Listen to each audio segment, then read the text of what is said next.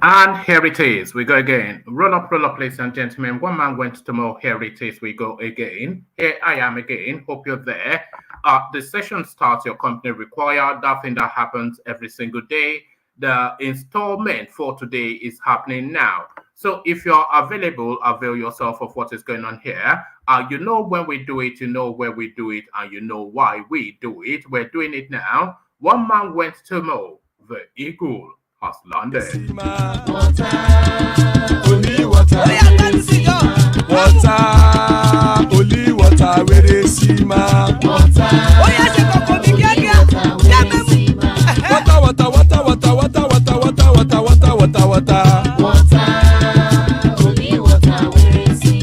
Hapa o naido. Hapa o naido. Hapa you don't come o.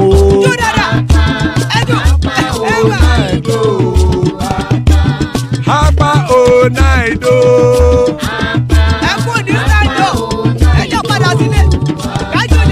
Oro kẹ̀kẹ́ ẹlẹ́mù yé o.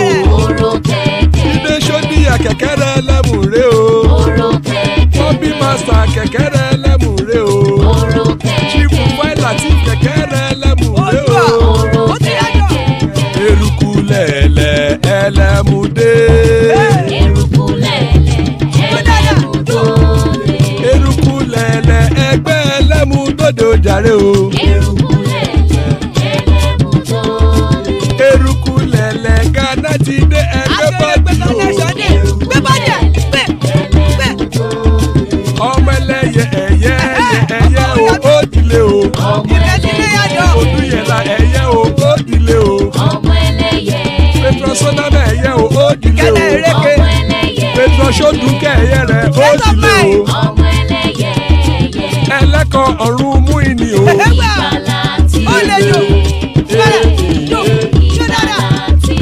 Àkùkọ ọ̀run méjìkọ.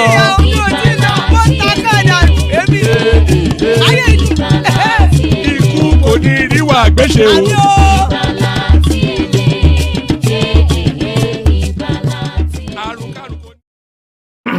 And there it is right there. Pardon me. And there it is right there. Iku koniru agweshe, may death have nothing to do with us. So that is it. You know the prayer already. That is what it means in Yoruba language. Iku koniru agweshe, it literally means may death have nothing to do with us. Is there a prayer more important than that? So Iku koniru agweshe, as guys, I bring you this. We cannot have one Nigeria. So this is a sentiment that is shared by quite a lot of people, but now being expressed at the topmost echelons of society. Akeredolu is the person making this bombastic statement. He's arrived at where a lot of people had already taken residence for quite a while. We cannot have one Nigeria, a headline attributed to the explosive Edo State governor, Akeredolu. So that's Akeredolu.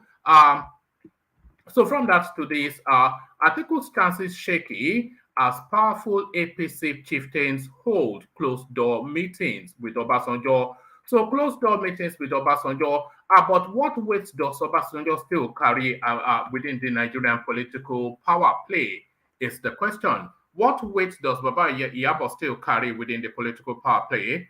Only the future will tell, and 2020, certainly, Obasanjo has been one of the deciding factors in the political power play of Nigeria from 1999 till date. There has been no president since 1999 that has not been somebody installed by Obasanjo. Obasanjo installed Yar'Adua, Obasanjo installed Goodluck Jonathan, and Obasanjo installed Malam Buhari. So certainly now this high-powered meeting with the APC at Abeokuta certainly cause for concern for the looter. But for Adamawa, Atiku's chances shaky as powerful APC chieftain holds closed-door meeting with Obasanjo. So there it is. What went down there, we'll find out shortly. Atiku copying Buhari's economic blueprint. This is Lai Mohammed. So the word oxymoron, of course, is one that is not used often enough, but certainly that is an oxymoron right there. Economic blueprint and Buhari, words that you don't expect to hear in the same sentence, But then, of course, that is the stock in trade of Lai Mohammed. He built himself, man and boy, expressing words that do not cohere in logic and sense. Article copying Buhari's economic blueprint, a headline attributed to the tribal marked man from Kwara State, Lai Mohammed. Akeredolu accuses federal government of granting Katsina outfit rights to bear arms, but not AMOTEKUN. So there it is right there, and there it is right there. And this happened in open glare, by the way, because, of course, you recall that the governor of Katsina State said the insecurity within that space is so fervent that he has to arm his own people. So he has now armed his own people, much to the open display of the federal space. So it was in open glare when he did this. But then, of course, AMOTEKUN, a properly constituted organization, instituted in the laws and pardon me, I was just checking if I'm too loud. Well, just bear with me one moment. Let me come off the screen for a second.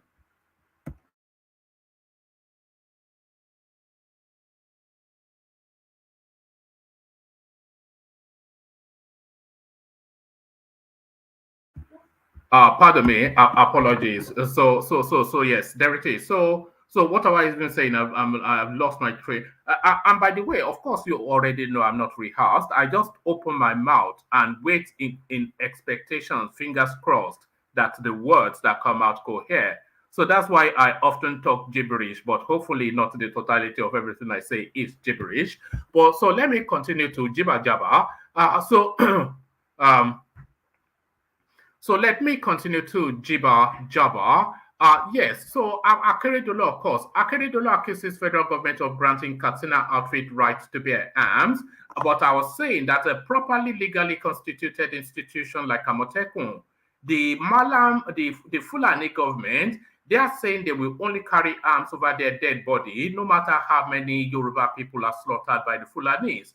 But in Buhari's own home state, the governor did not even seek anybody's permission to go and import a vast truckload of AK-47 for his purported, I would say, security outfit. I say purported security outfit because this security outfit is not instituted in any legality. So he is importing arms for an illegal outfit, but the Yoruba space not allowed to arm a legal outfit to defend Yoruba land. So this is what seems to grieve and aggrieve Akeredolu. So grieve and aggrieved. So grieved and aggrieved to mocking. My receptionist has a better degree than Obi. Reno Omokri is still in that contract term with the obedience, the cut and thrust, the back and forth between the man from the creeks and the yellow Gary eaters from the east. So there it is, much to the delectation of the rest of us, that verbal jousting going on between those two elements. My receptionist has a better degree than OBE, a headline attributed to Reno Mokri. But then it doesn't take that much of a stretch to have a better degree than Peter Obi. Keyamo reacts as Wike camp dumps PDP presidential campaign council. So this is something that we tracked somewhat yesterday, but where it lands. So let me sweep this up with that headline as well, because they tally somewhat. ATIKU helped ATIKU defeat Wike at PDP primaries. So this is the thing, and I think this is one of the things that Ovie has been especially laboring on this platform. That look, Wike shot himself in the foot. Wike shot himself in the foot when he instigated the removal of Uche Secondos and replaced him with Oyuche Ayu, a stalwart of Atiku Abubakar. So he shot himself in the foot there. But you can only say he shot himself in the foot in hindsight, because it was a master stroke politics at that time. But the way that it has backfired on him, it now makes it look somewhat amateurish. But it was a masterstroke politics at that time. but master stroke suddenly now apprentice. So from master stroke into apprentice, let's go on to this. Buhari Aso Rock cabal secretly working against APC candidate Tinubu, supporting PDP's ATIKU, our presidential source. So we don't really need the presidential source to tell us this. All of the body language of the Buhari space especially tells us that they do not want Tinubu as president, either for reasons of that Fulani hegemony carrying on, or for the reasons that they promised to return Atiku's mandate, which they stole from him in 2019, or for the fact that they cannot just stomach Tinubu, the element that he is, or maybe because his running mate Shetima, a Kanuri man, which will then remove the Fulanis totally from, for whatever reason. It is patently obvious, it is beyond equivocation that the Fulani gang, they don't want this Yoruba man sitting in Aso Rock. And the body language of the article space as well, it tells you that he has some sort of an assurance that he's going to be president. So that assurance then, because he's not campaigning, he's rallying against his own party and is doing any and everything to suggest that he's not taking the ambition seriously. But he also seems confident that he's going to be president. So where is that confidence? Where is that confidence vested? It can only really be vested in the sort of maneuverings we saw in 2019, when they told us that they had 1 million+ votes in Borno State, with the population of Borno State being 5.2 million. So how is that possible? So that is the sort of magic trick that will present you Atiku as president. So that's the sort of a magic trick that Atiku is relying upon. Should I bring you a couple more headlines? Let me bring you one more headline. We may or may not land on this. Sokoto Governor Tambuwal replaces Fayemi as Nigerian Governor Forum's chairman. So you recall that this guy resigned and stepped aside as the PDP Governors Forum chairman, only then to go and take the national space. So what does this read, though, into the political space? So all of that. So a rich and diverse menu, as always is the case. So lean back, kick back, take it easy, relax into it. The usual protocol. Click on the like button as you're coming in. Click on subscribe if you are coming here all the time and you're not subscribed. Then what is really? Do you think you're not subscribing to spite me? No. You look somewhat ridiculous. If you come here with any regularity and you're not subscribed, then you're the sort of element that goes and changes the price in a supermarket. You know, just sort of like a criminal element. So criminal elements not subscribing. So all of that and everything. Let's come in now we came in via the K guide. So we've got it back to front in this instance. When should we go to the holy song? Maybe not to the holy song. Let's go to Osita Osadebe. Should we go to Osita Osadebe? Why not? If I can find him. Bear with me 1 second. Let's go to Osita Osadebe. Or Sunday or Wendy or Sunday. Sunday or Wendy. Sunday or Wendy. If there's someone Sunday or Wendy. I can sell it Sunday or Wendy. And maybe when I'm going Sunday or Wendy. It's a dream. Sunday or Wendy. It's a Sunday or Wendy. We're saying from the Sunday or Wendy. Sunday or Wendy. Sunday or Wendy. Sunday.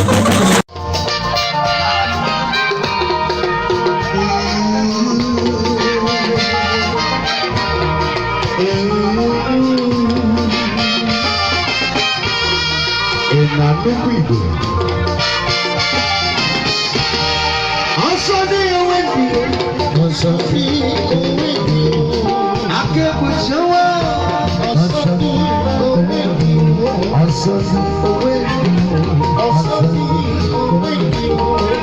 so many nations Jesus. Ebe bizine kunyoza. Ebe keimo. Kana soko de mukodu nenu.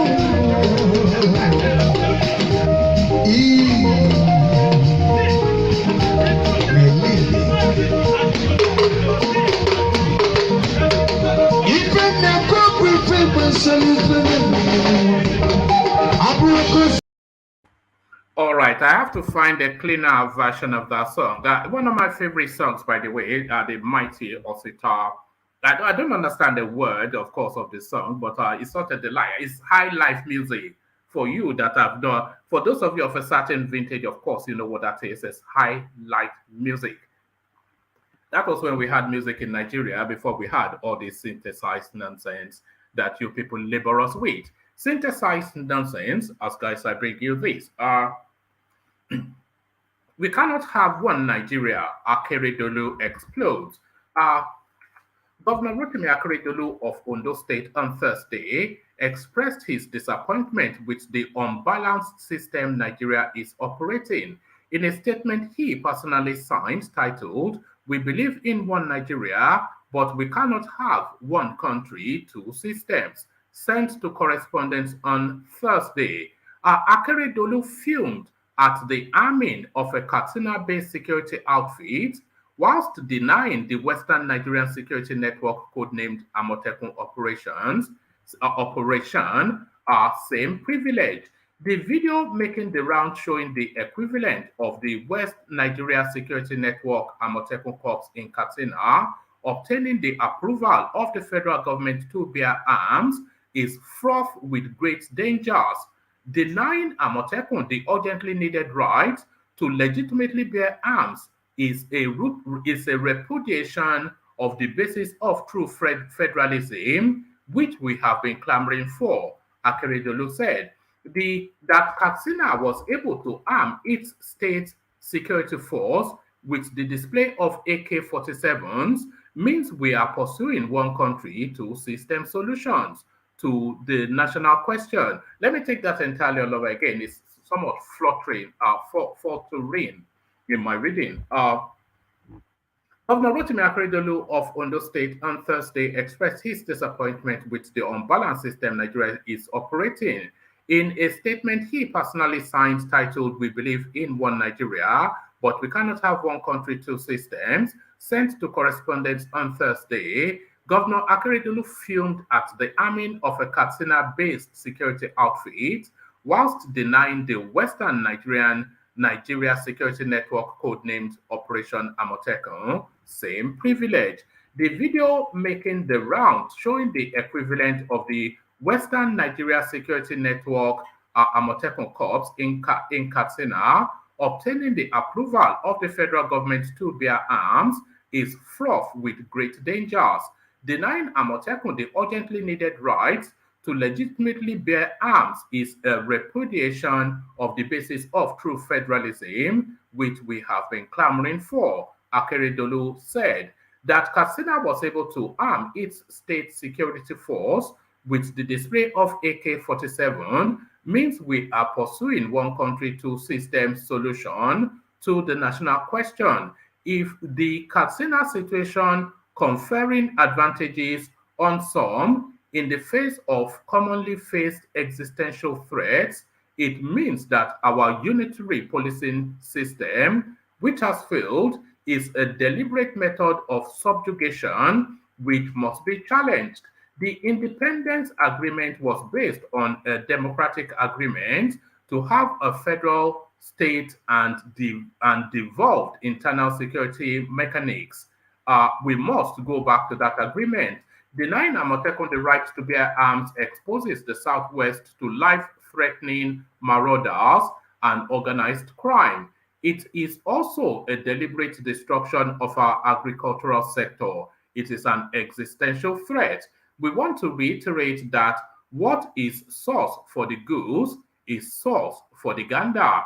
Ondo State government, under the doctrine of necessity, have decided to fulfill its legal, constitutional, and moral duty to the citizens of the state by acquiring arms to protect them.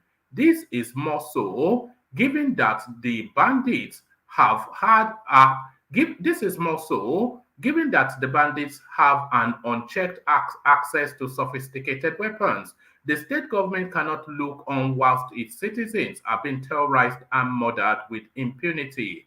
We will defend our people. So there it is right there, and there it is right there. And there it is right there. The Nigeria that we have now, this is the coloration. This is the coloration of the country that we have now. So it's an apartheid system. It's like George Orwell's Animal Farm. All animals are equal, but some more equal than others. So there it is right there. An apartheid system within a sovereign state. So Fulani overlords over Yoruba people. I am actually uttering those words much to my consternation.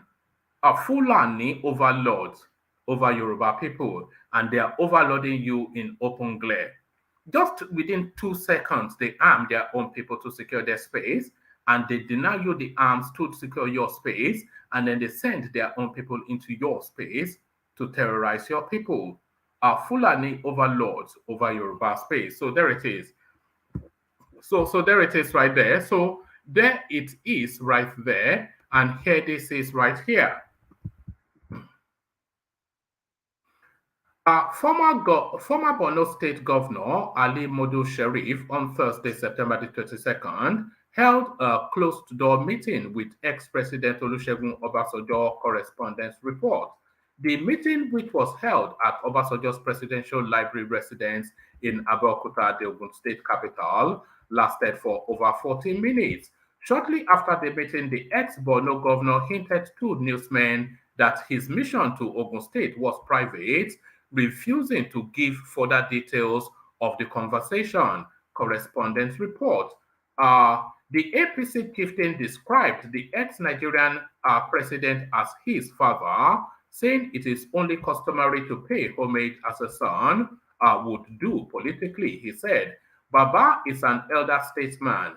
If Nigeria is a company, Baba is the chairman chief executive of Nigeria.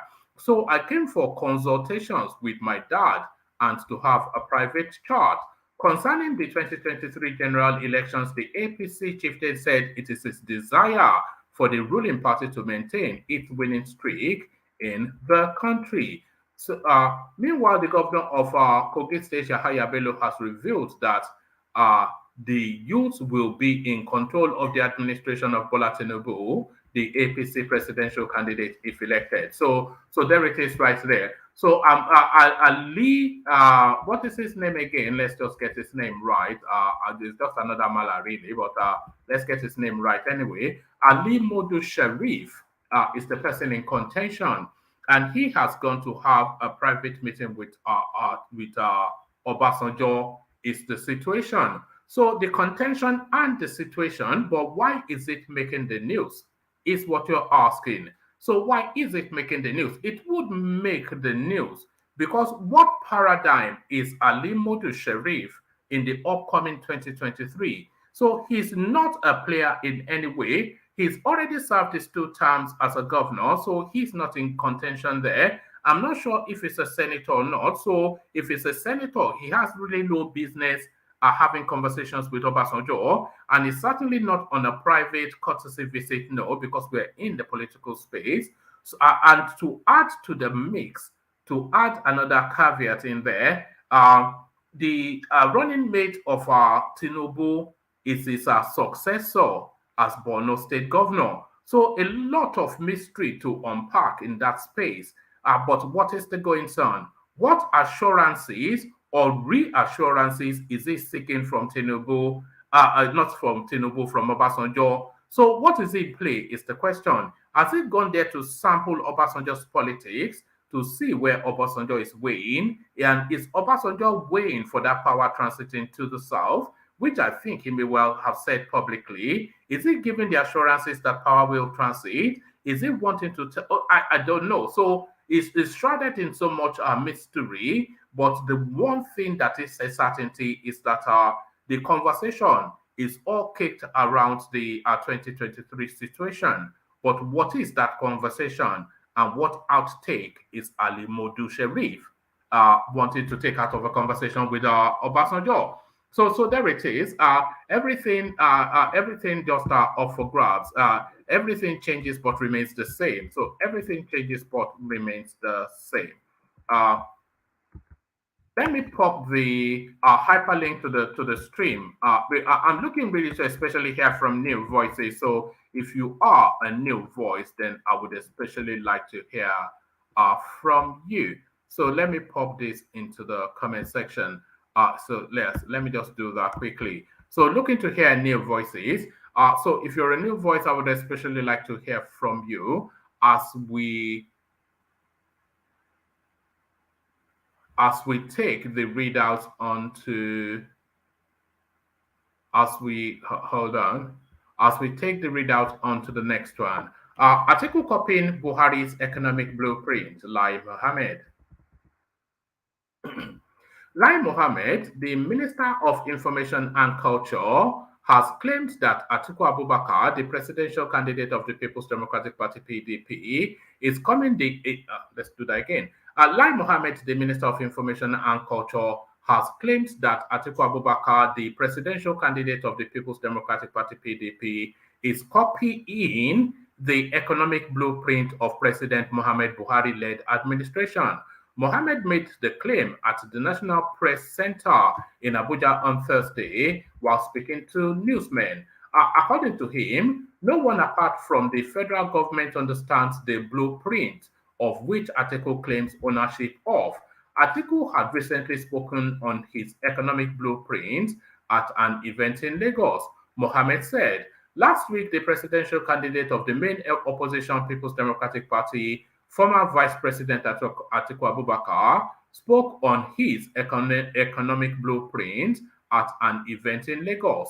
Let me say straight away that the so-called blueprint is a crude attempt at copying all that the administration of President Buhari has done, especially in the areas of job creation, infrastructure, financing, relationship with the private sector, rejuvenation of the power sector, poverty reduction, debt management, and the overall management of the economy. So anyway, let me just abandon that because this seems like a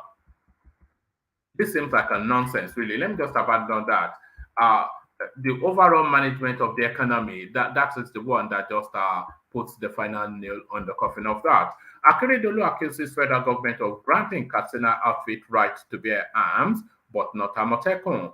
Ondo State Governor Rotimi Akeredolu has accused the federal government of granting a security outfit in Katsina State rights to bear arms, while same privilege has not been granted AMOTEKUN corps. In a statement on Thursday, Akeredolu referred to a video on social media wherein the security outfit in Katsina was empowered to carry AK-47 to tackle internal security challenges. He accused the federal government of double standards, saying allowing the Katsina State security outfit to bear arms and denying the AMOTEKUN of same rights means that we're pursuing one country, two systems.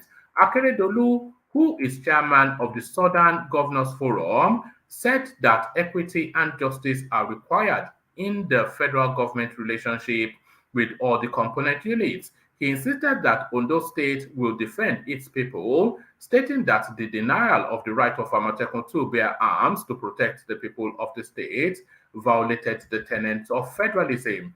The video making the rounds showing the equivalent of the Western Nigeria Security Network AMOTEKUN Corps in Katsina obtaining the approval of the federal government to bear arms is fraught with great danger, the statement reads.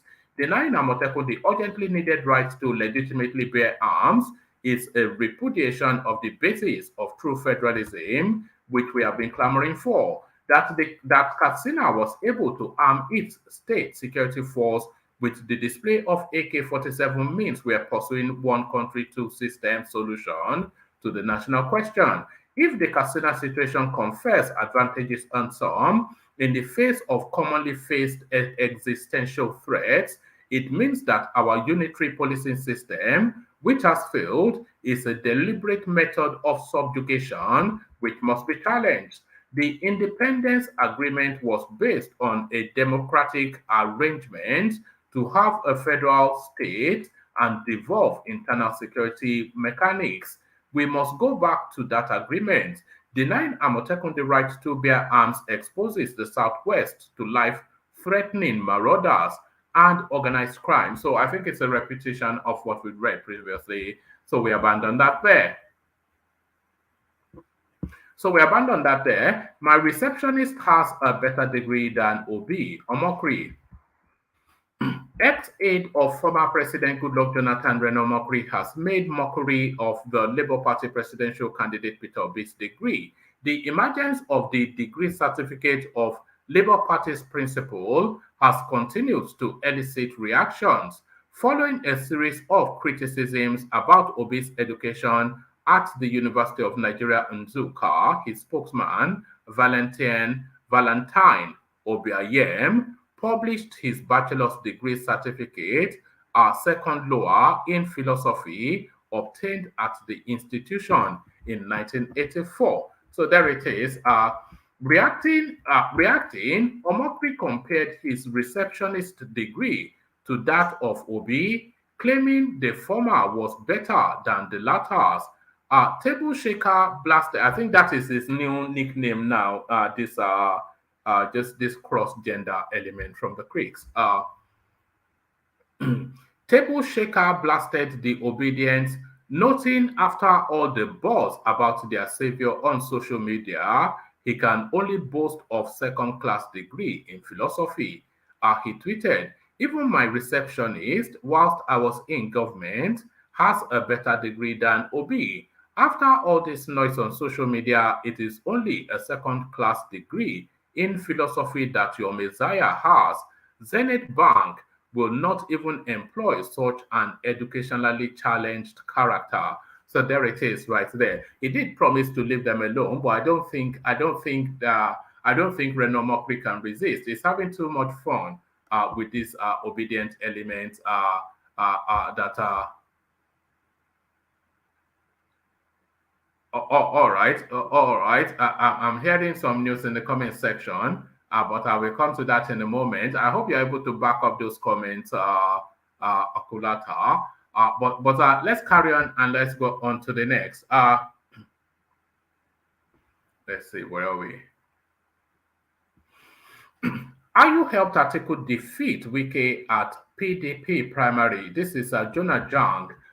Former governor of Plateau State, Jonah Jang, has accused the national chairman of the People's Democratic Party, Eyocha Ayu, of helping Atiku Abubakar emerge as the petty.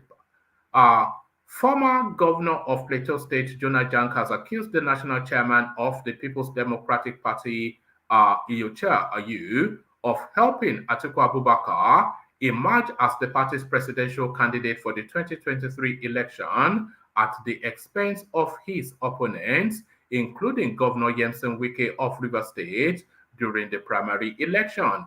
Jang stated this when he spoke on Wednesday following a meeting of some PDP members who are on the side of Governor Wike in Port Harcourt. He likened Ayu to a referee who helped one of the sides to score a goal and blew the whistle that the goal had been scored.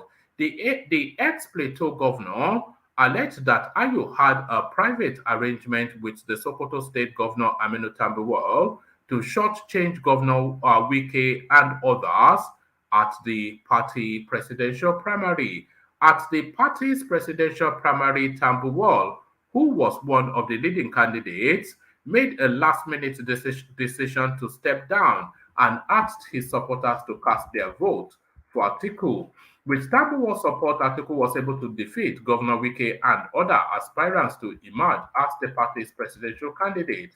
Jang recalled Ayu's visit to Tambuwal's Abuja residence hours after the primary, apparently to thank him for the gesture of stepping down for ATIKU, and said it proved there was a private arrangement between both men. Thank you. You are the hero of the convention. Ayu was seen saying to his host in a video clip that captured his arrival at Tambuwal's residence. Speaking after the meeting of the Wike-led group in Port Harcourt, Jang said, for the national chairman Ayu to go and embrace Aminu Tambuwal, calling him the hero of the convention, which means there was a private arrangement that was done with Tambuwal to shortchange other contestants, including Governor Yemse Wike. Here was a referee who now helped one of the sides to score a goal and then blew a whistle that a goal had been scored. This is not what we formed the PDP to do for Nigerians, and therefore we unequivocally ask that Ayu has to step down. So that clamor for Ayu to step down, it continues to gain fervor. It continues to gain fervor, but where will it land is the question. Where will it land? So where will it land? On to the next. Keyamo reacts as Wike's camp dumped PDP's presidential campaign council. Spokesman of the All Progressives Congress APC Presidential Campaign Council, Festus Keyamo, has mocked the People's Democratic Party (PDP) over the crisis rocking the party. Correspondents recall that the camp of Governor Yemse Wike of Rivers State on Wednesday pulled out of the PDP Presidential Campaign Council, insisting the national chairman, Chair Ayu, must resign before they can participate in the campaign activities. Reacting to the move by Wike's camp, the PDP's presidential candidate Atiku Abubakar, in a statement, said there was a need to follow the party's rules and regulations in removing Ayu from office. Atiku added that Ayu is the only one that can decide to resign from his position, stressing that no one else can make that decision for him. But in a tweet via his Twitter handle on Wednesday, Keyamo wondered how Atiku and PDP would rescue the country when they cannot resolve the internal crisis rocking the party. The Minister of State for Labor and Employment said the PDP has been unable to resolve its crisis because it cannot control the clashing egos in the party. He wrote, PDP that is in crisis because of its inability to control its bellowing umbrella gathers every day. PDP that is in crisis because of its inability to control its billowing umbrella gathers every day, and the first thing you hear them say is that they want to rescue Nigeria, like a teenager whose legs cannot find the clutch of a car wanting to drive a trailer. No be juju be that. So there it is right there. So I think excellently suited for the position. What's his name? Excellently suited for the position, Festus Keyamo. If you want to go clever, he'll match you toe to toe. And if you want to do mocking and yabis, it will match you toe to toe. From yabis to law, anywhere you want to go, Festus Keyamo will meet you there. So from that to matters more serious, Buhari Aso Rock cabal secretly working against APC candidate Tinubu, supporting PDP's ATIKU. This is a presidential source leaking this information. President Mohamed Buhari and members of the Aso Rock cabals are plotting to retain power in the northern region in 2023, a presidential source informs correspondents. According to the source, Buhari and members of the cabal are secretly supporting Atiku Abubakar, the candidate of the People's Democratic Party (PDP), against Bola Ahmed Tinubu of the ruling All Progressives Congress (APC). The cabal, including some members of Buhari's extended family and friends, are the powers behind the throne. The group, led by Buhari's nephew Maman Daura, is said to have the ears of the president, influence policies, and determine those who get major appointments. The source added that Buhari before the May 28 PDP presidential primary approved the payment of billions of naira to settle the debt that the government owed some companies linked to ATIKU. Do you know why ATIKU does not really care about Wike and others? It is because President Buhari and the cabal are supporting him. He said Buhari gave him monies that were owed him to enable him win the PDP primary. He asked the richest man in Katsina, Dahiru Mangal, to defect to PDP and support ATIKU. The reason ATIKU is calling Wike's bluff. With ATIKU from the north as a presidential candidate, they have asked top northerners to work for him irrespective of party affiliations. The River State Governor Wike had recently alleged that Abubakar was arrogant because someone in the presidency was backing him. The governor said the same forces at the presidency promised someone the APC presidential ticket but failed to deliver. Why are they being so arrogant? They are arrogant because they believe somebody in the presidency is backing them. But what they don't understand is the same person in the presidency backs somebody as APC presidential aspirant and the person failed. He said, I will tell Nigerians at the appropriate time who that person is in the presidency that is backing them, that they are being arrogant. Correspondents correspondents in 2021 reported how some members of the Aso Rock cabal asked President Buhari to place Tinubu on the watch list. They had accused Tinubu of sabotaging the war against insecurity in the country and instigating Nigerians, especially those from his southwest region, against the Buhari-led government. The group urged President Buhari to order security agencies to investigate the activities of the APC stalwart. They accused him, Tinubu, of instigating Nigerians against Buhari. He was also accused of sponsoring different groups. He was also accused of sponsoring different groups to cause unrest across the country. I think they, the cabal, think this is another method to tame Tinubu ahead of the 2023 election after a lot of noise in the APC in which his allies lost out. They are doing everything within their power to stop the presidency from supporting Tinubu's ambition come 2023, a presidential source told correspondents. Tinubu, a former Lagos State governor, played a key role in the political merger of the parties in 2013, which created the APC. So there's a lot wrapped in that. There's a lot wrapped in that. A lot of it, of course, we've already speculated and spoken to that space. That and it only makes sense if what is being said is the case. It only makes sense if what is being said is the case, because the arrogance of Atiku, he's he's in Dubai now, still spending the billions that he stole.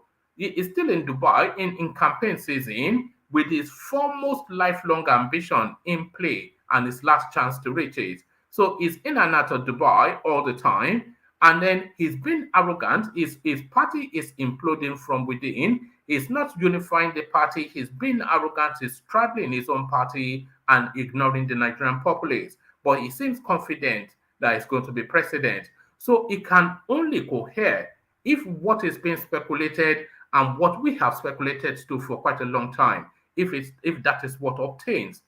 So it cannot be any other than as it's been described. We have speculated it endlessly ad infinitum on the space, and as our rock sources are telling us, James Wike is telling us, everybody in Nigeria is of the thought that President Buhari has vowed that he's going to hand over power to Atiku Abubakar, either as compensation for the election that they rigged in 2019, or Fulanization agenda, or whatever. But categorically, he has made that vow to hand over power to the looter from Adamawa. I don't think there can be much equivocation on that. Not much equivocation on that. So let's go on from that to okay. Let me just read you two more. Let me read you two more. Let me just read it two. Yes, this is a short read. I'm not quite sure what we are making of this, but I just want to document it and see what people do make of it. Sokoto Governor Tambuwal replaces Fayemi as Nigerian Governors Forum chairman. Uh, the Sokoto State Governor Aminu Tambuwal has emerged as the new chairman of the Nigeria Governors Forum. He takes over from his Ekiti State counterpart Kayode Fayemi. Fayemi transferred the baton of office to Sokoto Governor on Thursday at the National Economic Council meeting in Aso Rock, Abuja. The Ekiti governor will, on October the 16th, hand over the affairs of the state to Biodun Oyebanji, who was elected a few months ago. Right. Right. Hold on. Is it an off-cycle election? Right. Okay. So this might well not really mean anything. Was it? Did this pass us by that an election? Yeah. Of course, we know that an election took place in Ekiti State. Of course. So it's an off-cycle election, and its tenure comes to an end. Just in a few weeks' time. So, all right. So there it is. Well, yeah. So that explains that, doesn't it? So let's round it off now with this. Do we really want to read this? It might well be somewhat repetitive. Okay, let's just, for keep's sake, just to fulfill all righteousness, let's read this. Like in Katsina, will buy AK-47 other arms for AMOTEKUN to defend our people. This is Akeredolu still talking tough. Although Governor Rotimi Akeredolu says his government will arm the local security network AMOTEKUN Corps with sophisticated weapons to protect the people, we want to reiterate that what is source for the goose is source for the gander. Ondo state government, under the doctrine of necessity, has decided to fulfill its legal, constitutional, and moral duty to the citizens of the state by acquiring arms to protect them, Mr. Akeredolu said. The governor dropped the hint on Thursday in a statement whilst reacting to a video showing the security outfit in Katsina in the northern region of the country obtaining the approval of President Muhammad Buhari to bear AK-47 rifles. Correspondents could not immediately verify the authenticity of the video, which has continued to generate widespread reaction on social media, especially from the people of the southern region who saw Mr. Buhari as being sectional in his policies. Mr. Akeredolu wondered why the AMOTEKUN Corps, Southwest Regional Security Outfit, could not bear arms despite continuous calls for such, but her counterpart in Katsina, the president's home state, established to tame bandits and terrorists, are bearing sophisticated weapons. This is more so given that the bandits have an unchecked access to sophisticated weapons. The state government cannot look on whilst its citizens are being terrorized and murdered with impunity. We will defend our people, he declared in the statement. The governor, who is a member of the ruling All Progressives Congress APC with Mr. Buhari, had also said the denial of the right of the AMOTEKUN Corps to bear arms to protect the people of the state violated the tenets of federalism. Mr. Akeredolu, alongside his colleagues in the Southwest, had approached the Buhari regime to grant approval for the AMOTEKUN operatives to bear arms to effectively tackle the myriad of security challenges ranging from kidnapping, banditry, cultism, amongst other challenges confronting the southwestern region. Abuja flatly refused. Ondo, Ekiti, Ogun, and Oyo states have since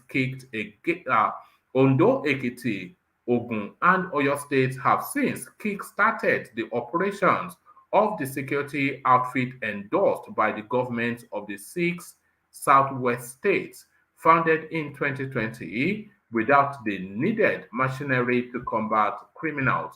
So there it is. There it is right there. Akeredolu takes a stance, but what is your stance? Minor Prestige, I see you. Ajale Koko, I see you. Collins, I see you. Rational Mind, I see you. And Joel of Nashville, I see you. So good to have you, gentlemen. Good to see you all. Let me go straight to it, and let me kick it off with Rational Mind. Rational Mind, are you ready to go? Rational Mind. You can unmute yourself. Oh, all right. Yeah, I'm here. I'm here. Oh, all right, brilliant. So Rational Mind is in Sokoto with his brother Jafar. Jafaru. All right. All right. Let's come to you then, Rational Mind, and you kick it off for us. So to it then, Rational Mind, this idea of AMOTEKUN has been established since 2020. It's fulfilled all the legalities that is required to fulfill, instituted in all of the state assemblies that supports the structure. So what it needs now is the equipment to carry out the mandate of the people, flatly refused by Aso Rock, but they didn't even ask for a second in Katsina, and they just opened the armory of the Nigerian military and police force and asked the people of Katsina to fill their boots. Some are more equal in Nigeria than others. Rational Mind. Well, one man. Well, first of all, I want to say good afternoon to everybody. I mean, good evening, everybody, from somewhere in West Africa here. Yeah, so I was in Nigeria yesterday. They've kicked you out of America at last. No. I have something doing in somewhere in West Africa, so I had to sneak into Nigeria yesterday. You have to sneak in. Why would you have to sneak in? You are not a wanted. You know, I'm on the watch list now. You are on the watch list. Who is watching you? They know who I am, so they know who you are. Anyway, good evening.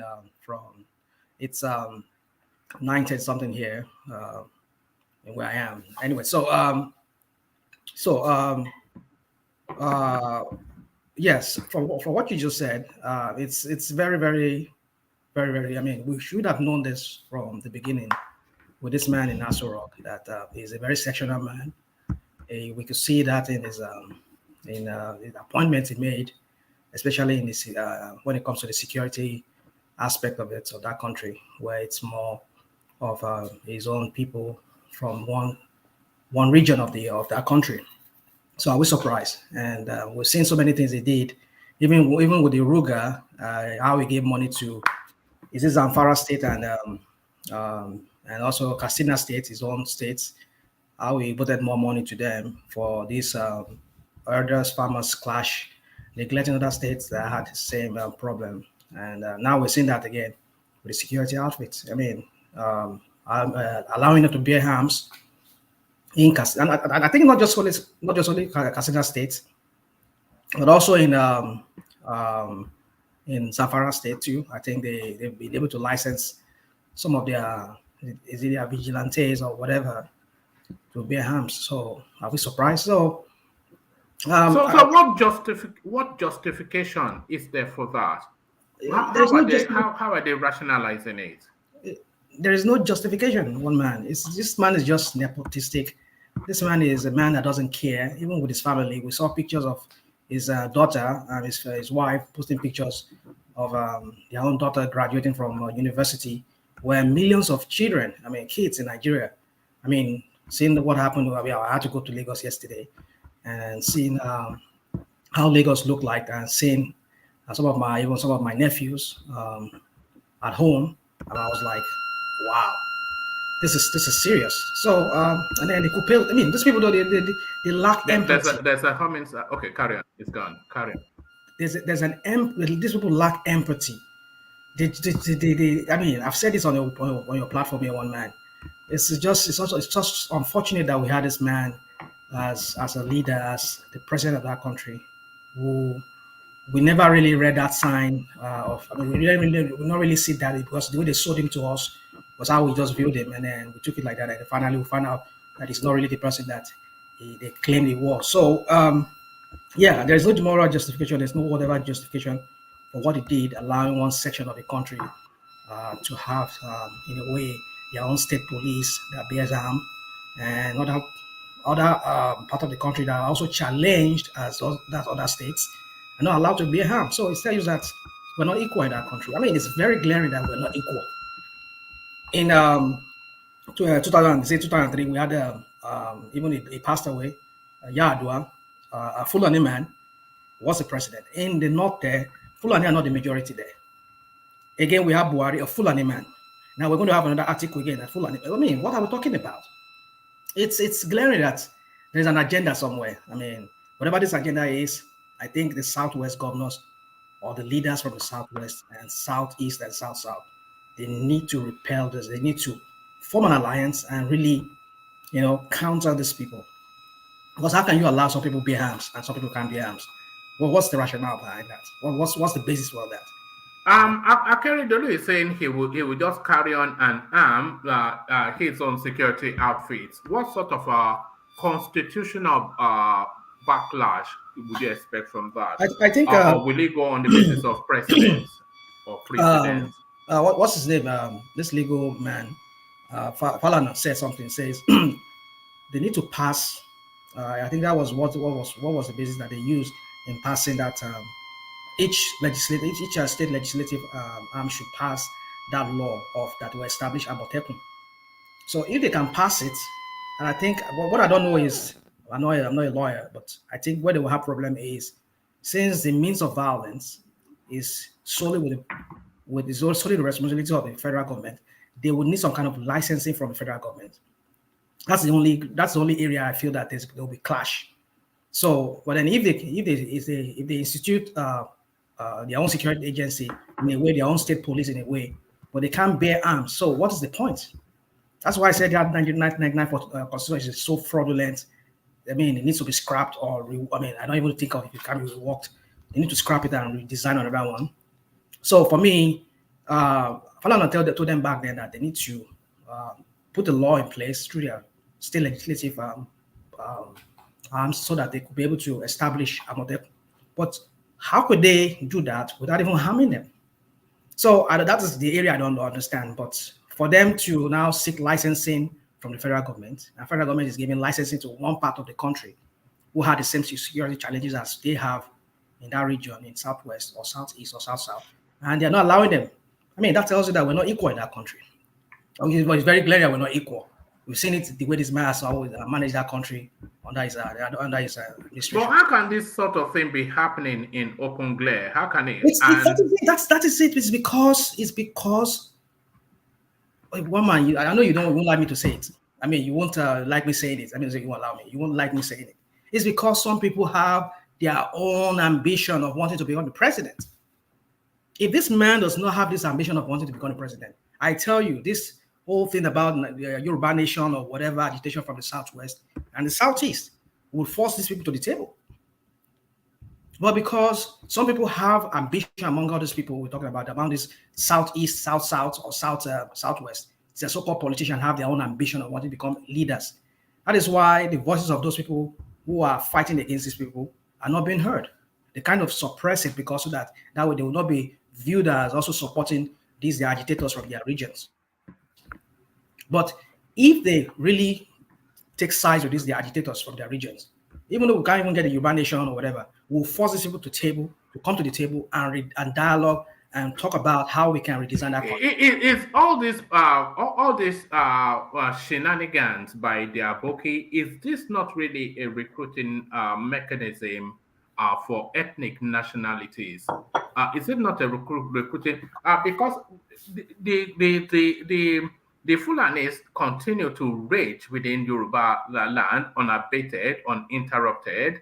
The Yorubas are being prevented by the Fulani government to equip themselves to counter it. But then, in the fullness of honesty, these Fulani criminal gangs are also raging in their own space. But curiously and potently, the Fulani government is arming their own people to secure their own space. So this is a two-tier system. And so it's either we accept that we're subordinates even in Yoruba land and we're being overloaded, or we look for solutions. Well, one man, the solution we said it's time with our number is we bring these people to the table, or we just go our separate ways. That's the terms. They want us to redesign this country, to really restructure, reform this country. If restructure is a very, very hard language, a very deep language for them, let us reform this country. But if you cannot allow it, then we might have to call for secession. We might have to just go on our own. But then we know, like I said, it's the politicians from each of these regions where these agitations are taking place. They all have their own ambition of wanting to become maybe president or whatever they think. That is why we're not able to come to the table. That's why these people, they use that, they see that as a means of dividing us and being able to conquer and rule us in that way. Because like you said, you read out in one of your read out. I don't think Tinubu is going to win this election, the way this whole thing is going. Because I know that, like a time ago, we saw, like I said here on your platform some time ago, I said, usually when you watch what this administration of Buhari does sometimes before they do certain things, they will say things out. Some months ago, if not a year ago, we had Mama Daura went to Arise, and they gathered him an interview. He was saying something about now they should throw it open. Then we never even knew that ATIKU was going to have the PDP something, or maybe he was even going to come close to it. He was saying that they should throw it open. And people were saying, is it when your brother has finished his own tenure now that we will have to throw it open? Should we not go through the same rotation thing that we've been having, all this, the arrangement with Buhari? He said, well, we should throw it open. It's not, should not be meant for one person or one region, whatever. So we should, and so see what happened now. ATIKU clenched that ticket of PDP. And look at how Buhari has been handling the administration of that country. He has been putting APC in a bad light, whereby even the candidate of that APC now cannot even campaign on the records of Buhari. No, I think you shouldn't be too quick to say that, because in the next few months, in the build up to the festive season, there'll be just a plethora of projects after projects being commissioned by Buhari, but Buhari doesn't want to leave governance as a failure. He does not. So there'll be. We shall see how that plays out there. Yeah, when they opened the second Niger bridge to great gala and pomp and pageantry, and then they will open the Lagos-Ibadan Expressway to great gala and pomp and pageantry, and then they go and re-celebrate the Ibadan Lagos rail to great pomp and pageantry. All of these things, then people will suddenly have to have Tinubu will ultimately campaign on the achievements of Malam Buhari, and the Buhari administration will be rebranded before it closes off. Let us wait and see how that plays out. But for me, I've seen the pattern I've seen with Tinubu's campaign is that they've always been touting is how he has done much in Lagos, what he has done, and all of that. I hardly hear them, because I think there was a time somebody, I think one of his surrogates went to one of this TV stations, and they were asking him, and he says, well, what we're going to do now is we're going to, because I think the interviewer was asking him that, but look at how the failure of Buhari, how can you justify that? I said, well, I think our candidate is going to run on his own records. Buhari has done his own, and we know he did well. That's according to him. They were always touting like that. But what I'm trying to say is that he said their own candidate will run on his own record, and that is what I've seen. Most of the videos I've seen, even some of the ones I saw in Lagos, was the one that touts him as an achiever in Lagos. So he himself knows that the Buhari is a failure. But like all these things you're talking about, we're going to see how it plays out. I'm not sure that's your assumption, though. Because that's my assumption. That's my own. That's how I read it. So, but my point I'm trying to make is that Buhari has been a failure. All the whatever project is going to. I think I heard it some days ago. Almost Nigeria is owing about 43 trillion naira in debt. Only this man got in there, he has added almost like more than half of that money. The 3 previous governors, presidents that were there, they only had like almost like quarter of that money. But he just within 8 years, he has added over more than half of the money. So, and what all these projects that they are doing, does the end justify the means? Does the end, whatever they've achieved, the money they borrowed, does it show for what they borrowed, all the projects they say they're handling? They will just inflate projects and get the money and siphon the money into their pockets. And now he's asking for debt relief. So what I'm trying to say is that, whatever he's saying is going to commission. For me, it doesn't really show for the money they borrowed from the international community. So for me, it's I just see it is that, you see, this man is just a failure. He's a failure. And they go back propaganda again to make it look like they are doing something. I mean, but then what are they doing? We can see it in the economy of that country. I was in Lagos, my goodness. I saw the misery I saw among my people. I was like, oh my goodness. This is Nigeria. People are just, honorably, I was there briefly for some few hours before I ran back. They were like, I had family members who heard about I was around. They had to come and ask me for help and all that. You see, so what I'm trying to say is that the misery level in Nigeria is so high right now that my goodness, you will feel sorry for our people back home. So is that not dependent on your point of engagement with the country, though? Because others will go to Nigeria and describe it as a land of plenty. Who are the people? How many people have come on your platform and said that they go to Nigeria and they see a land of plenty? Oh, man. I don't know. Maybe my followership, they are poor people. That certainly has been the experience. Most of the people that come here, they are poverty-stricken, so they will only know poverty-stricken people. Well, man, you're just saying. Even the rich also are crying in Nigeria now. The rich also cry in Nigeria now. I have friends that have what to do. all their business just went down. It's just a mess right now. So, woman, let me not just take you to. So, what I'm just trying to say is that on that question, the topic of about the insecurity. I'm from Ondo State. I'm from the creeks of Ondo State. So, and I know what is going on there. I follow it gradually on a daily basis because I have people back home. So, what I'm trying to tell you is that what Akeredolu is saying is, it tells us that we're not equal in that country. That union is not, it's very obvious that it's not equal. How can you have a Fulani man for 8 years and going to have another Fulani man and he's running another party again? PDP, where they have a constitution that says that this is a constitution that, okay, it should be rotated. This was the same man that had the candidate that has the ticket in 2019, and he wants to have it again. And now he's now referring to that same constitution that he twisted just for him to be able to run. He's calling that constitution for him to, for as a basis for not removing IU.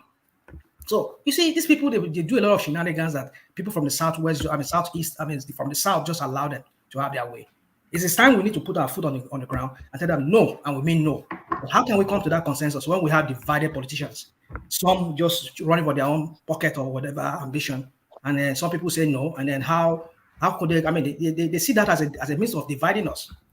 So one man for me, you see, Akeredolu is just a one voice among the few politicians. I know he has a good side of him, and I know he has his own.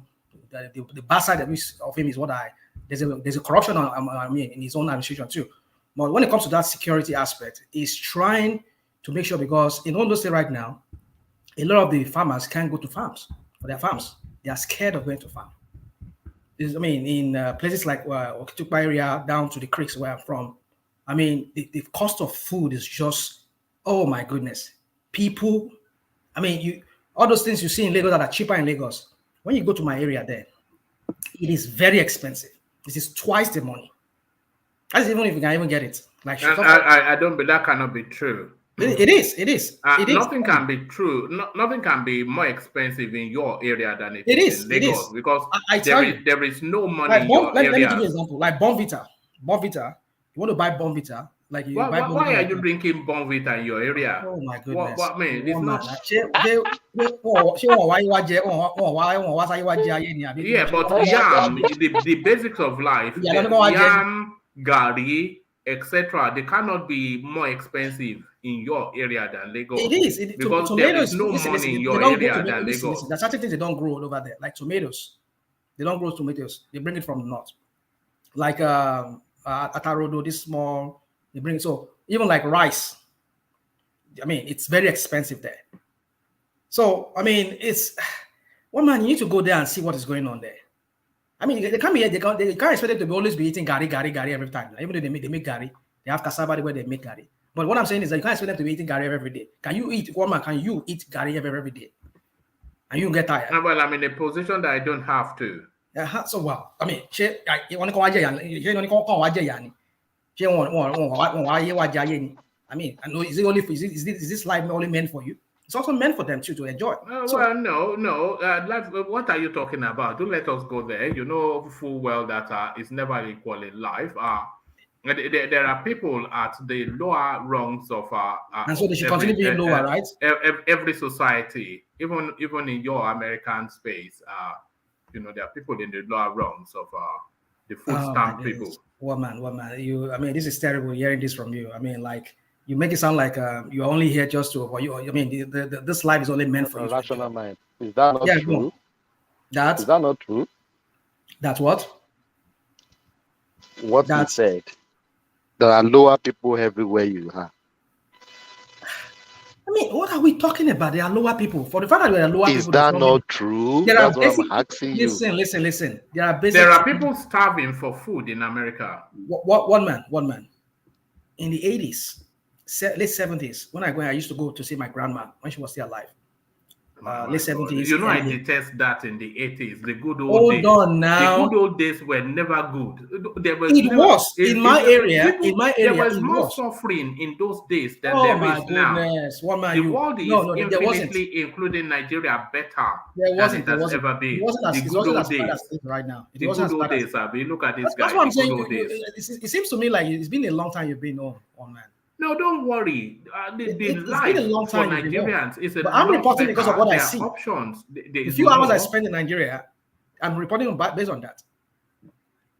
It doesn't mean it's all gloom and gloom, whatever. No, don't get me wrong. But for the most part, I mean, some of my friends that I saw, they tell you that, I mean, even as Nigeria is bad, I mean, people that are making their money are making their money. Well, there you are. Lamenting, and they were telling me that people are making their money, but these people that are making their money, is there and more way, no more way. How did they say it? That's how they say it over there. But then looking at people that are telling me that people are making it, they are suffering themselves. So the point is, you see, you kind of ask the question, what is not going on here? When you say other people are making it, even despite in this misery that people are making it, but how are they making it? It's not at the expense of other people. Is that what we call life? Some people are meant to enjoy, and some people are not meant to enjoy. And that's not how I view life. Of course, there will always be poor people with us. There will always be lowly people. But what I'm trying to say is that what is the essence of having governance when you cannot benefit anything from the government? Nigeria has been this way for almost over 60 years. I tell you, the past seems to be. I mean, why are people longing for Jonathan to come back? Why are people longing for pre-2016? Are we saying, okay, based on what you're telling me, one man, are you telling me that? But people now saying that we miss Jonathan. Let BUHARI take us back to 2015. Rational mind. Let me ask you. Are there not homeless people in America? What are you talking about? Why are you saying are they not homeless people? Homeless people here, they have food. They can walk into centers. Come on, guys. We saw them on the news. No, you don't know what you're talking about. Thomas, in America. Can I interject about what Thomas said? Don't mind Thomas with this way you're spin things. Yeah, you go. Yeah, the comparison doesn't jump. Well, Thomas, I don't know how it is in Australia. I mean, even I thought there's homeless people here. I mean, the segment in terms of income and everything, and life, yes, it's not comparable to Nigeria standards, really. Because even less than the middle class live better here than, I don't know if we have middle class in Nigeria. Maybe I beg. Why are they deceiving ourselves now? San Francisco, few hours away from where you did so now, world capital of homelessness. They talk say I beg. Face the fact, there are homeless people everywhere. They eat. America. That's not the point. I know San Francisco is the homeless capital. I mean, I frequent there. But that's not the point. But we're talking about the segment about the economy. The different population on how they're able to survive. You can't compare that with here. That's my point. I don't know why people just come on international platforms like this and talk about make things look like.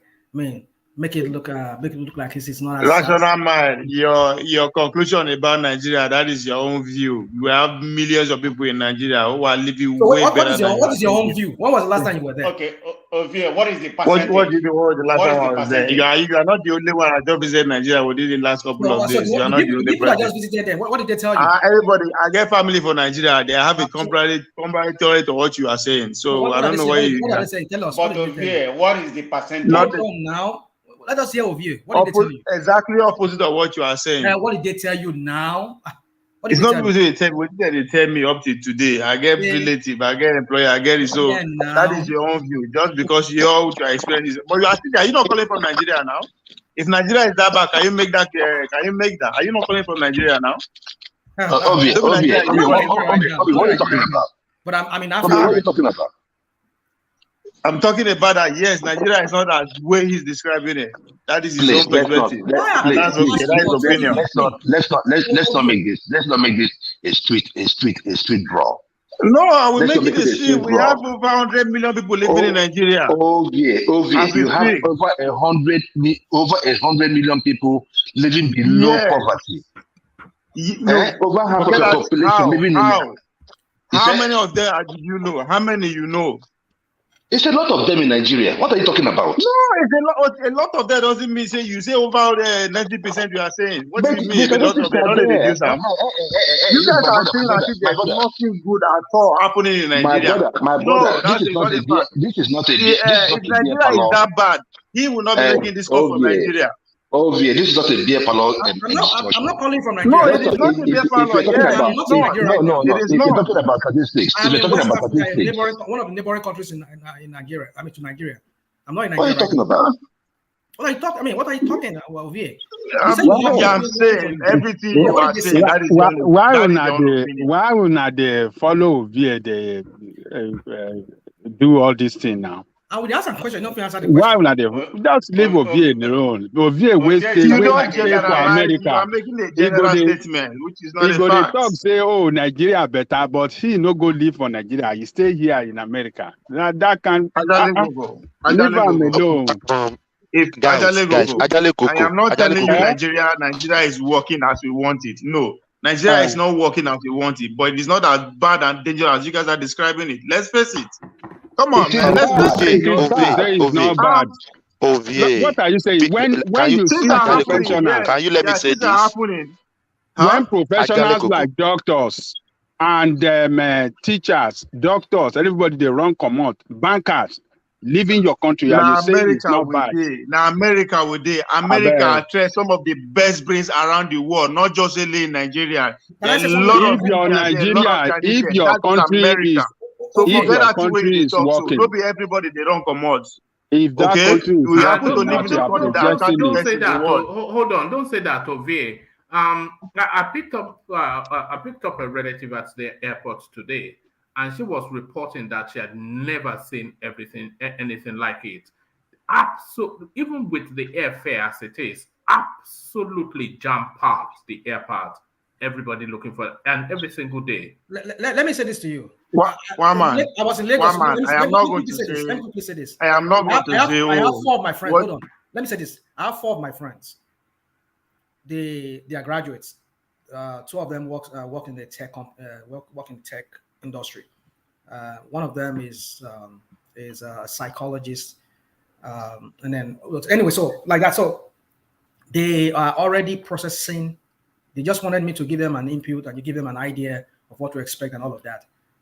They are immigrating out of that country. They're moving out of that country in a few months. 4 good guys. What is the percentage of your family to the ratio of Nigerian population? And what is this guy talking about? Talking about boys. Yes, I don't know what's talking about. You are picking singular experience. I can also tell you my own experience. It's not a singular experience. This is the anecdotal experience of most Nigerians. I know you like to be contrarian. I know you like to be contrarian because no. I don't agree with that. But when you are saying most Nigerians, when you are saying most Nigerians, that's where I disagree with you. Yeah. You understand? When you say most Nigerians, that's why I disagree. It's not every time that you have to be cute with everything about that. No, one man. Now see, this is. The university lecturers, they are running away from the country. University lecturers have not got paid. They have not got their money increased in 2009, and you are saying the country is working. Ovie, make not talk like that. No, see, I'm still here. Don't twist my words. If Nigeria is working, we will not be here every day going back and forth. No, it is because yes, it still have a long way to go. Everybody recognize that. Now, if you are saying everybody is moving, all the doctors, whatever. Who said everybody now? Even the Nigerian Medical Association, they are saying it. the minister of or the minister of health, he is saying it. The Nurses Association. I don't know what you're saying. I am not saying you are lying. All the professionals are running out from the country, and they are saying that Nigeria is working. Do you remember when we did that thing when the Saudi Arabia went to Nigeria, and the queue of doctors, they went from about 3 streets wanting to run to Saudi. And they had to send one man. Nigeria is so bad. Rational man flew into Lagos, see his family, and come back. And Nigeria is bad. Point of correction. Hold on. I didn't flew into Lagos. I flew into. But you went to Nigeria. That's your point. You went to Nigeria. So what if he did fly into Nigeria? What does that make Nigeria do? I don't want to. Oh no, hold on. You did not. It never said he flew into Nigeria. But let's even go with what you are suggesting. If he flew into Nigeria, how does that make Nigeria a good country? What does that mean? One man. Let's control what we are saying here. I am not saying Nigeria is working 100%. Nigeria is working, but Nigeria, it is not as bad as Rational Man is describing it. If he can actually visit Nigeria, worse than is describing it. I think that's where the disagreement is coming from. That's the disagreement here. So if we can fly into Nigeria and fly out again and use a phone in Nigeria, that makes it a good country. That means things are not as bad. I am challenging how he described Nigeria here. That is my disagreement. I don't know what you're doing, man. But let's carry on. It's not always cute to do this thing that you do. It's because sometimes it can be counterintuitive. But I don't know. The universal experience of everybody is this, but you want to take a contrarian view. I don't know if it's a cuteness or something, but one man, you cannot say the Nigeria one perspective. You always listen to one perspective of Nigeria and you conclude that it's how the whole Nigeria is. But that's what I said is wrong. No, that's not one perspective. That's almost the universal perspective of everybody. How many? Okay, let's. Do you watch news from Nigeria? Ovie, that's almost so. It's not one perspective. That's almost the universal experience, and that is the perception and experience of everybody on this platform, bar you. So it's not one perspective. One man, 99% of us are on this platform are from one section of the country. That's exactly what I'm saying. That's my point. Life is better in Bono. All right, life is better in Bono. I don't know what we're doing. So sometimes it's just. The southern part of Nigeria. The population is almost even between this side of the country. It's not that we are more than them, that we are using our to judge them. Okay, let's agree. Life is better in Borno, so let's all move to Borno. So you are telling us that if Jafar come on screen now, Jafar will tell us that life is better in Kano, Sokoto than it is in the southwest and southeast. Okay, where you really know a society is from the professionals. Because yes, all of the advantages in society, it always goes to the educated class. Yes. Sorry, if you can mute yourself for a moment, Joel. All of the advantages in society always goes to the educated class. And if the educated class, if they are living just a mass, just bailing out of the country, then that tells you that that country is fundamentally flawed. So that's it now, and that is what is going on. The medical association tells us, the nursing association tells us, the engineering association tells us, the information technology association tells us that they are hemorrhaging at an alarming rate. Professionals, brain drain. So why would they drain? If there's any good in that country, it goes to them first. So what are we talking about? Did you listen to this man that was interviewed by Shimon? Did you listen to this guy that was interviewed by Shimon Okibalo yesterday? This ASU man, I think their spokesperson. When Shimon Okibalo was interviewing, was it yesterday or yesterday? I listened to it, and the man said that because they've been forced by the industrial court now to go back to classroom, and he said that with this new this ruling, and if they decide to go back to to classroom, that already he knows more than 50, let me not say 50%, but he knows some of his colleagues that are ready.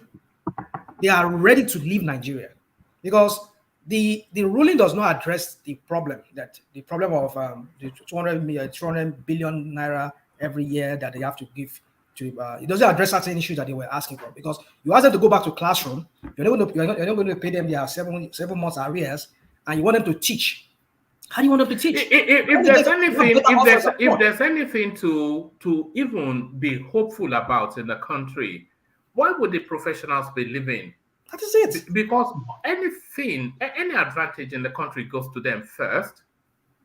You know, so I mean, but I don't know. Let's just leave Ovie. Because Ovie is entitled to his opinion, no. So it's a different. Just because I did quiet don't mean that I agree with you. Now, I don't want to make this rain. No, the level of generality is just out of that's what I don't agree with. What are you saying? The level of, I mean, you listen to news from Nigeria every day. What are the kind of, at least we're talking about some here right now. Akeredolu is lamenting. I mean, if the country that's political, Akeredolu knows it's political. If you don't see that, I don't know what you're talking about. Let's just leave that space. One man. No, it is political. Not the same party and the president. Are they not in the same party? Yeah. Are they not in the same party? Let us ask Ovie to tell us good news from Nigeria. Give us good news. Good news in Nigeria. Okay, the political class are crossing Nigeria campaign without any harm or danger move them. As we speak today, they are still Nigerians without danger. Let me tell you now. That's a good news for you. You ask a question. Let me tell you now. Let me answer you. Let me answer you. Can you hold on, please? Repeat what you just said. Let me answer you. No, repeat what you just said now. Yeah, go on. As we speak, Nigerians are still living across each other, despite their kind of religion, their ethnicity, or whatever, in every news and cranny of Nigeria, everywhere. Even where there is war, as we speak, there are Nigerians all over the country living cohabitantly, peacefully within themselves, regardless of their differences. All right. What are you talking about? That is good news. Let's just leave that space. I don't have to make. I don't have to say what you want to hear. It's a road to nowhere. We're embarked on a road to nowhere. But let's quickly. But that's just I'm not going to say it's a nonsense anyway, because I just want to shut that space down. Let me go back to Rational Mind and move you from that space, Rational Mind, to this space. So at Rational Mind, you were one of the biggest proponents of Tinubu must show his school cert on this platform. And I think even the last time you came, you were still trying to go back to that space. So Tinubu, where's his primary school certificate? Is an indicative of this, that, and the other. So I wonder then, Rational Mind, Peter Obi not able to provide anything. We've gone to according to INEC portal, GCE unverified, and now they are now presenting some fake certificates from ATIKU University. So do we want to see the full complement of Peter Obi's credentials in the same way that you pushed for Tinubu's Rational Mind? Well, you see, one man, ever since the last time I was here on your program, your platform here, I think I've been having a rethink about this whole thing with Obi. I still look at him as a viable person among the three major contenders, which includes him. But now I've been kind of like gravitating towards Showore more, because I listen to him a lot these days, and he seems to be more lucid, clear as to what the problem in Nigeria is and how to solve it. Back to Obi. If truly Obi has this problem too, why not? I mean, if he has this problem, I mean, he tells us a lot too, that himself too, he has some questions to answer. Like Tinubu has questions to answer about his credentials, his educational credentials. So, yeah. That's not mine. Go on. I think one man is just trolling you. He just made an incomplete statement. Have you been to the INEC portal to check the credentials that will be presented? Yes, I mean, he has a philosophy degree, lowest philosophy. When he presented to INEC, he presented GCSE degree. He went to the problem. Hold on, the problem with Tinubu. I don't know if the problem with Tinubu is that he didn't present his primary education. I'm not saying he didn't go to primary. And curiously, that's not the point, but he did not curiously, Obi has presented it. What are you talking about? Presented what? He went to primary school and everything. What are you talking about? Okay, well, maybe not to INEC because that's in question. And no, also, there's no question. There's no question. INEC never asked a question about that. Go and read it. I think you just it presented sufficient enough to satisfy INEC's requirements. But of course, it's the least educated of the presidential candidates. It doesn't matter. What has education got to do? Who is ruling this country? So education doesn't matter anymore. Look at that. It doesn't matter anymore. It doesn't matter anymore. Don't go to that area, okay? It doesn't matter. I don't know what kind of degree you have. That doesn't make you the smartest person. I think I saw one. I saw one online where it said he's psychologist from UNM and UN University of Nigeria, UNN. Right. So I saw that online. I think they say you read psychology. I think I saw it. You read philosophy. Philosophy, okay. Yeah. I don't know something P. Start with a P. Yeah. So I'm like, anyway. No, so, psychology. He doesn't have the brain for psychology. What are you talking about? Well, one man. As long as he has, you see, with Tinubu, you see, I don't want to go back. I don't want to go down that route because I know there's a guy on your platform that attacks me. Not just one, about three of them, including Kulata himself. They like to attack me on that. I saw that about Tinubu. I just come to a conclusion that whatever happened. You were quite vociferous when it was Tinubu. In fact, you were pained in your voice. So now you are just glossing it over when it comes to Peter Obi. What's going on? No. I'm expecting the same. Like I said, I'm expecting the same. I think this guy is countering you, San Diego. Man of prestige. Is that what? No. I said I know what one man is doing because there's no validity to what he's making.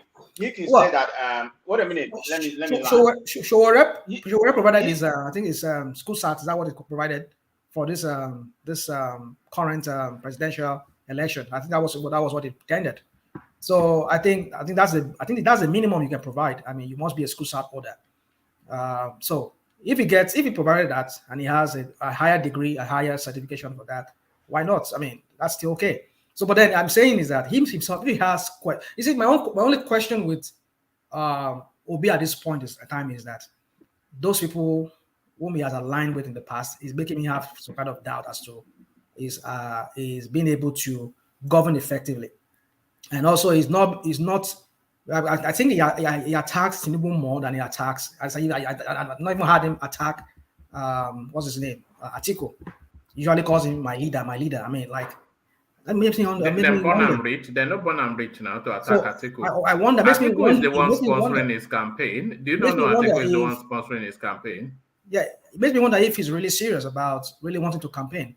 I just imagine if they put the three of them on a podium and they have to debate among themselves. Who is he going to attack more?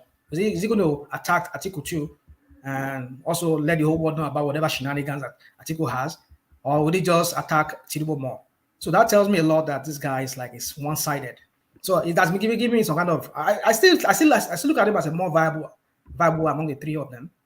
As some people say, he presented this is from our researchers. He presented an NYSC certificate awarded on May 1st. May 1st of 1980 something. Is that no, whenever May 1st. What are you talking about? May 1st is a public holiday now. You're just making up this one man. Why are you getting all this information from one man? My researchers. You're making up things. Rational mind. Just make your statement. Let me just make my statement. Well, it's unbelievable, you know. It's unbelievable. You know that guy is getting away with blue murder. No. He presents a GCE certificate, a GCE degree. This is what he in the degree slot. This is what he wrote. He presented an NYSC certificate that he said was issued on May 1st, which is May Day. How is that possible? He was caught with 250 million naira in cash, which he looted from Anambra State. He is fingered in the Dasuki $2 billion missing dollars that Goodluck Jonathan used to run the 2014-2015 election. It was the misuse of Anambra State government money to be buying vehicles for his brother Damien. All of this.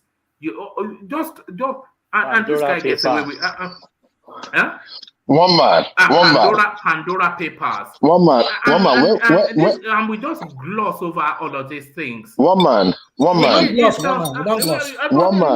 glossing again now. No. One man. Can I say something? Can I say something? The same credentials that you've been flogging Tinubu since 1999 till today.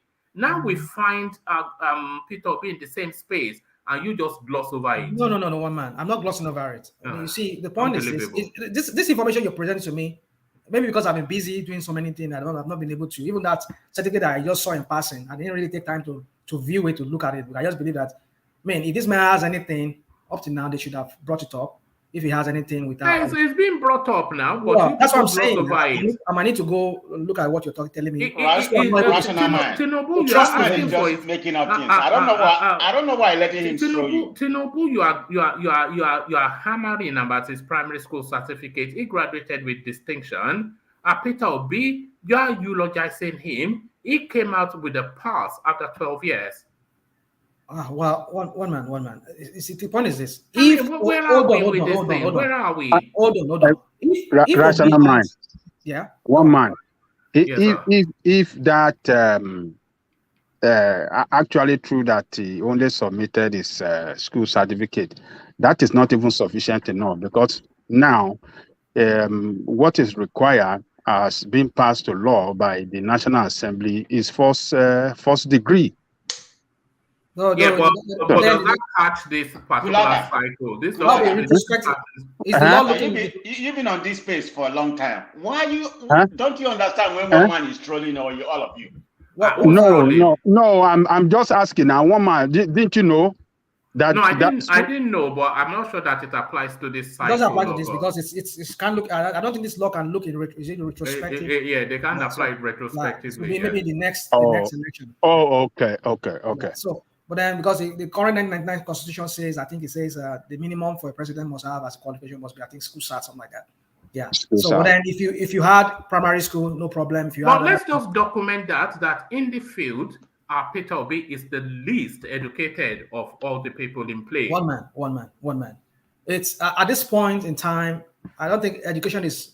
Well, it doesn't matter. Another thing we need to check.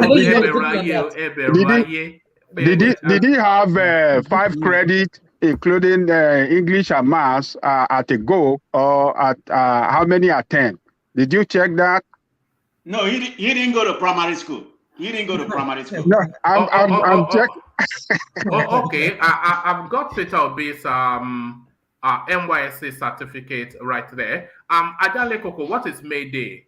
What is May 1st? It's a holiday day now. It is not Workers' Day in Nigeria. Yes.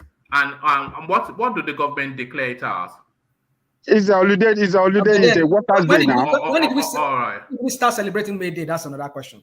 All right. Back in the 80s, when it was issued, that was May Day recognized as, because I remember this. It was 1999. 1999 was when they did May 1st, a holiday. Mm-hmm. Look at this guy. So here he is. Just give you another counter. Here is Peter Obi's NYSC certificate. No problem, one man. Issued on 1st of May. Cool. No problem. Yeah, 1st of May. When did we start celebrating May 1st as Workers' Day? I think we always have. That been long. 1999. It's not 1999. No. 1999. Go check it out. No. We've been celebrating May Day long years.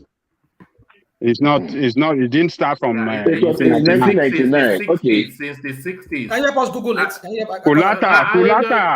Kulata, check for us now. No, Adale Koko, do you not recall May Day? That's what I'm saying. That May Day we've been celebrating it before 1999. I can remember that. What are you people talking about? Oh, it says Kulata says. I think it's saying here. I think I'm looking at Kulata. I don't know. Well, you see, the thing is these are things that it is NYSC certificate issued on May Day. Journalists like yourself. I want to believe you are what you are. Well, is that not investigative journalism you are seeing on your screen? But then you still need to dig deep. NYSC certificate issued on May Day. Mayday. One man. But we will gloss over that also. They will excuse that away. But imagine if this was Tinubu certificate. People will be throwing cups. They will be throwing cups at their computer. They will be throwing cups at their laptop. One man, you should be apologizing. People will be jumping through windows. My God. But then you should be apologizing. One man, you should be apologizing. It's a shame, one man. You should be apologizing because you guys here, even you, Kulata, Ajelekoko, every one of you here was saying that he had a third class. You guys have been blowing that third class trumpet for far too long. Count me out. Count me out, Joel. Until now, you now know it's a second class. Yet it's still not okay for you. What is he going to do to pacify you guys? Nothing. Let's not. There's something like here. Joel, let me say this to you and to my rest of my Igbo brothers. You see, let's not do something. I know one man and some few other people here, they do that a lot. I think I've seen this election it's going to be very, very sectional. It's going to be very, very ethnic. And it's like, I wanted to tell one man that please, one man, try and be balanced. Try and be like in the middle side. Don't take anybody's side. I'm always balanced now. No, you're not. You see. Rational mind is not obedient. Congratulations, rational mind. But listen, I'm not obedient, but I still look obedient as I still put them ahead of when it comes of people that one man kudos for spotting on best spotter they don't become obedient. I'll forward it to your Instagram. He's able to get more votes at this time now. NYSC certificate issued on May Day. I mean, you know, one man. Let's not conclude. You know, yeah, it's questionable that it's questionable. It's not questionable. If you go to Oluwole, they have very excellent printers there. One man. NYSC is still there. They should debunk it. NYSC is still there. They should debunk it. Oluwole certificate. Is this not what they sacked Kemi Adeosun for? So rational mind, is this what they sacked Kemi Adeosun for? Yes, they did, but people went and do research and dug it out and found out that it was not really issued as claimed by this lady there back then. I'm sure if this May certificate, May 1st, is not really what it is and is a fake, trust Nigerian journalists will dig it out. I trust Sahara reporters. I trust those other media outlet. What's his name? The Gazette. They will bring it out. So, but the point is, let's just not conclude right now that because it was issued May 1st means that maybe there's something about it that May 1st it's a workers' day. Nobody goes to work that very day. Everybody's on the parade ground. Blah blah blah. No, let's not just conclude. It's possible that they issued it that very day. Okay. And but it's still questionable. I agree with you. You still have the question. Everything about Peter Obi is questionable. But I mean, and I'm saying that objectively. Everything about Peter Obi is questionable. It's a questionable character. You know? One man, please, just you can no more hide your biases. Like this guy has defeated you in many ways. Everything you have put up against him, he has debunked it. I was even thinking, one man, that we should be discussing a bigger issue, which is the Shehu Mandi outburst. Yeah, that's true. Yeah. These are the issues that we should be looking at as Southern Nigerians. Sorry, that when we keep fighting each other, when we keep fighting each other, we will know how dumb we are in the South. You've not been following the story, I'm trying to ask him, but he won't listen. But carry on, yeah. No, it is crazy. So that is my point, one man. We should be. Okay. Let rational mind bring us up to speed. I'll go to that Mahdi issue, but Joel, please let us. I understand this thing can be very heated when our candidate is being questioned, especially when it's our. I mean, let me not say because our ethnic group, but then let's be open-minded. No, Peter Obi is beyond question. I think we know that. But bring us up to speed. Rational mind. This is my thing. Rational mind. This is my thing. Rational mind. Look, let me tell you. My goal in all of this is a great Nigeria. If I have said it on this show, if Peter Obi criticize him, investigate him, I do not care. But my thing is this: come up with the right things. If he did something wrong, you say he did something wrong. If he did something right, say he did something right. Do not just model up. Like Ajelekoko will come out and say they are all criminals. No, you can't just say they are all criminals. The 75 billion naira. But he has been with criminals now. What do you expect people to think about? He has been with criminals, the likes of ATIKU, the likes of allegedly. In what capacity? Oh, don't say in that. What capacity? Tell me your friends and they will tell you who you are. Rational mind. This is the thing. Me and you know.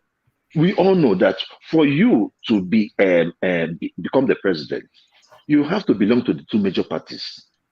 In the two major parties, we have the corrupt ones. In those same two major parties, we have the good ones. We cannot just say that everybody in PDP is bad. It's just like saying that every Republican or every Democrat is bad. No, there are rational ones in on both sides. So that is where I am talking about. So if you want to be a president, you have to go either through APC or PDP. All right, please now. Don't ask him any more questions. I'm asking. Go on to that. Go on. Yeah. So the Mahdi issue was this man has been spewing ethnic division. He went to some churches. I'm surprised that this man will have to go to. I mean, he's a Muslim and he's a practicing Muslim. And he went to church and they allowed him to stand on the podium and lecture them, tell them that Tinubu wet on his pants and Tinubu is this, is frail, his mind is not there anymore. And then he was like saying that the southern churches, if you are from the north, you can't buy land in the south. I mean, like, they kind of cause a division. I mean, that guy needs to be brought. I mean, DSS needs to arrest that guy. Who's that? Who is he? Mahdi, this is it Usman? What's his name? No, Shehu Mahdi. Shehu Mahdi. Shehu Mahdi. Rational man, are you they talk like this? Sorry, please. Sorry. What is he? What is he? You don't know this man. I mean, he was the same guy who said when under Abacha that the US CIA was trying to use him to assassinate Abacha or to blow up some place or to blow up Asorok or whatever. And he went and tell Abacha that the US are conspiring. They have some people on ground. Yeah, but it's a non-fundamentalist now. So why is it? You know him now. You know that guy now. Do you know him? Usually dressed in white. All right. So I'm not really sure that is what anything. It's a whistleblower. It's a whistleblower. One man. If you listen to that interview as a Nigerian, you should be worried. You should be worried. I would not be worried. I would not be worried. Hold on. No, please. I will not be worried because he's a known quantity already. He is a known quantity within that space. So he's not saying anything outside of what we already know him as. So I would not be worried. It's only consistent with what he has always been. But let me move you on, rational mind. Let me take you to another space. Akeredolu's lamentation. Is that where you were? I'm done with that. Just like I said, we all know that Nigeria is not. We're not the same in that country. Some are, like they say in the animal farm, they are all equal, but some other animals are bigger than the others. So I think the Fulani seem to look at themselves as more superior to us. That's why they could license their own clansmen from their own states to bear arms, and people from the other side are not allowed to bear arms. So tells us that it's not equal. All right. Let me take it to another space. BUHARI Asorok CABAL secretly working against APC candidate Tinubu, supporting PDP's ATIKU. So this is a presidential source. And I think a lot of people, even Wike, said something similar, indicating in the same direction that ATIKU seems to have assurances that he knows the people giving ATIKU assurances in Asorok. So we've also, from all of the theories that we have gathered, we also on this platform, and by we, I mean me, championing that narrative, that assurances were given that this guy's mandate from 2019 will be returned. So, and now another insider within Asorok is narrowing it even to the Mamandawra space, that this, of course, you tag Abubakar Malami with that this is where the assurance is coming from. So this thing then that Buhari and his cabal, they're secretly working against Tinubu's ambition, anti-party activities. And when you add the chairman of the party to that conspiracy theory gets even more currency. So what are you making then of this expose from within Asorok? Well, man, I would like to say this, which I know, no doubt, we have people listening to us, even in the top echelon in Nigerian government, in the top hierarchy in Nigerian government, because we've seen them use certain words and phrases that we've used consistently on this platform. They use it. And that tells me that, yes, they are listening. You see, on this platform, we've done a lot of analysis in the past, like even before this election, the primaries election, how Tinubu emerged, and some people were like saying no, some people say no, and people. So what I'm trying to say is that we do some. I would say 60% of our analysis here, happens to be what it is. We've said it that the cabals in Aso Rock, they do not want Tinubu. It's very glaring. He almost lost that ticket, because of his own kind of political, clout that he has and the intelligence that he has. He was able to beat them to their gimmicks. Now we're seeing what is happening. Like I said earlier at the beginning of this, I said, you see, sometimes the BUHARI administration, watch what they say sometimes. And sometimes what they say, you see that maybe down the line, 1 year, 2 months, 3 months, we see what happens. Like Daura was giving an interview on Arise, and he said that back then, and people were like criticizing that. Is it because now that your brother is about finishing his own second term that you now believe that everything should be thrown out open to everybody? You people from the north were clamoring that you needed somebody from the north. You got it. So why don't you allow the southerners now? Slug it out among themselves. Now you're not saying they should open it. And we all know Daura to be the very henchman there in the Aso Rock, the main man after the BUHARI himself. Daura is the main, if not the de facto president in the Aso Rock. So what I'm not trying to say is that we know where this whole thing is going, because if you look at the way the whole thing is, I don't think Tinubu realizes it, or maybe some people are just trying to deceive him, or they're being deceptive about it. I believe that we saw that play out what happened in PDP. Somebody that Wike helped backstabbed him, and that is why PDP is having the crisis they're having. And I think Wike already is reading it well to understand what is going on. That if I don't really put our feet, we'll continue being second class in that country. So, but then we're seeing what is playing out too now. I know this man has some kind of assurance from Aso Rock that they're going to make him the president. That is ATIKU. Because I don't see, because it seems not to be bothered, because the way he's handling that crisis in PDP shows that it seems like this guy has some kind of confidence from somewhere. And we've been hearing about, I don't know if you've created that topic on your platform here, about the ghost registered voters on the INEC registration list for this election. I tell you, by the time they will purge, if they were to purge that their registered voters, I tell you, if not quarter of that registered voters, they will be fictitious people. Because a lot of people who are registered, who are claimed to be registered, are the people that they will go and thumbprint for them and say that they are the people that voted. And maybe on that very day of election, you find out that you still call people that who really have the PVC will not even come out for the election. And thereby the other people, the fictitious people, will be the one that would even give the whoever won the election, the lead. So what I'm looking at here is this: that it seems to have some kind of assurance. And whoever gave that article you read, I think they seem to be reading what we've been saying here on this platform, that the Aso Rock cabals are working for ATIKU. And because you look at what ATIKU is, the way he's playing the game in his arrogancy will not even allow him to want to, he calls himself a unifier. We're not seeing how he's even unifying his PDP party. Rather, he's continuing with the conflicts among them. He doesn't want to resolve it. This what's his name? Wike said that he promised him that Ayu must go. Then he went back again and rescinded on whatever he had discussed with Wike. So it's like this man has some kind of if you look at all this, put all these things together, you kind of read one thing, that this guy has some kind of confidence. Does it mean that some cabals, because we saw it played at the APC party, because just almost towards the election, a few hours to the election, they were saying they were looking at what's his name, this man, the Senate President Ahmad, to become to fly the APC ticket. So to that, they've been scheming many ways just to make sure that any big fish from the south will not be able to counter ATIKU. ATIKU will just have his way, or another Fulani man will just have his way. So for me, that's how I read it, that ATIKU seems to have some some kind of assurance from the cabals in Aso, they're going to make him, because that's the only big person from the north that I think they can be able to work with.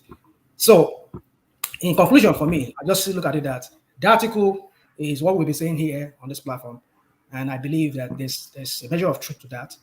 That article is supposed to have some kind of assurance that he's going to win the election. They were going to rig it for him anyway, because they control the power, they control the means of violence. They would just, INEC is their own man that is there. Mahmoud is a northerner.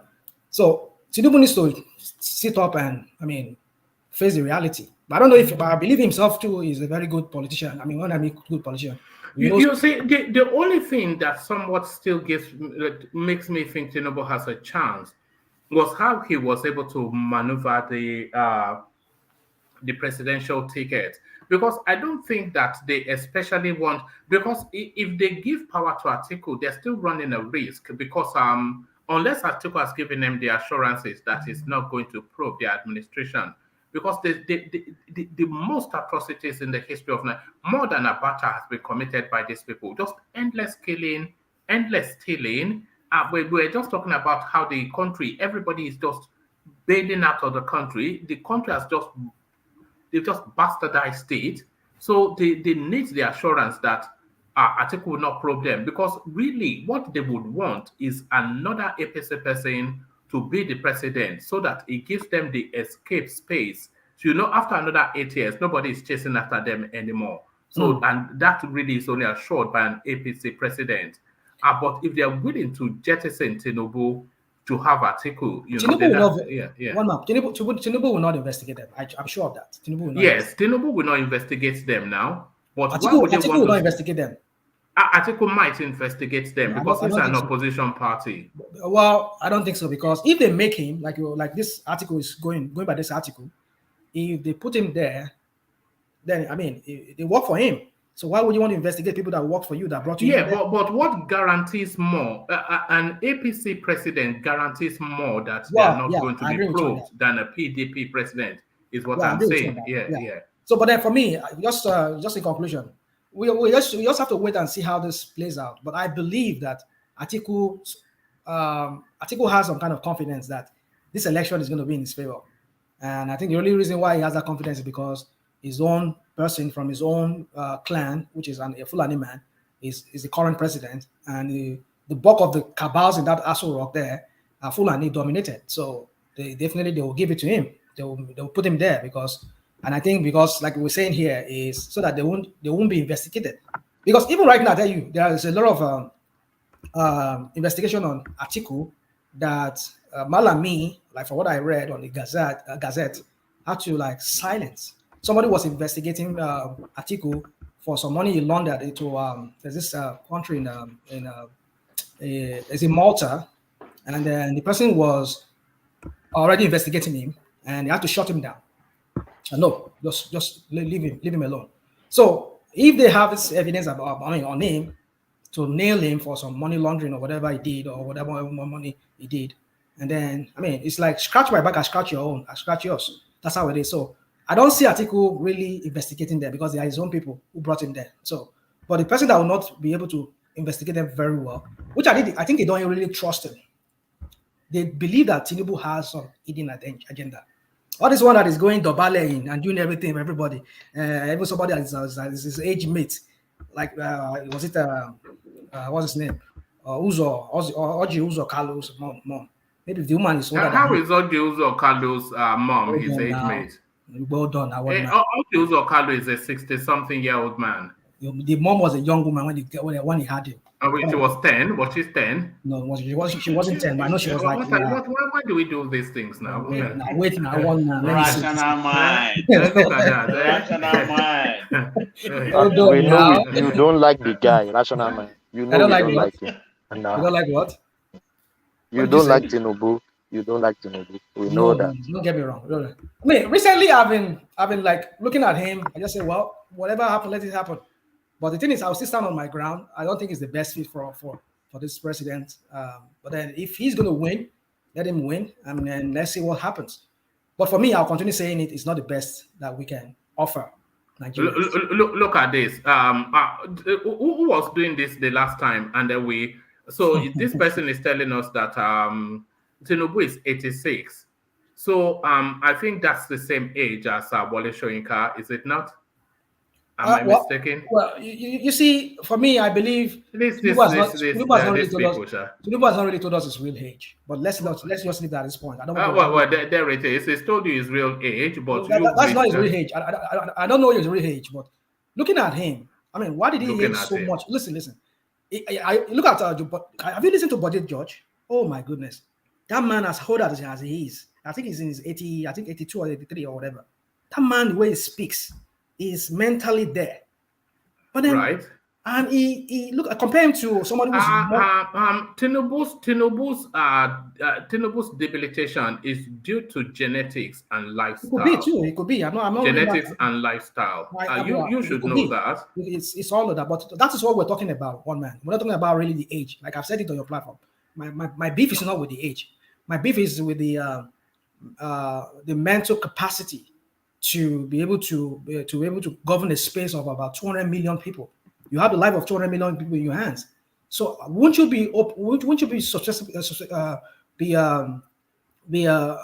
they manipulate you like they're already manipulating this one that is there currently right there? I mean, this one doesn't. The current president there doesn't even know the ramification of the problem in that country. It's just like it's oblivious to so many things, and they give us this impression or this illusion that he's aware. Because from the way he talks, sometimes you can tell that this man doesn't even understand what is going on. Doesn't know how Nigerians are suffering.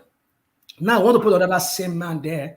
One man, can I interject? Yeah, go on. One man, I like the phrase you used to describe Tinubu's health, indignation, whatever. How do you explain that to an average Aboki man on the streets? Yeah, we go here, woman.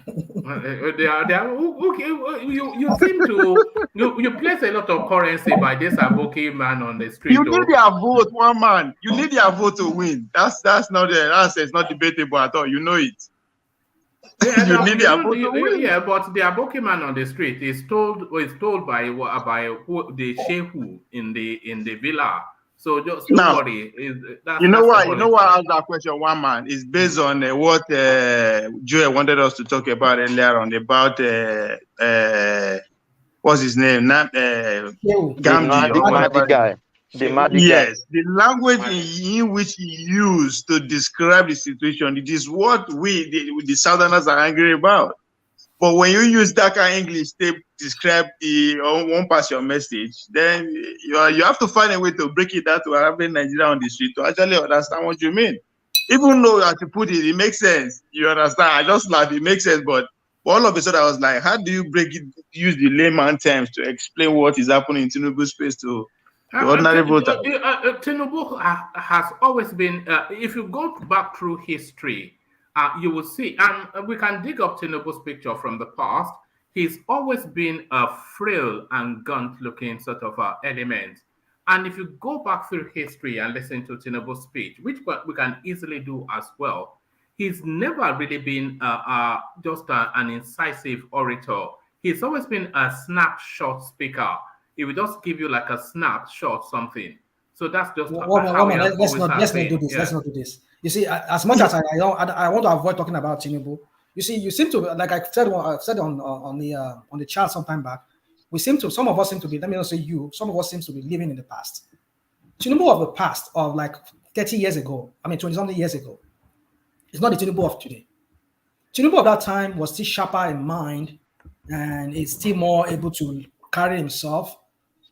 Of course, but rational man, is it not what they are selling to us now? They are selling the Tinubu of that time, what he has done. That is what they are selling right now. We're living in the past. Some of us are living in the past here on this platform and other platforms, thinking of Tinubu of those years. Tinubu of this year of now is it's no longer that Tinubu of that time, because mentally Tinubu is not the Tinubu we used to know.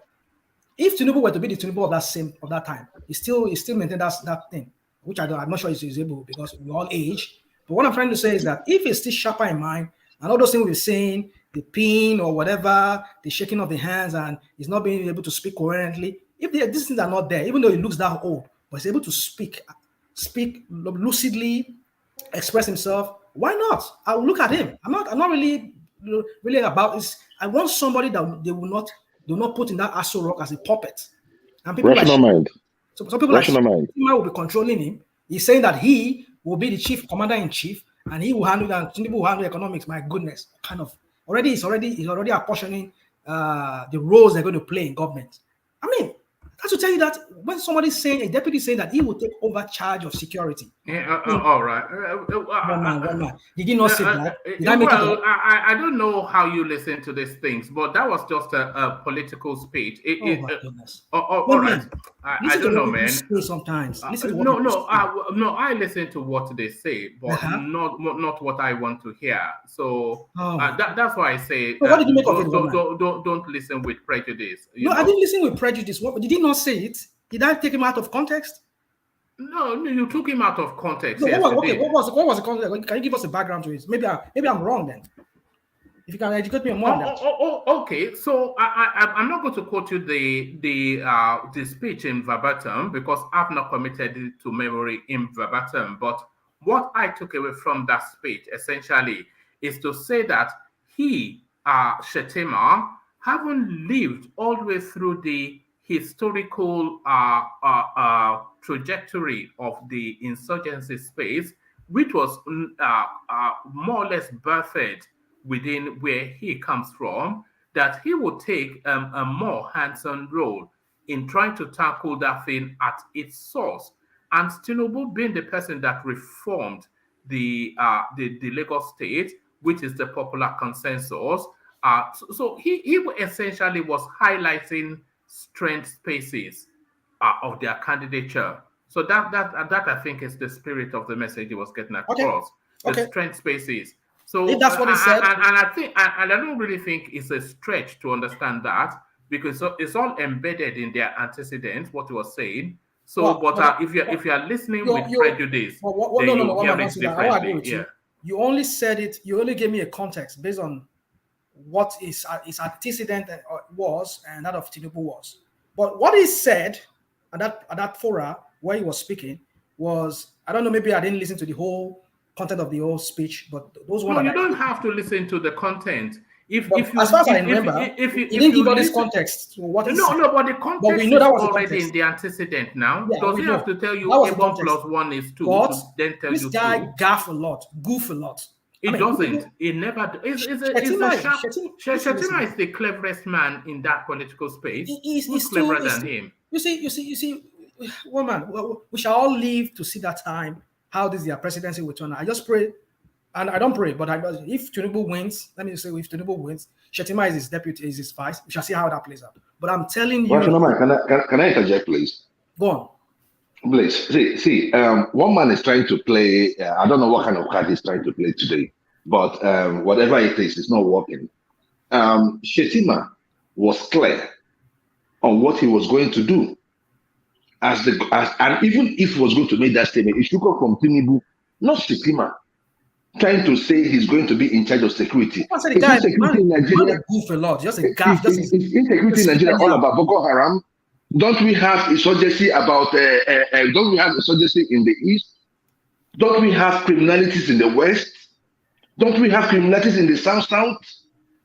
So what is it? Is it because he is a Boko Haram person that qualifies him to be the chief security officer of the country? I don't understand. It's a pity. But the thing there is that by 2023, all these things we are talking, sometimes when we bring it up, one man will say, "Oh, it's not necessary." This Shehu Mandi's perspective, these are the issues we are talking about. Clearly, he condemned Peter Obi, he condemned Tinubu, but he did not condemn Kwankwaso or ATIKU. Yeah. So you know where all these things are going. When we are talking about these little things that we say that doesn't really matter. In 2023, I didn't say it didn't matter. I didn't say it did not matter. No, I did not say so. I said that we already know the quantity of that person and that space. So did you expect a fundamentalist, religious extremist, an ethnic jingoist like that person to speak as differently? Or do you know his antecedent? One man, we cannot be allowing. Hold on. Forget what we will allow. Do you know the guy's antecedent? One man, it's a religious fundamentalist and an ethnic jingoist. He always has been. Okay. So he did not speak outside of how we already know him. So what are you inviting us to be alarmed at? He's speaking exactly as we know him. One man. I don't understand what you're saying. No. Okay, then understand. Can you hold on? And then understand this. The man, that Mahdi guy, Sheikh Mahdi, he's a known quantity within the Nigerian space. It's not a new quantity, it's a known quantity. And what do we know him for? We know him as a religious fundamentalist and an ethnic jingoist. Every time he comes out in the public space, that has always been the coloration of his contribution. A religious fundamentalist and an ethnic jingoist.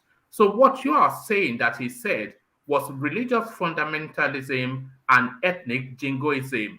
So what are you asking us to be alarmed at? I am telling you, one man.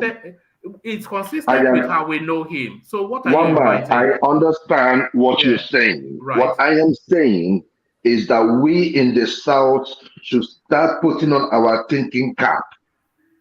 It's very, very important. This I don't care. That was why they kicked the power. We don't care. No. We're not doing false alarmism here. You want to create. No. One man. Let us treat this issue with all seriousness. We discuss it for what it is. We condemn it for what it is, and we start subconsciously start thinking about Southern Nigeria. It is very, very important, one man. I'm saying today. That's your outlook, though. That's your. It's not my outlook. It's not my outlook. This thing has been going on, even with what we're saying and what Rational Mind was saying today about Tinubu and the CABAL trying to support ATIKU. These are glaring stuff in our face. Yeah, but these are known quantities. These are known quantities now. So if they're known quantities, what are we doing about it? We just talk about it and let it go? No, but these are known quantities. These are quantities that are known up to the spot that we are now. But we cannot keep discussing them. Let us start, even as small as we are in this group, we mostly hear from Southern Nigeria. Can we start building a subconsciousness amongst our people? That is my point. Let's build that consciousness amongst our people. Those are, and by the way, that Shehu Mahdi space, it may well have a following, but it's not the totality of an entirety, because I don't subscribe to one homogeneous northern space. I subscribe to a complex northern mix. So you see, so that's the thing. It's okay. Let's move on. Man of prestige, come in, and then we'll move on. Yeah, one man. Sometimes your investigatory journalists seem to I'm not a journalist, though. I'm just an opinion space. So please. Yeah, you may. Let me not. You familiar with Kemi, right? Oluluya, right? Sometimes the investigative journalists just seem to, like her. Yeah, but I am not a journalist. I've just said that. It doesn't matter. Sometimes your oracles seem to be that way. But anyway, if a Southerner has said you're calling me all right, go on. If a Southerner had said what this man said, I know you would have brought it up, long time ago. I didn't even come across it. If I came across it, I'd have brought it up. No, it has been on the Nigerian space. Everybody's talking about it since about 2 or 3 Well, everybody can talk about it. I talk about things that are relevant and pertinent. I'm not jumping on some, gravy train my point is that if he had been a young-brained people. If he had been a Southerner, you would have brought it up. Why would I have brought it up? You don't know to say that now. Why would I have brought it up? I don't know. Femi Fani-Kayode says similar things like that, does he not? Do I bring it up? Yes. Not like that. You should have seen what he said. Femi Fani-Kayode is an extremist too, of a sudden lilt. How often do we bring him up? Well, let's just let it go. I'm not part of that sort of thing that you should know enough that I'm not part of all of that. This is a unique and peculiar. This is an elitist space. a thinker space. This is not a empty head or sage where everybody runs around screaming. But that does not preclude that does not preclude you from being an empty head sometimes. Well, no, I am an empty head, but I'm an Oyo empty head, which is That's different. Fine. It's different from an Edo empty head. So an Oyo empty head is still a genius in Edo. So don't worry about all that. I'm not saying you're not a genius, but you're empty head sometimes, okay?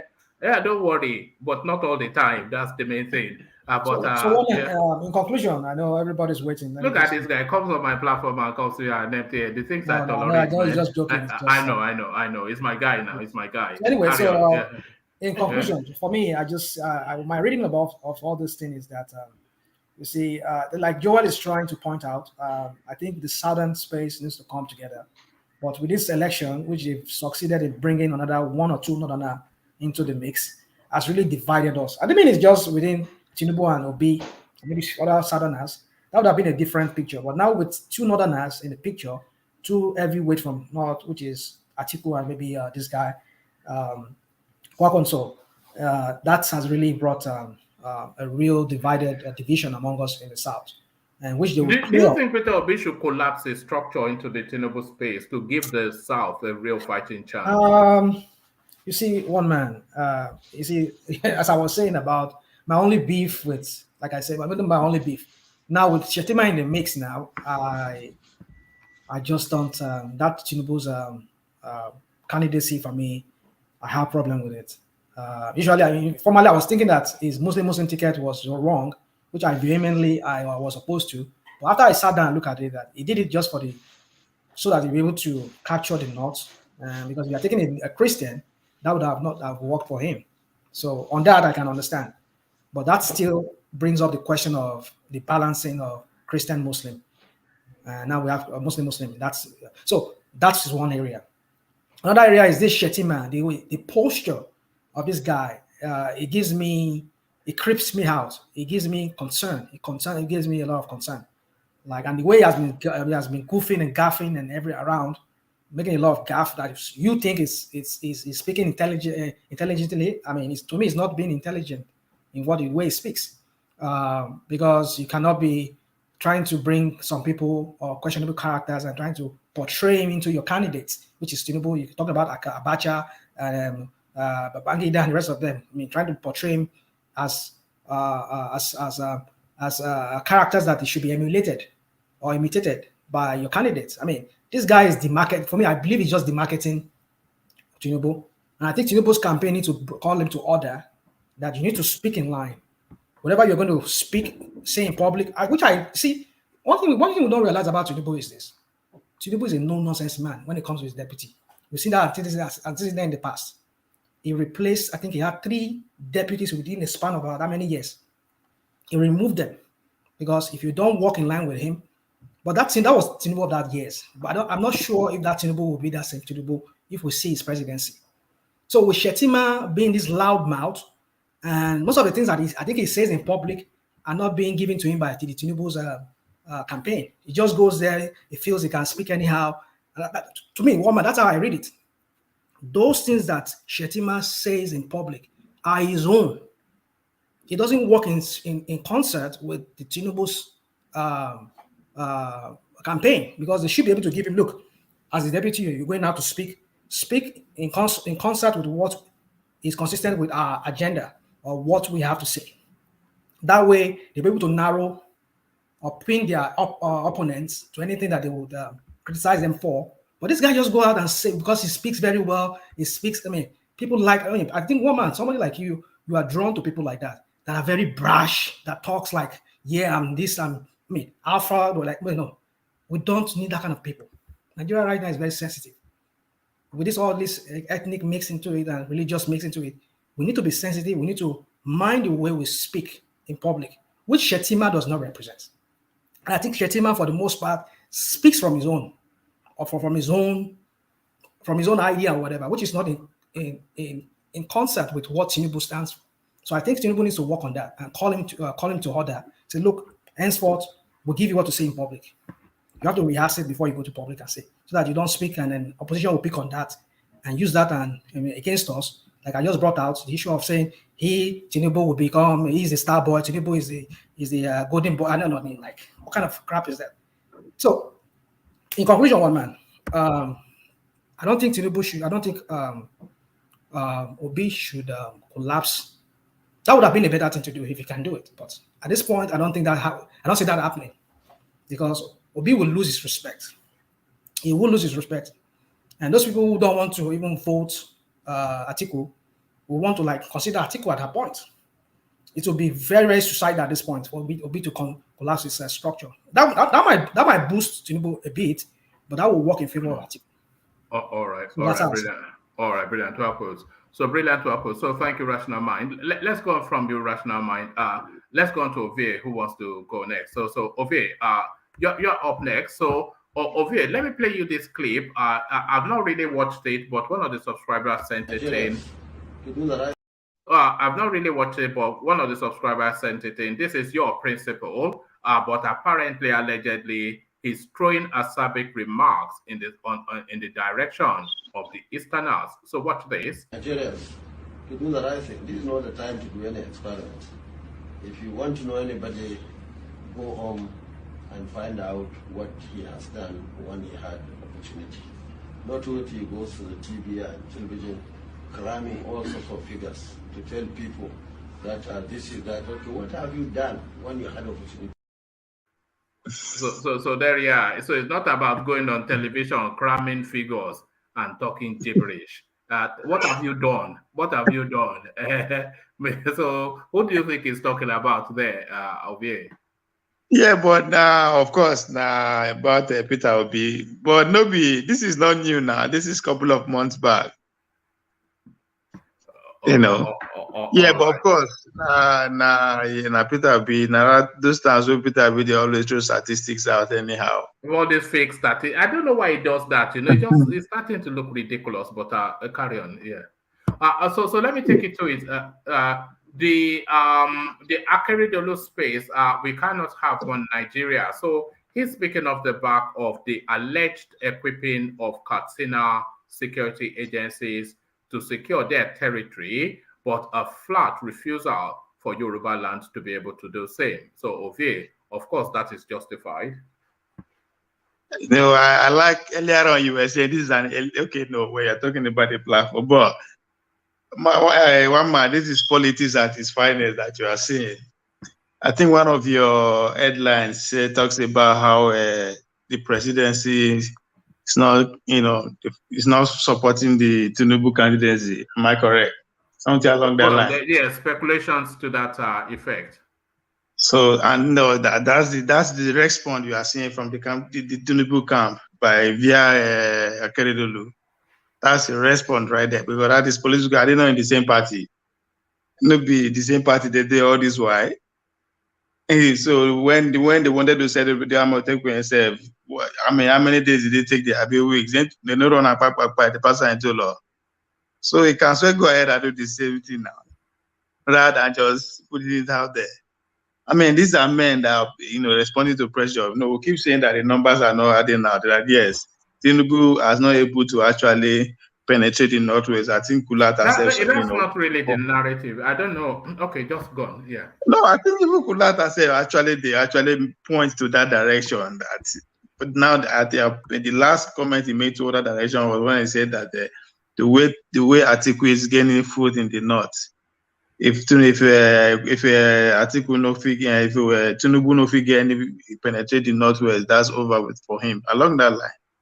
But one at the response they see. So, but again, there's also a response from Mohammed Sahid Abubakar III himself, that is Sudan of Sokoto, also make comment along that line too, which says what are you talking about? Because I don't understand. I'm trying to draw the connection for you, and I say it's political. That's a political statement.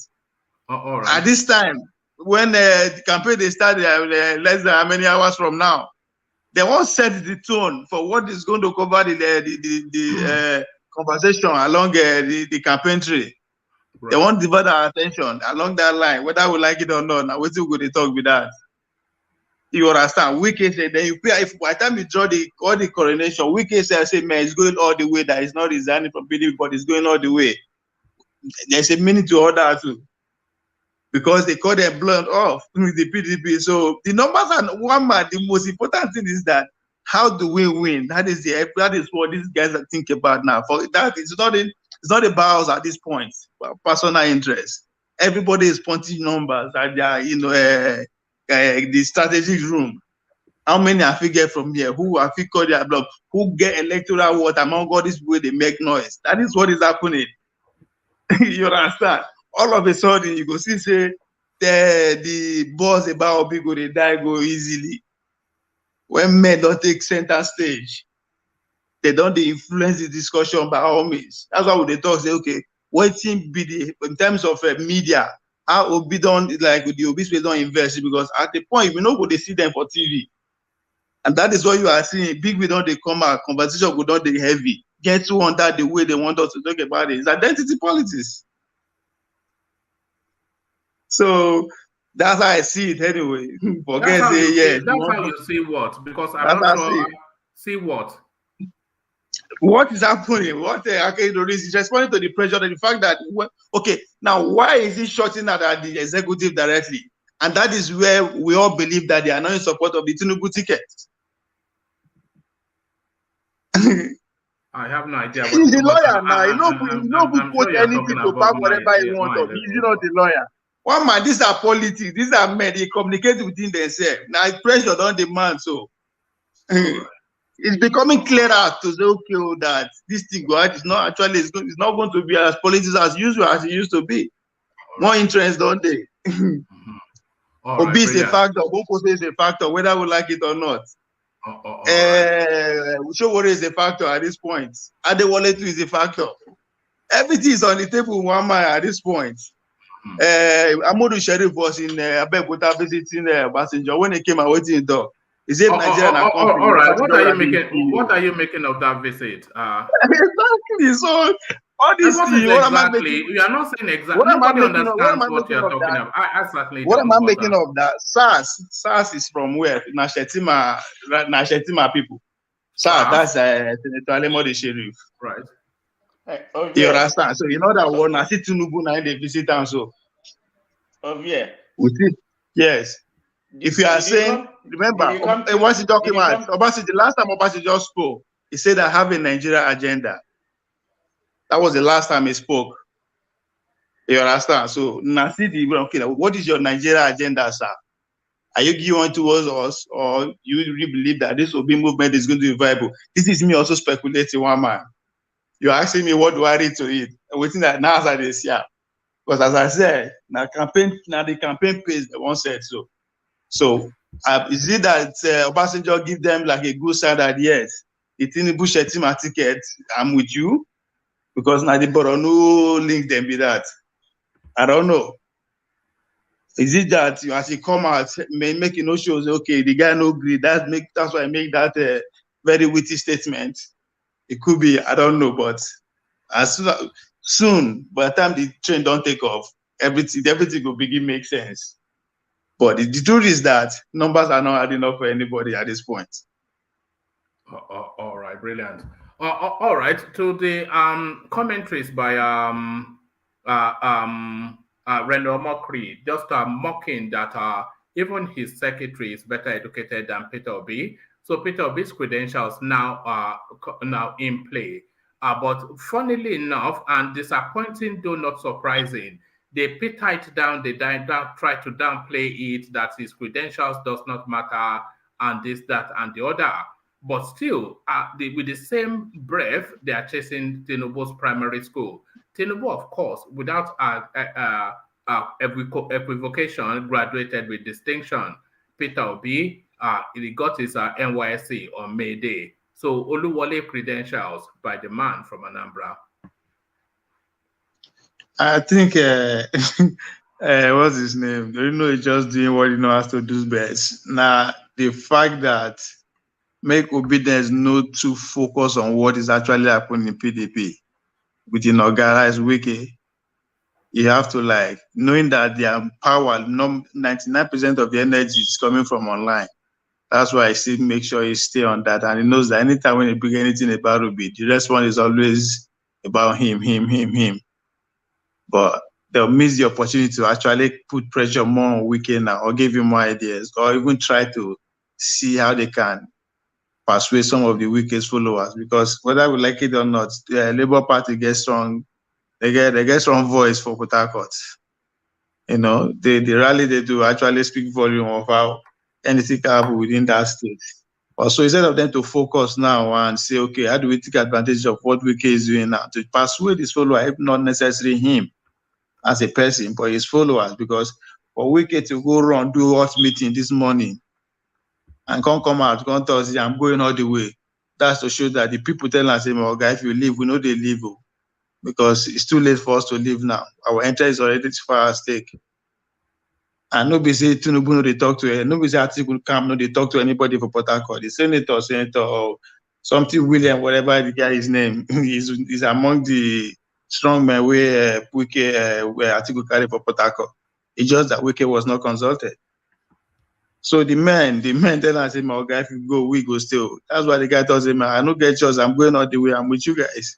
So I think the OB, instead of them to focus on that now and say, how do we get more people from Wike end? Of course, there will be all carried away about who, no, as far as I'm concerned, it's not important, but it's just good at what he does. All right, brilliant. What grand conspiracy do you read into this one, Ovie? Sokoto Governor Tambuwal replaces Fayemi as Nigerian Governors Forum Chairman. So what's the grand conspiracy there, Ovie? That's a good one. I've never actually wrapped my head around it, but I don't know. One man is the thing baffles me because Tambawa na PDP, Fayemi na APC, right? Am I right? So yes, I don't know what happened. I don't know. All right, I don't know. All right. It could be just as simple as the fact that Fayemi is out of office next month. So there it is, right there. Is it next month? It's next month. Okay. Makes sense now. Yes. Makes sense. All right. How you helped ATIKU defeat Wike at PDP primary? So this is Jonah Jang now telling us just what went down on that fateful day. So he is essentially telling us that Tambuwal and ATIKU, they already had a pre-arrangement, which was midwifed by IU, who was meant, of course, to be the umpire in that space. So he equates it to a referee helping one side to score a goal and then blowing the whistle to say it's a goal. So what are you making then of this bombshell, like Dan? Yeah, but I think that is I think everybody knows that at this point. Everybody knows that at this point now. Since the very moment he said that the Tambawa is the hero of the whole process.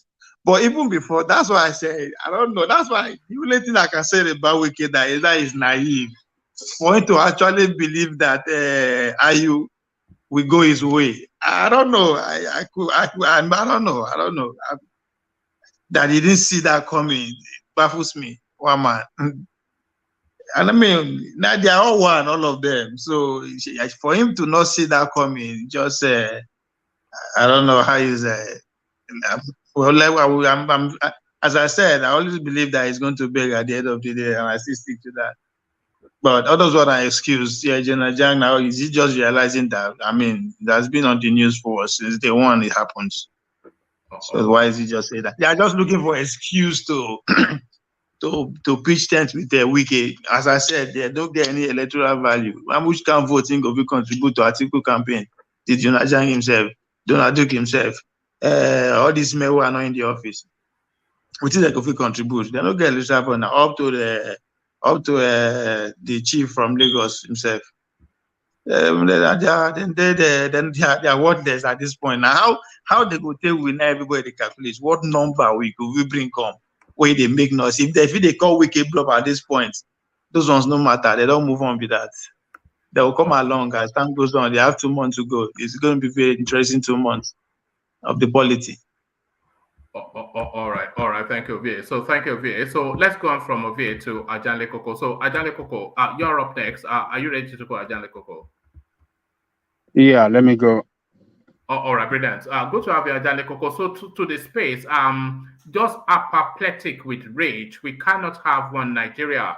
So this is Akeredolu responding now to the viral video going round that the federal space has equipped Katsina State with the requisites to defend their people from insurgency. But the properly constituted AMOTEKUN Corps, which was constituted going on 2 years ago now, is still a flat no for them to be able to defend Yoruba land. So one country, 2 systems is how Akeredolu is. One man, you can go to someone else and come to me later. I'm sorry. All right. Can I go on, please? Can I just? Yeah. Okay. Let's have Collins. So Collins, that build up, you respond. So the Akeredolu space, Collins, let's hear from you. Well, that Akeredolu, that man has a lot of my respect, actually. Seeing how he even pushed that AMOTEKUN, then the federal government stood, they were really against it. So he basically pushed that through. So he has a lot of my respect. And so far, he's been the one trying to keep his people safe. As a matter of fact, even the southern voices, like I'm trying to make power shift to the south and everything, he's been very, very vocal on that. Sometimes it looks like he's even in opposition party. I was just going to say that he's almost like an opposition man, the way he goes after, but yeah. Yeah, sometimes, yeah, he just comes across. I just wish that he was controlling his state as powerful as Lagos. That could have given him a lot of strong voice to use to fight for his people. I just wish that we have like 3 people from the south like him. I don't know anything about his performance as a governor in terms of delivering for his people. But one thing I can say is that he's been very, very strong on this issue of security, and not trying to allow the marauders to overrun his state and south by extension. So I give him a lot of credit. And when it comes to Buhari, one thing that I would say is that Buhari, I mean, we all know we all know him by now. We know that he just, and that's why when people come in this in this very election now and start talking about sessional leaders and every other thing, but we have probably one of the most sessional person in the history of that country sitting there, and he's not hiding it. He's not doing anything to try to play it down. The only thing that is still keeping that country together is that the man is not smart enough to play this thing smartly. He's just, I think he's a man who is bitter, that is ruled by his emotion most of the time. Sometimes he doesn't even know exactly how to smartly do this thing so that nobody knows what's going on. Because like what he just did, you've given your people arm to protect themselves, but the one that is properly constituted, you will not give them arm. I think if Akeredolu goes on now to arm his people, already the constitution was breached by Buhari. Really, not by because any government, any state that decide to do what Buhari has given his power right to do now will mean that they will end up in court. And when they look at the constitution, clearly what the man just said will be played out in court, because you cannot have one system for one section of the country and you have another system for another section of the country. I don't know what Buhari is thinking. I get it. If insecurity is too much in his state in Katsina and Zamfara, he feels like he needs to do this. Isn't it the perfect time for us to be talking about state police now? because so let's assuming now that he's doing this because these people are being overrun, that they need these people to protect. But what is happening there is happening almost everywhere in Nigeria, different whatever on a different scale, but it's happening all over.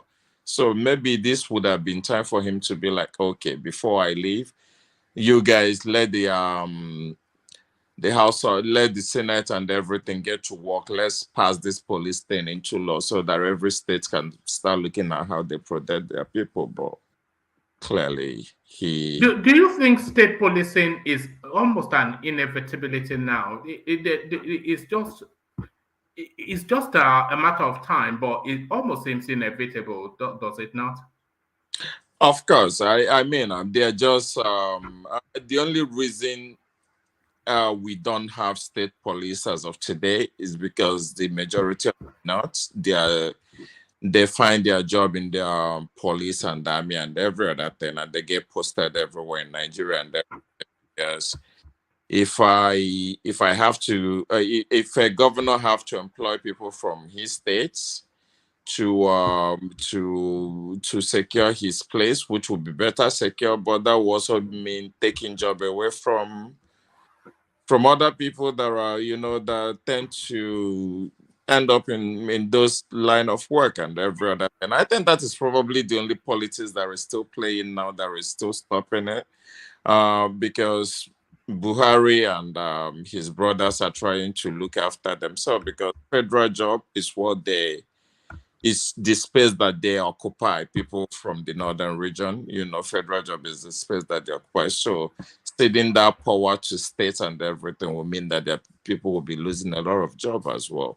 But the inevitability of state police is clearly there. I don't see how they can hold that on for another year or two, really. All right, it's really just one major incident away. State policing is just one major incident. And I thought the tipping point would have been that Owo incident, but it looks as though they couldn't push it through. But I'm not sure that 1-2 more major incidents, it is almost inevitable that it will come. To this space, Collins, Buhari Aso-Rock cabal secretly working against APC candidate Tinubu, supporting PDP's ATIKU. So this is a presidential source, and they are fingering especially Maman Daura, who is a cousin of Malam Buhari. So this is a theory that continues to gain further and further momentum. That there are shadowy figures within that Aso-Rock space that are, come hell or high water, are determined that Tinubu will not enter that office. So what are you then making of this grand conspiracy that a lot of people believe is in play? Well, I think any one of us on this platform, I don't even think that what you're saying comes to any of us as a surprise, really, because let's not forget that ATIKU about 5 years ago was a member of APC, because when we and he helped to bring Buhari to power, because when we look at the North, these guys play politics like 20, 40 years ahead. We play politics for today, so all these things that we do everything, we go back and we start. These guys play politics like years ahead, so there is no it's not really, it will not be a shock to me if that plays out tomorrow, that Buhari is actually working to bring ATIKU. I mean, he tried Senate president. It clearly shows where he wants the president to come from. It didn't work out. Maybe because they found another way, because these guys are very clever as well. Like I said, when it comes to politics, they're not good in so many things, but when it comes to politics, they hold in that space, and they're not willing to cede that space to any other person at all. And if they're not afraid of any person right now, I think they are afraid of Tinubu more than any other politicians from the South, because seeing what Tinubu has done in the Southwest, they are afraid that Tinubu might take that space away from them. And if that happens, what then do they have? So they will not, Tinubu, and I keep saying it because whenever I listen to, and one man, let me even say this, I think it's time that you also come out and say that you are a strong supporter of Tinubu, because I'm beginning. Is that what you think? Do you think I support Tinubu? No, I've actually come to that conclusion, but that's, I'll leave that for you to. I don't object to Tinubu, and I don't really object to ATIKU, but I object to Peter Obi. I wonder why. Because only because I don't think he has the competency. I think he has the good intentions, but I don't think he's solid enough. I don't think he's solid enough. I think he's too lightweight for the job.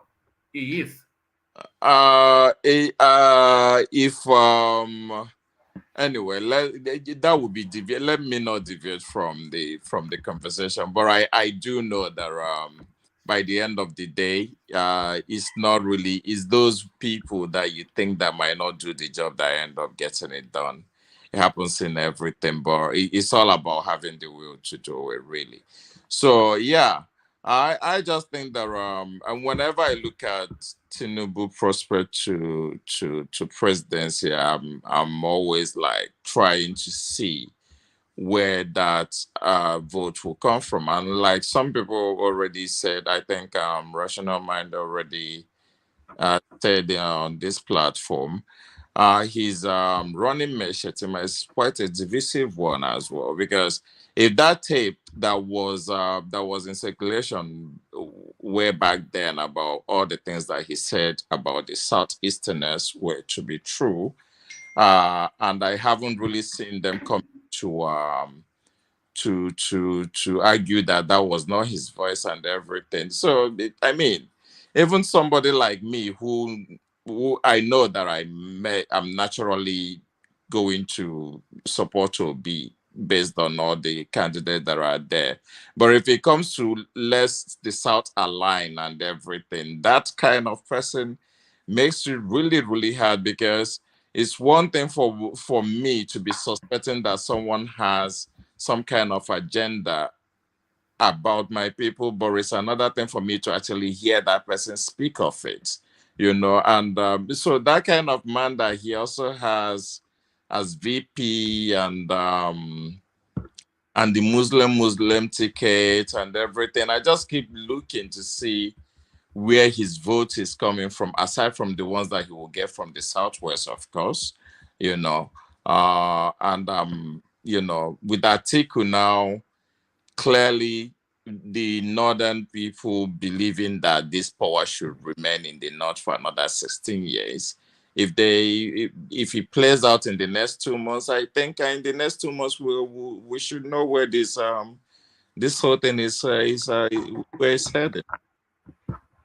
Mama, can I quickly interject? Yeah, come in.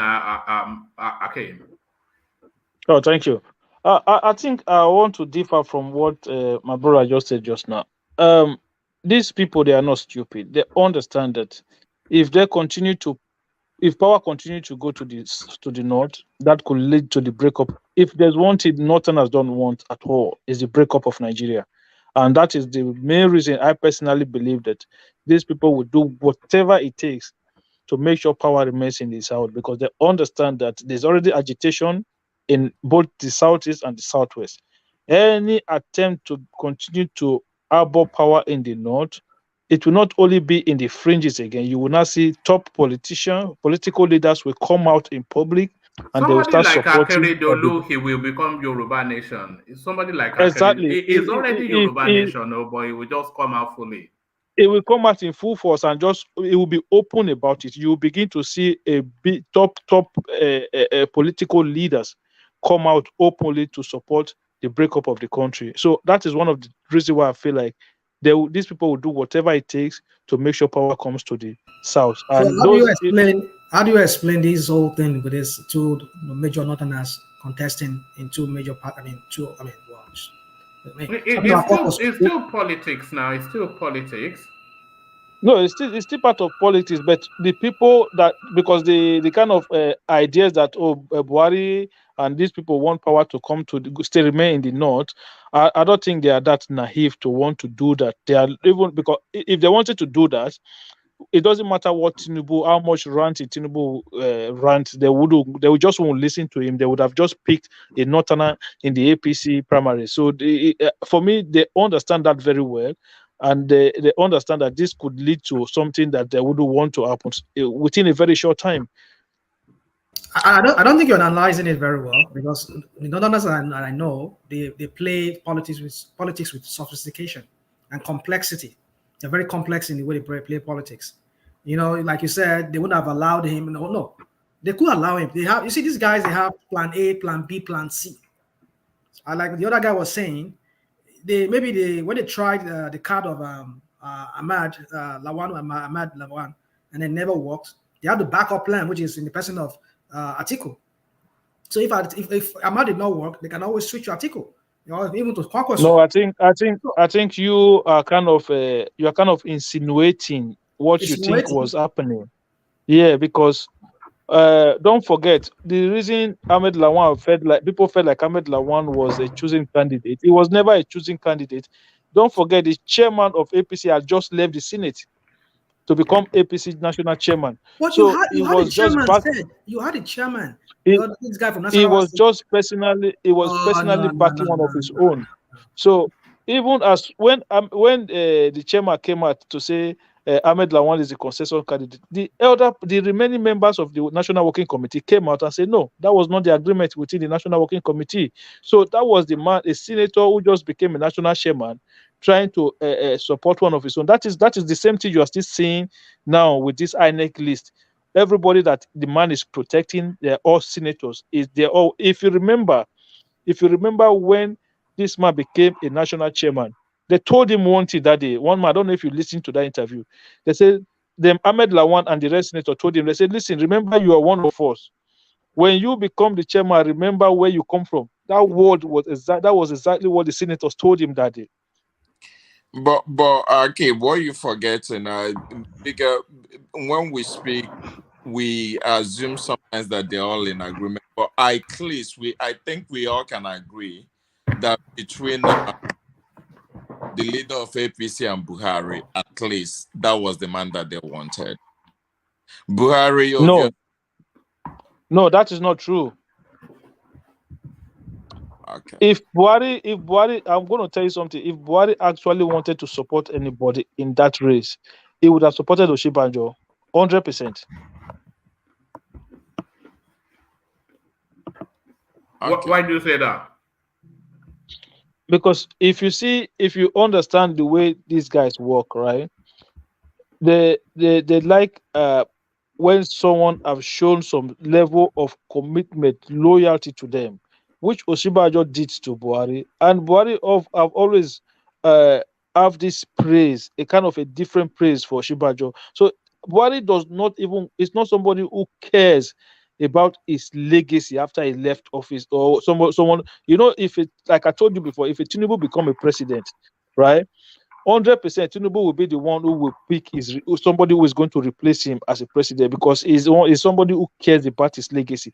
Buhari don't care. He just want to go home and rest. So he don't really give a damn. He just listen. You guys go do whatever you want. Can I interject?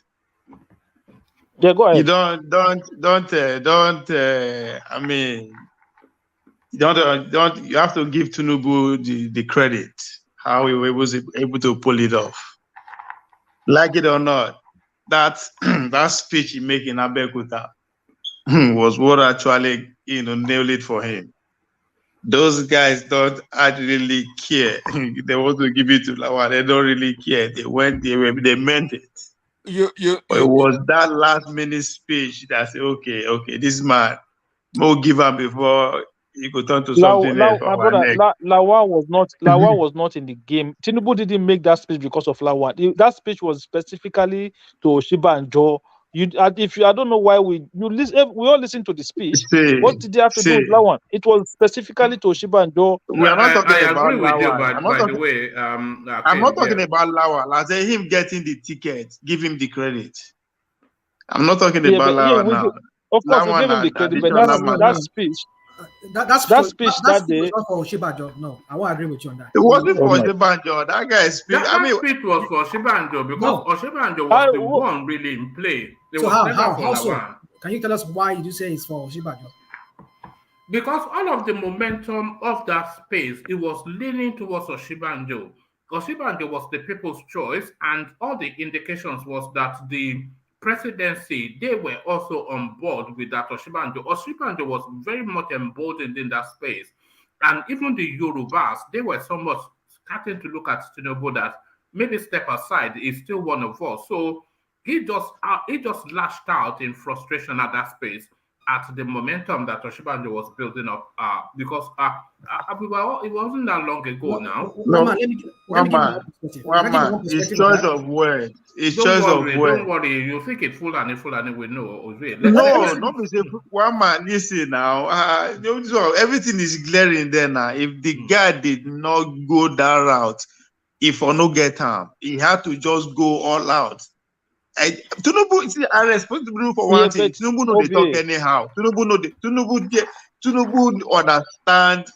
understand what leadership is. You know, just they talk like that. That's why anytime when they come out talk, you go see all the media they rush and try to analyze what they talk. Right from day one, you know, just start up. That's why when everybody make no say, oh, he's not coming out to talk. No, he know what he's doing. You understand? I agree that that speech was the tipping point, but yes, it was the man that talking to the authority say come. No, that is the man talking to the authority say come. You won't just they look like that. Made this boy disgrace me the way after everything I did for you. That's exactly how you interpret that kind of message. Guys. Hold on. Let's hear from Collins, who has the floor. Collins here. Yeah, let me conclude with this. I personally don't believe that was for Oshibanjo, because if it was, the northern governors wouldn't have had that meeting and said that the power must shift to the south. You know, because that was already something happening in their region, you know, and the conversation that they were having that made some of them, rightly or wrongly, maybe for something that they were expecting to get. I mean, we all know that I wanted something out of that, which he ended up not getting. So they pushed that has to go back to the south. So if they weren't pushing for the northern candidate to come out, that speech wouldn't have been necessary. You know, I would just conclude that one there, so we can move to another break. One more, sorry, I want to quickly say something. So, if they want to back another candidate, do you know what part of the region Ahmed Lawan comes from? It's a minority. It comes from one of the minority side of the north. Which is it was the only big. It was the only big northerner that was in the race. Which is also the same place ATIKU is from, and which is part of the north. Which is also the ATIKU was a former vice president, 2 times former vice president. Which is also Ahmed Lawan is a one-time Senate president, one-time Senate president. Let's also look at it this way. That was also part of the north that is yet to produce president in this yes. So that it would be easy for them to build to agree. Make the arguments. President has to come from that area. So yeah. All right, thank you, Collins. Let me take you to another space. Sokoto Governor Tambuwal replaces Fayemi as Nigerian Governor Forum's chairman. Are we reading anything into this, Collins? I think you've already stated. I mean, Fayemi was coming off, and what I don't understand. What I don't know is the criteria that they use selecting who becomes the governor, because APC has more governors, so I would have thought that they will have more choices to pick from any other person from the APC, even if they won it from the North, but they went to the PDP. So I wouldn't want to start reading anything into it to be like maybe you see, the only thing that made me bring it up somewhat Collins is Tambuwal recently stepped down as the PDP governor's chairman for Seyi Makinde to slot in to try and douse that overreach of the North in the PDP. But Seyi Makinde, he turned it down. But now he has suddenly now evolved again, emerged as the Nigerian Governor Forum's chairman, and he, an opposition party governor, with a minority essentially in that forum. So that's why I brought it up. That is there anything to be read into this? Yeah, that's the thing. That's why I said that I wouldn't really want to read it, but if I have to, it will look like it's the power aligning together for ATIKU. That's how, but I wouldn't want to go that far because it could be nothing really in it. But it still is curious that he just happened to be the one to emerge to become the knowing that sorry, one man. I understand that is the deputy too. While Fire Minister was the chairman, he was the deputy, not from the northern end. So I think automatically that becomes the next in power once the number one guy resign, as the case is now.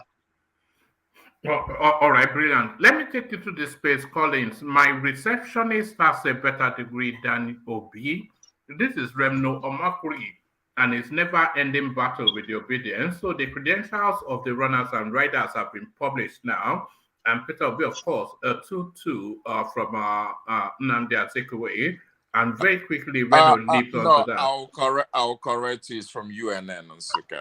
Just you cannot make it any less than, come on, one man. No, was that not what I said? No, you said Nnamdi Azikiwe. No. Oh, sorry, UNN I meant. UNN and 2-2 lower or whatever is not a bad result. Come on, guys. I think when we talked, when people were talking about Tinubu's result and schools and everything, people in Tinubu's school, a lot of things is embedded in it. People want to know his real name. People want to know his real age, because nobody really believe any of the things that they're saying, so that's all that embed into that. So there was never a doubt that Tinubu went to school. Come on, I've listened to them. I grew up listening to that man. Any person with a brain that listens to Tinubu knows that he went to school. But the thing is always like, what are you hiding? That you do not want to disclose certain things because of what people might find out. That's always the thing. And I don't think there are anybody who said that Obi at the same time didn't go to school, because he has classmates that have come out to say that they went to school with him and every other thing. Second class, lower, yeah, everybody can make first class. But if we are looking for people with the best brains academically to be in charge of Nigeria, I don't think any of these people should even be playing in that field at all. So we should. We have a lot of brilliant Nigerians, and it wouldn't be any of these people. So we. Do you think Peter Obi is a clever man? Do you think he's clever? He's a businessman who has done very well. Who was a billionaire before he even went into politics. So he done very well. In his private life as a citizen, he's done really, really well. So I don't think I don't think that I don't like the way he talks. But put that aside, and he meets a lot of his pronouns. But put those aside, I think he's all right. Do you think there's somewhat a double standard in the way these people are judged? Because it looks as though Peter Obi being the golden boy of the political space. I just told you why people kind of were this thing about Tinubu and his schools. Tinubu once submitted result that he went to secondary school, all of a sudden there is nowhere to be found because it was disputed. Clearly, it looks like there were a lot of things embedded in this guy's this thing that he just doesn't want to talk about, which is okay and everything. But the thing is that he has already he had in the past submitted something. So the double standard, yes, I get it. Even as people that are for somebody who's supposed to be and everything, Obi has a lot of goodwills. I said it before, going for him, so it makes people tend to overlook certain things. But Obi, compared to the other people that can potentially win this election, I consider him still squeaky clean. Call me biased, and I own that, but compared to them, Obi, I consider him. I mean, the things that they throw at him and every other thing just shows me that they've digged and they're really not finding any strong thing that sticks. Imagine if it was Peter Obi that they could pull his picture within Nnamdi Kanu. I see this guy that is in the EFCC with ATIKU, with Shetima, with everything. Their pictures. Imagine if they could find Peter Obi with a Nnamdi Kanu picture anywhere. So this election would be over already because they would have written him out completely. So this man, no matter what, I still think that compared to them, for a man that's been in that space for as long as he has been, I think he still is squeaky clean for a Nigerian politician standard. Sorry. So what are you basing that on? What I'm basing it on is based on we know that once someone plays in that field of the politics, there's a lot of things that just keep coming out, popping out, like criminality there, indictment there. When it comes to Obi, I'm not seeing the things that I'm seeing people throwing at him is IPOB. So are you aware of do you know what made the Icelandic prime minister to resign when he was in office at the time? Are you aware that it was because his name was published on that Pandora's papers that led to him resigning from office? Now you want us to compare Nigerian politics with foreign politics. Okay, and this is how I will answer that particular thing, because it seems to be the only thing that really kind of has weight at all. But we also have to know that Obi lived abroad and worked abroad. So which of the money is he keeping there? Because that is another thing it is not about the keeping of money. It is the integrity, the integrity of you as a person to not participate in anything that seems to be dodgy in nature before you can come into office. But these rich people, Obi was a business. A lot of all these business people, they all have offshore accounts. We all know this. So that is what I'm trying to say. It's like you're saying one person is still 1,000 naira, the other one still 100 naira. There's a difference. No. What I'm saying is that in terms of Nigerian politics, if this is only thing that they have, if this is the only thing that can actually stick, which he admitted that his money was there, well, I hope that in days to come that he will throw more light as how that money or whatever, because if he was living abroad and that money was offshore when he was in the UK or wherever, because a lot of UK citizens or wherever, they're doing that. We all know these things. So if that was the case, he has to come and explain. And if it was money made in Nigeria is not even paying that much tax. I don't even know why anybody would want to take money offshore. Because the investment was in the United Kingdom, so he was trying to evade paying taxes to the UK government by setting up offshore businesses. So this is not, for me, this is not a big deal now. If it's UK, this is what they do in the UK. If it was evading tax in Nigeria, Icelandic the prime minister probably was evading tax in Iceland, not in abroad or something. It's about credibility. It's about being credible. Exactly. Let me interject, progressive. you talk about credibility. What is that credibility? I mean, you're emphasizing on that. Who doesn't have any kind of credibility in India? Now you're talking about credibility. Yeah, but this is what I'm saying. No, this is what I'm saying, that when you want to judge people, he said among all of them, Obi is the one that is squeaky clean. That is what he used. So I'm not saying what are you basing it on? That's his opinion. I'm just saying that's his opinion. No, this is not a matter of opinion. This is not a matter of opinion. These are factual based issues where where there are things on ground that are factually out there. So it is not an opinion based. It is fact. You know what? He did not pay no crime. Let's not. He did not pay no crime. Come on.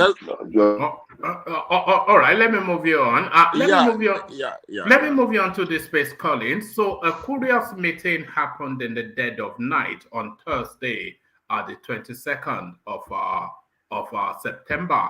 So a curious thing happened in the dead of night. Modu Sheriff Ali, he suddenly landed in Abeokuta to have secret tryst with Olusegun Obasanjo. But then Modu Sheriff, of course, he's not really in contention in this politics. So he's not vying for a governorship space. He's already been there and done that. And his name's certainly not on the presidential list. He's not even on anybody's campaign council. But the thing that links him with the political space is the former governor of Borno State. And of course, you know, the running mate of Tinubu. So what do you think is in play there?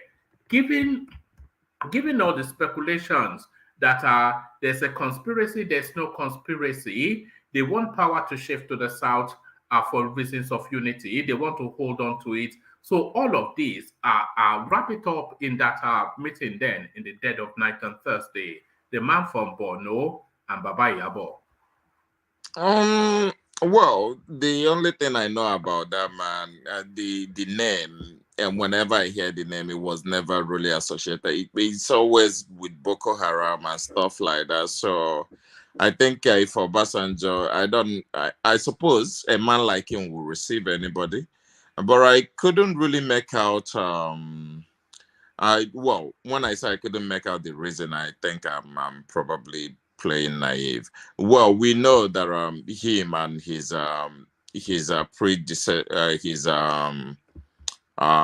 successor, probably, you know, maybe his successor told him to come and speak to Obasanjo for whatever reason and every other thing. So it's political season. They are all trying to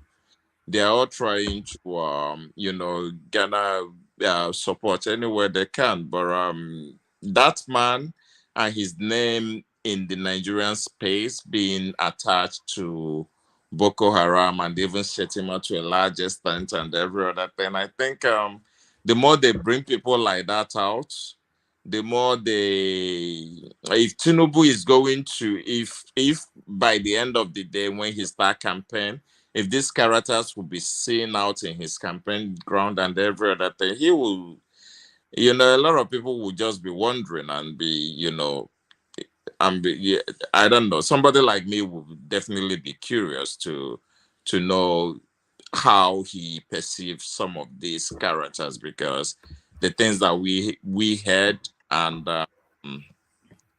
the kind of people that are now, this particular guy that is now in DSS custody, that I know that Nigeria wouldn't have even arrested if not for international communities and every other thing. And, you know, this bunch of, I don't even think that adds anything to their campaign anyway.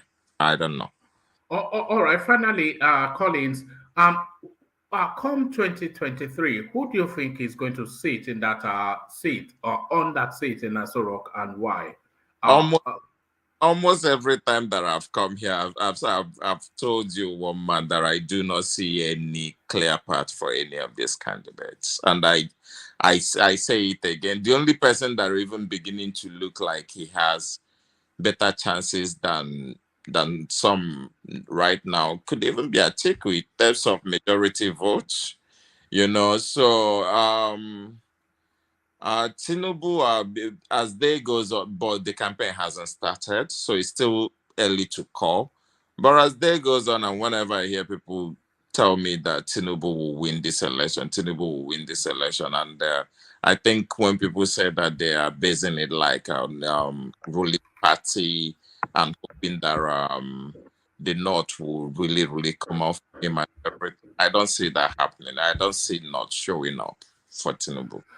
You know, even in a free and fair election, it's very difficult to look past ATIKU, just in terms of sheer numbers. If we are saying people are going to vote along it, and I've seen opinion polls after opinion polls from the North, and they are just saying ATIKU.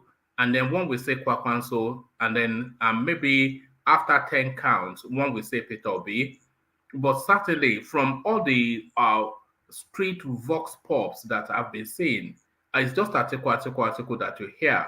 And if we are saying that the largest population is in the North and they are going to vote along tribal lines, then really, even in a free and fair election, you cannot probably see past ATIKU. Exactly. And this guy, Buhari only edged him with 2 million votes that people believe, you know, he actually won that election anyways. You know, so yes, admitted he will be losing a lot of Southeast and to a large extent South. But I think maybe until I reflect on the population of the vote that actually came, maybe number of people, I don't even think the record was out there. Number of people that are actually registered from those two regions in 2019, and try to subtract something from that, you probably would be like, okay, this man probably has like 10 to 12 million, because a lot of those votes that went to Buhari based on religion and ethnic line, at least you can almost guarantee that he's put like 4 or 5 million of that to himself, even without any help from Buhari. He's pulling at least half of that vote that went to Buhari. Then you now combine it with whatever that he got before. So, based on if you just do the numbers, I will be like he will get higher number. It's just about the spread now that I will be looking at. Is he going to be able to get the spread in the whole in the 24 states of the country? Really, if he can, he's home and dry. But I don't see him getting that 25% across Dixon. But in terms of number, he probably will have the highest number of votes when that result is announced. All right, brilliant to output. You must join us more often, Collins. It's just the non-sentimental, just detached, or your matter-of-fact manner. I think that's what the audience enjoy the most. Is not at all led by emotion, just led by fact. So there he is, the factual man. So we have the man with data. Now we have the factual man. So that's the factual man, Collins Dubems. So thank you, Collins. So let's go from your Collins for reasons of time to man of prestige. Go on, Collins. You wanted to have a final word. Oh, I said thank you. I said thank you for having me. All right, thank you. Stay with us, though, so to interject if you feel that the thing is going to left field. But a man certain to take it to the left field, man of prestige. So, man of prestige, there he is with the fullness of the chest on display. Close your eyes, Bongs. Close your eyes. I think he's trying to intimidate. He's trying to bewitch you. You can't bewitch her. Close your eyes, Bongs. But to you, a man of prestige, we cannot have one Nigeria. This is Akeredolu alarming off the back of the news that the Northerners, especially Buhari's own home state, they've been equipped to defend themselves from the insurgency and banditry, whilst the Southwesterners and the Southern region have been left as lamb to slaughter. So one country, two systems. This is what Akeredolu says. What says you, man of prestige? Yeah, thank you, one man. Good afternoon, good evening, wherever you are. Another good day. Has been a very delightful section today. I'm enjoying it very much. So this is why I'm staying to the end. I'm not going to leave.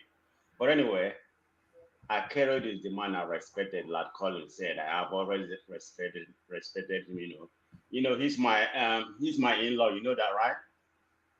Oh, is your wife from Ondo State, or did your family marry there?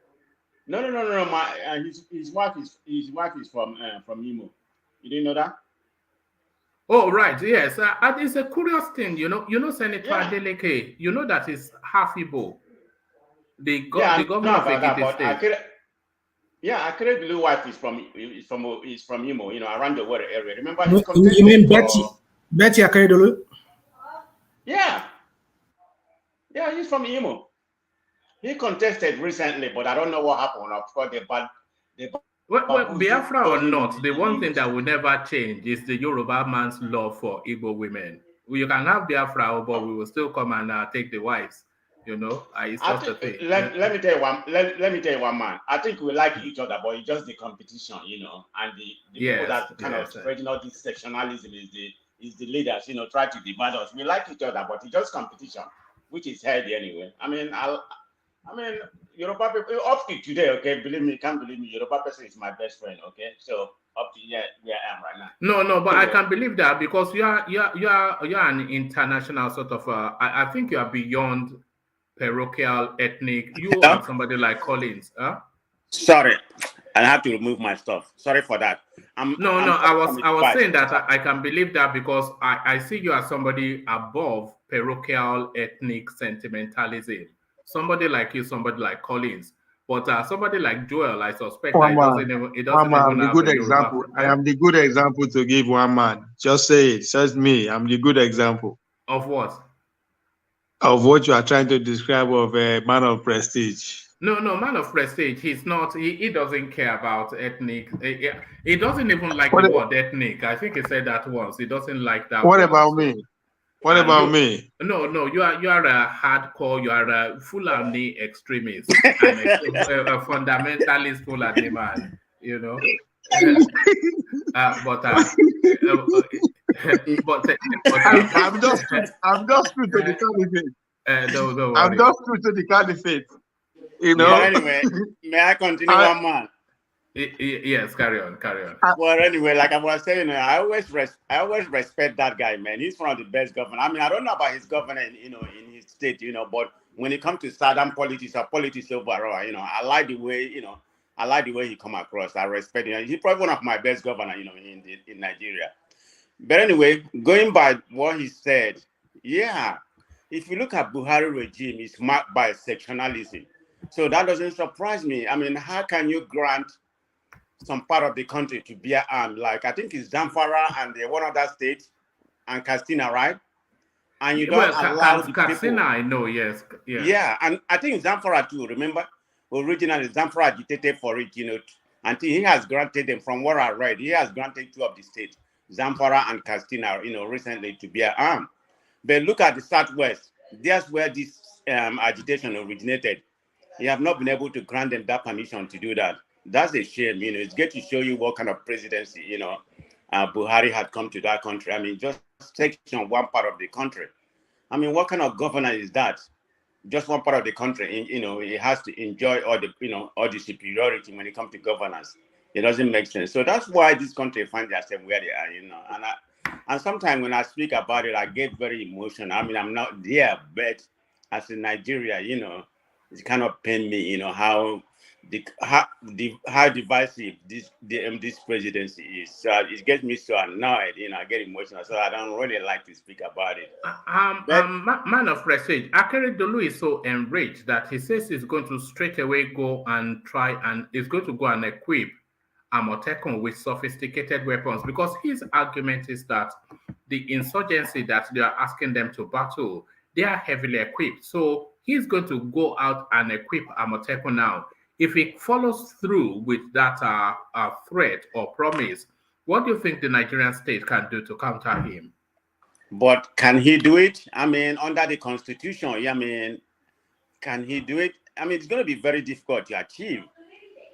I mean, because the president is going to counter him, through military or otherwise, to go there and disarm them, knowing the kind of person, how dictatorship, Buhari can be. So, to me, I would advise him to do that. because that will amount to anarchy in that country. They were charging for treason. That's treasonous. You know, I would love to see him attempt it, and then to see how because it's set against the backdrop of that you have armed your own people. So then I will want to then see how the federal space, how the Fulani federal space will want to counter that. But one man, can I quickly say this? They were charging for treason. That's treasonous.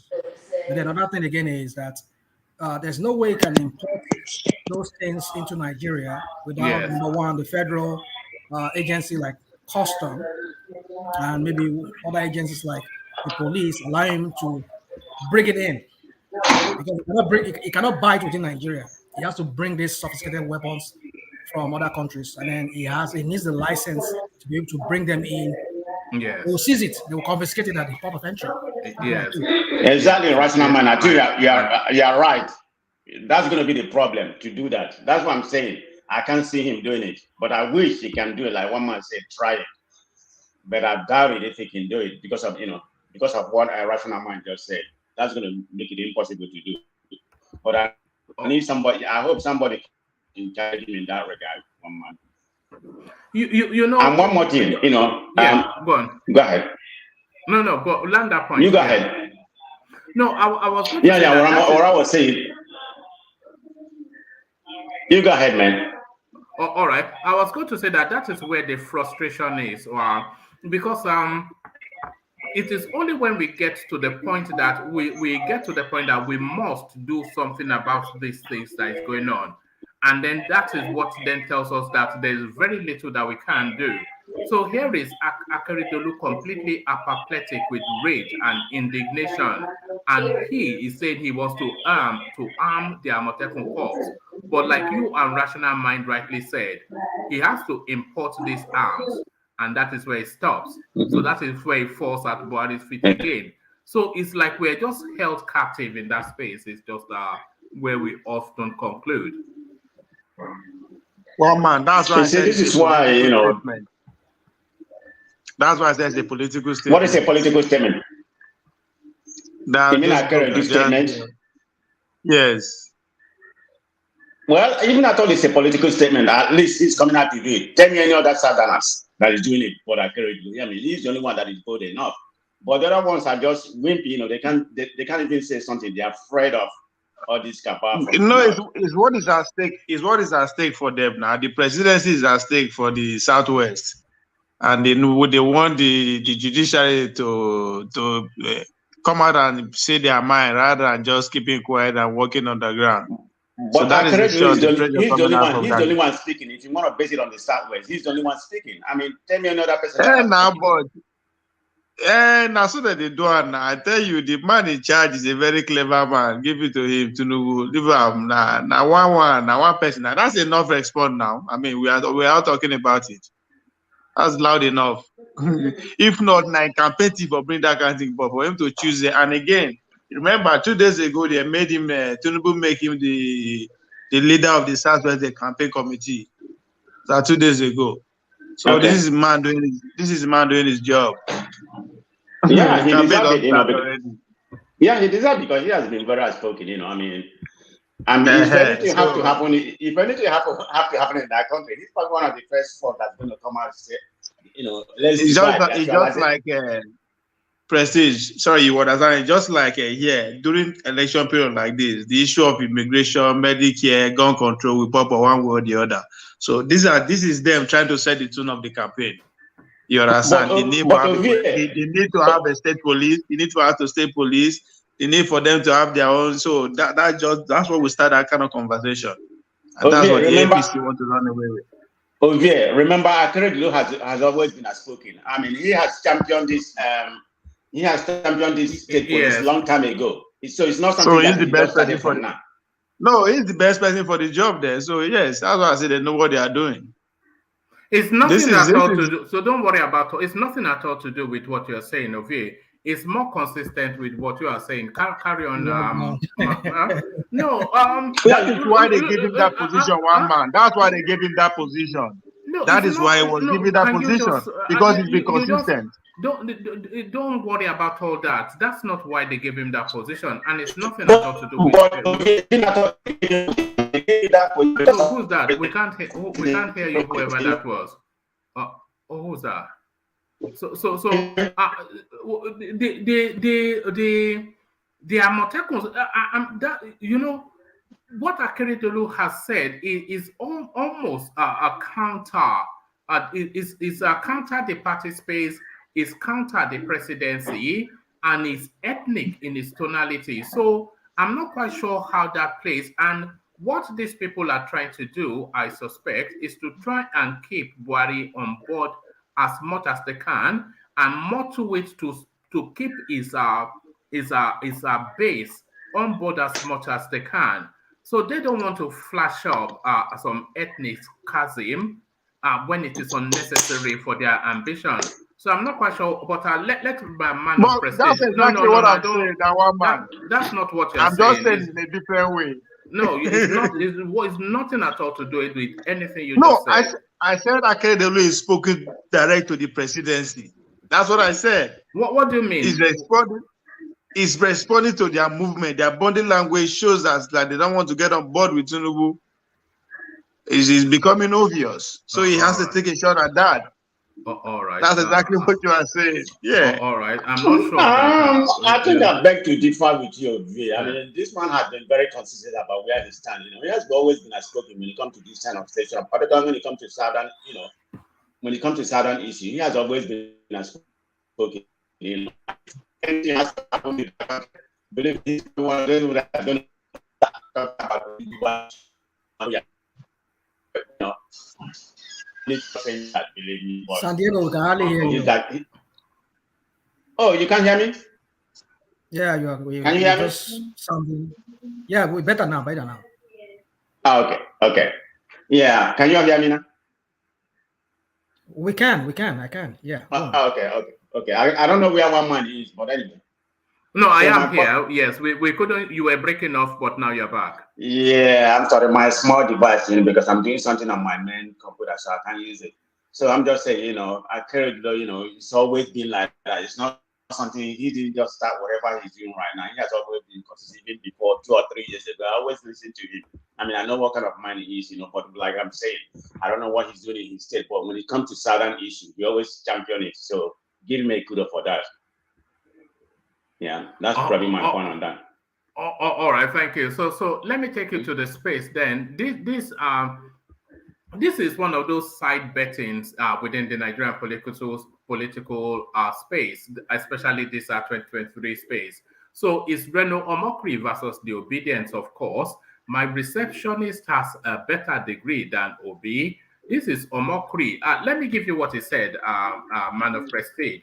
He says, ex-aide of former President Goodluck Jonathan, Reno Omokri, has made a mockery of our Labour Party presidential candidate Peter Obi's degree. The emergence of the degree certificate of Labour Party's principle has continued to elicit reactions. Following a series of criticisms about Obi's education at the University of Nigeria in Nsukka, his spokesperson, Valentine Obianyem, published his bachelor's degree certificate, second class lower, in philosophy, obtained from the institution in 1984.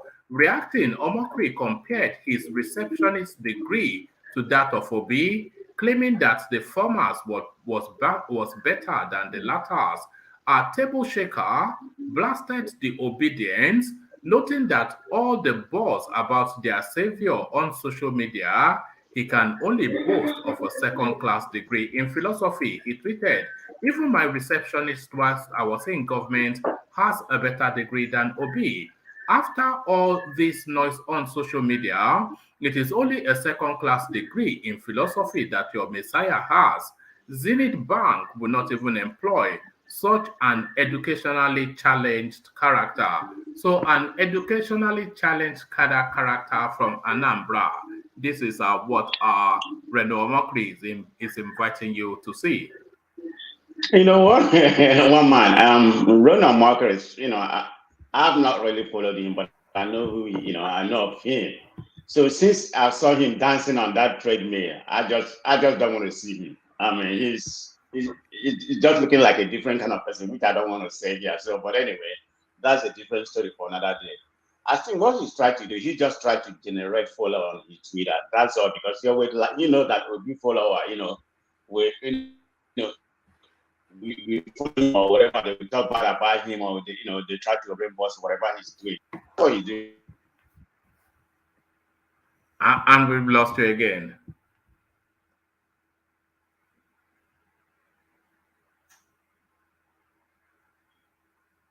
Are you there? I think we lost him. I think it's obedience. Now obedience. That's why obedient network. Yes, we can now. Carry on. I'm sorry. Somebody keep on calling me on my phone. That's what it is on my phone. So every time you interrupt, but I hope she don't call me anymore. But anyway, it's somebody from Nigeria. You know how they call me. They try to. Uchenna wants his money back, Abi. Uchenna wants his money back. Yeah, that's what it is. They call me a lot, so yes. that's what it is. Nigerian call. So I keep on doing try to do.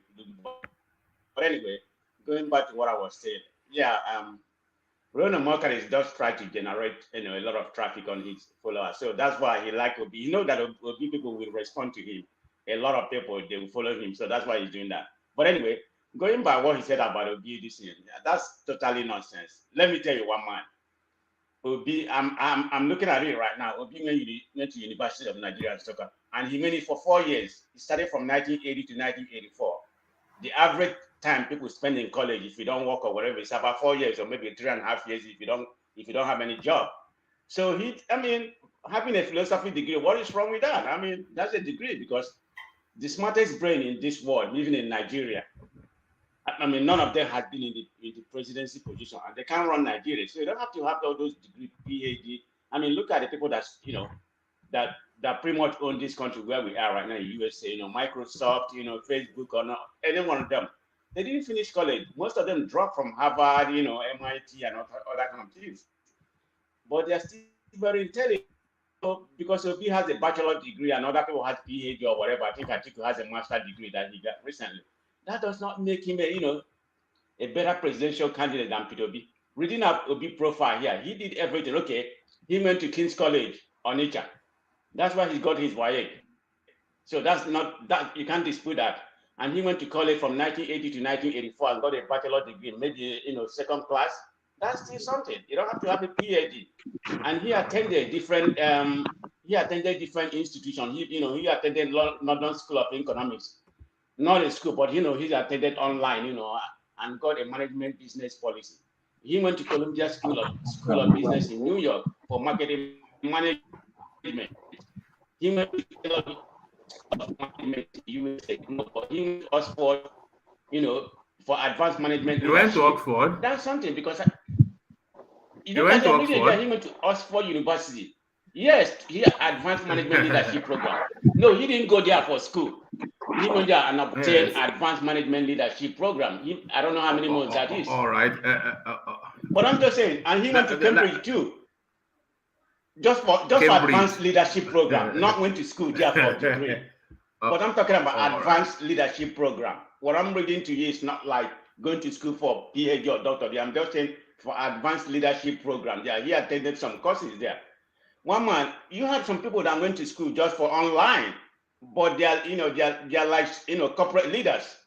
So my point I'm trying to make is not because you have a PhD that make you to be the most intelligent people. It doesn't go well. Look at that man at TCD when it comes to business, and and the bank that he led. So stop demeaning his. I know he'd be joking sometimes, but how was he able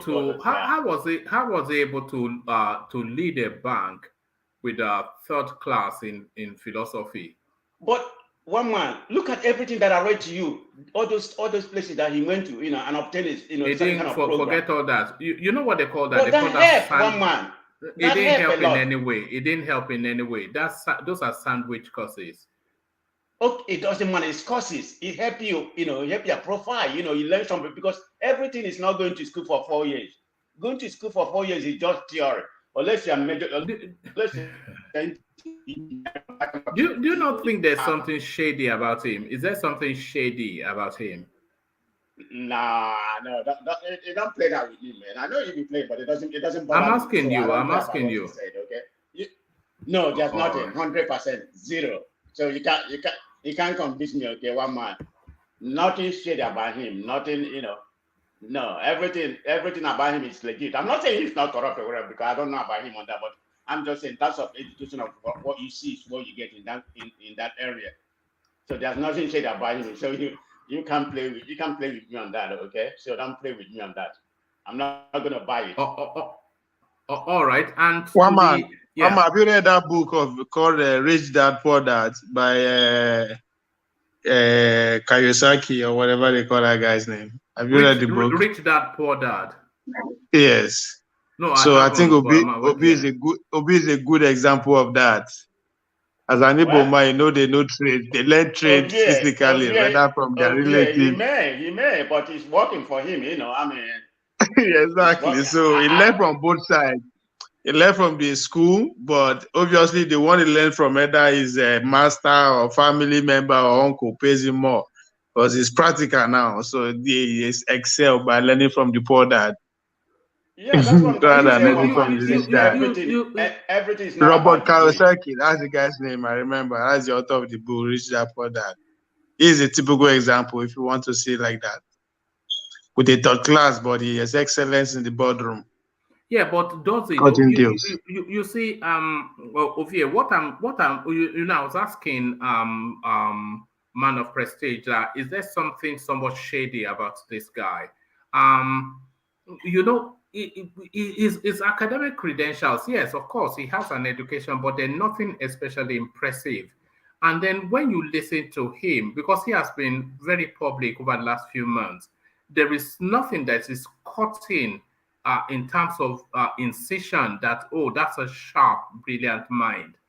So if you look at both his academics and his public presentation, that gives us an insight into his mind. There is nothing in any of what he presents that tells you that this is a CEO, a former CEO of a bank, or somebody that can be a CEO of a bank.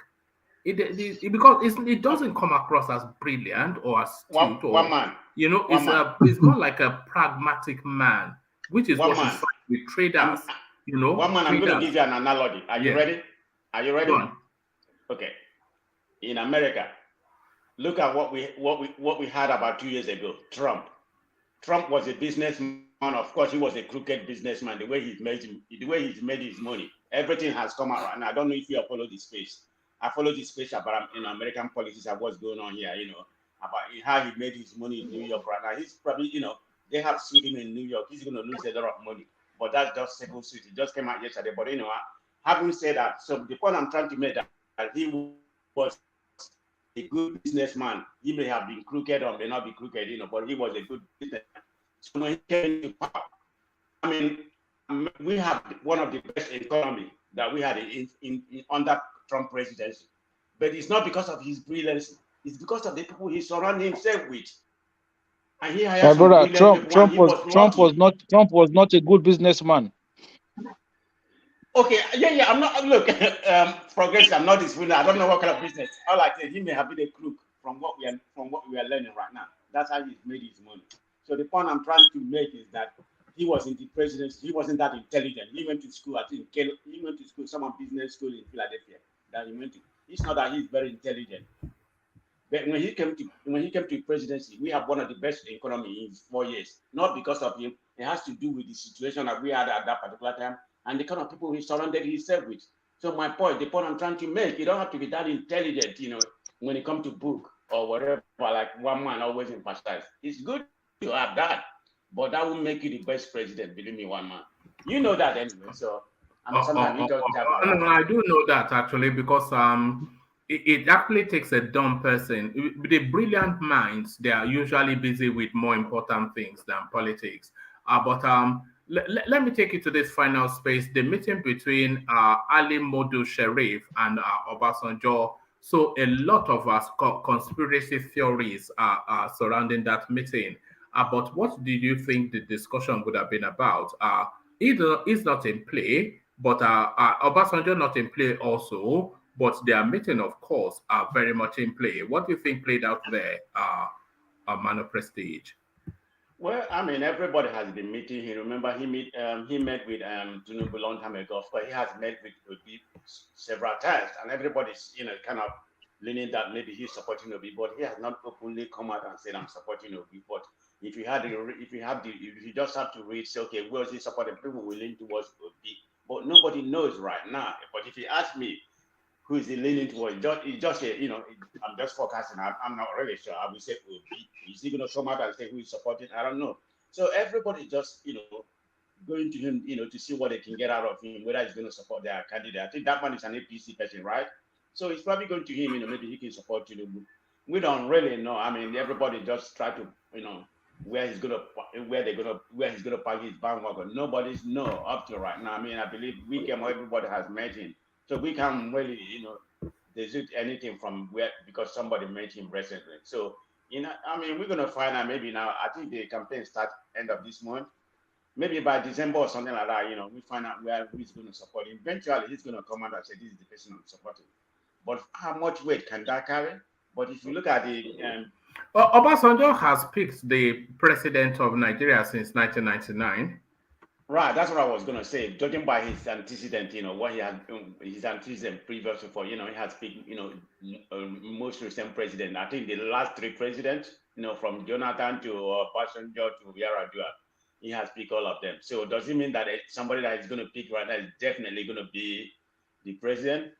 I can't really say, because Nigeria, the way they are thinking right now is a little bit different. I don't think any particular person can have a big weight. Maybe somebody's going to have, somebody going to sway some people. I don't know what part of the country. Maybe they not, because definitely the Southwest is going to vote for Tinubu. It doesn't matter what Obasanjo said. The East is going to vote for Tinubu, and the South side kind of, I don't know where it's going to go, who's going to get what share. But when it comes to North, maybe the Northerners may listen to him because they have some capacity. Where do you think Edo will vote? Where do you think Edo will vote? Of course, Tinubu. What are you talking about? Edo? Yeah, Edo State. Oh, yes. You're talking about Edo State. I'm sorry, I'm talking about Ondo. No, Edo. If I have to guess, let me tell you what I think. One man, this is my own, this is just my own opinion. I don't know. I think Edo is going to go for Tinubu. I'm sorry. Edo is going to go for Obi. This is just me. I know Obi is going to disagree with me. Edo is going to go for Obi. River. I don't know maybe where Wike is going to park his campaign to, but Obi is going to get 25% in River State. I think yes, Obi is going to get. There are three powers. There are three powers there now.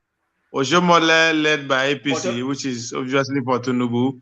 Then we have Obaseki, who is saying that if Wike, if Ayu should step down, he is going to move. So definitely that means for ATIKU. Then we have John, we have Don Obe, which INEC actually recognize their own primaries, who is strongly behind Wike. We're really losing you heavily. I don't know the politics. I'm just basing off what I'm, the way things are going right now. I mean, of course, anything is possible, but you just ask me what do I think. It's just my opinion. So I'm thinking Obi may win at least, or it's going to get 25% in the River State. Akwa Igbo probably, because they are, remember Akwa Igbo is a little bit Igbo-ish. I don't know, because somehow, Cross River, he may get 25%. I don't know if he's going to win it. I don't know, but it's going to be very interesting. But if you ask me about it just specifically, that's what I think. But I've been wrong many times, so I don't know. No, I was asking you about Edo only because you know that space very well from your friends. Well, recently I've been there. I think I've been there almost about five times. I was there today. So. No, it's good. So if you go by that space, you think the whole of Edo? No, it's not necessarily about that space. One thing about that space, I may disagree with them. You may disagree with them. But they told you specifically, we are obedience. So there's nothing, you can't swear anything about it. All right. Should do you want to hear from the real Edo people what they think? Do you want to hear from them? No, not Edo people, not because of from that space. I've been following other space. This is where I got my permutation from. No. I'm sorry. I'm asking. Let me show you then what the real Edo people, what they think about 2023.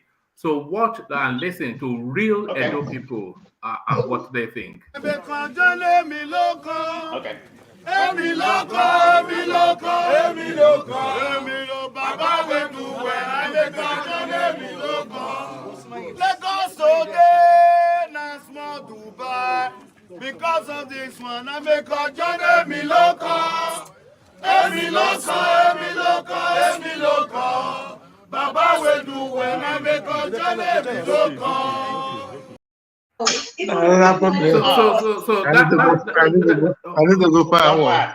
that's the guy in charge of Edo politics, Tony Kabaka. I know.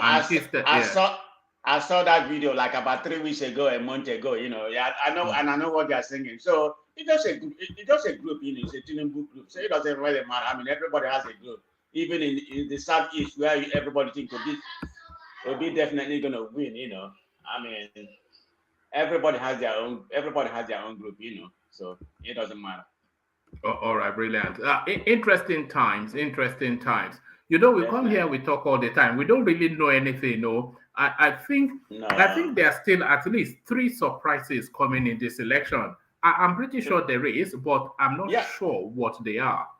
Definitely, you're right, one man, because nobody knows. 4 months is a long time. Even a month or 2 weeks is a long time for politics, So anything, there could be a bombshell or something. I don't hope something happened to any one of the presidential candidates, but a lot is going to happen from now. And then I don't know what this, okay? All right.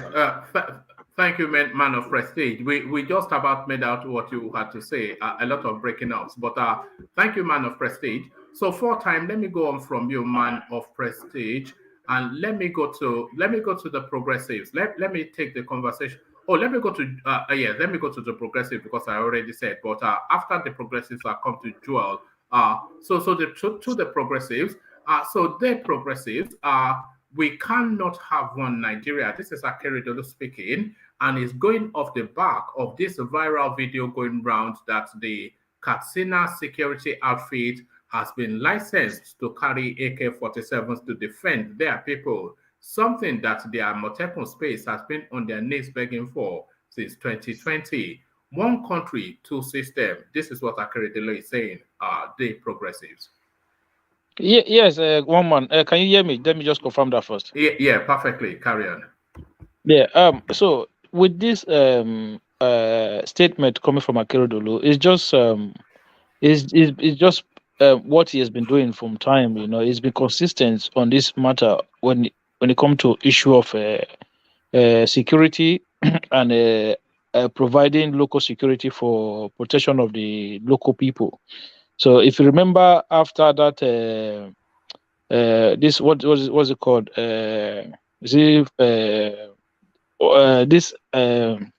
This Yoruba group, one of their leaders endorsed Obi last time. What's it called? Afenifere, yeah. Sorry, you remember one of their leaders' daughter when she was killed at the time, and then this Pafasharoti, yeah, that's his name. So this led to a kind of a rally among the southwesterners governors to want to create this form of a regional security outfit.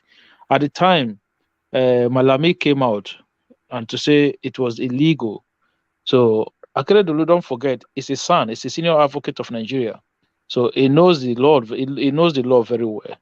And then he came out to say it is not an illegal, that they can do it.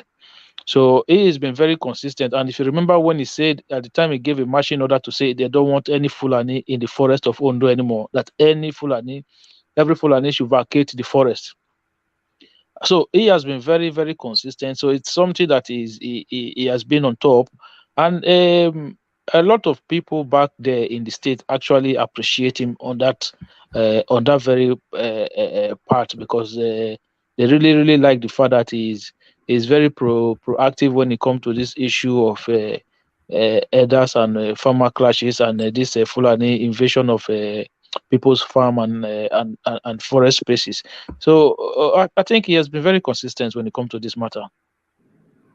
All right, and to his follow-on that now that the Katsina space has been granted the license to bear arms, he is going to then look for means to equip AMOTEKUN.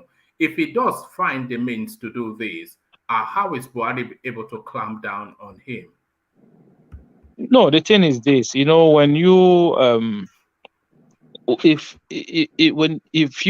he's able to prove that they were actually granted a license to harm themselves in Katsina, so that would be a basis for him.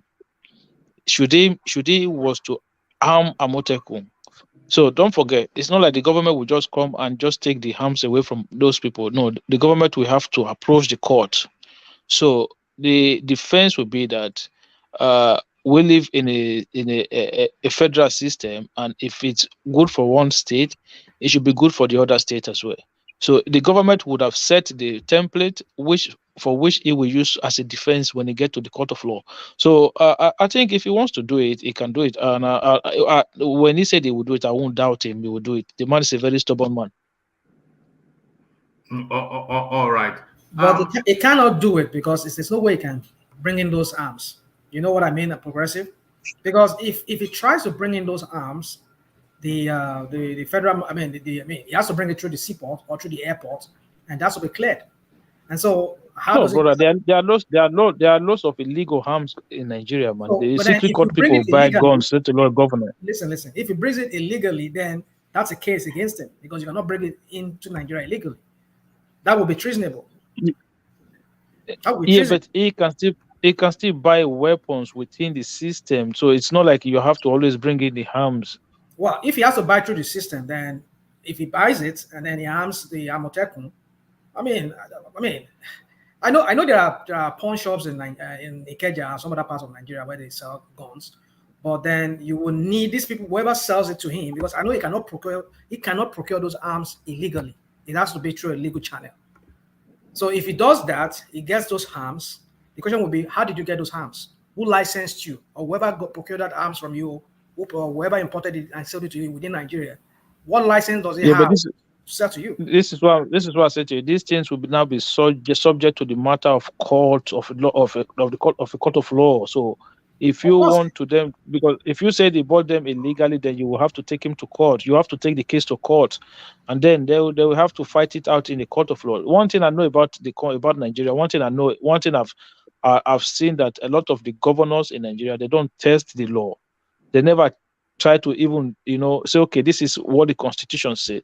If I was the governor in Nigeria, I'm telling you this now, I would have created the state police. Let us go to court and then go and test the law. Okay, the law only says that there shall be one Nigerian police. It never said there should not be a state police. It just said there shall be one Nigerian police. That's all. That's what the law says. So why can't someone just try and say, you know what, I'm going to create a state police. Let's go to court and see how we can fight it out.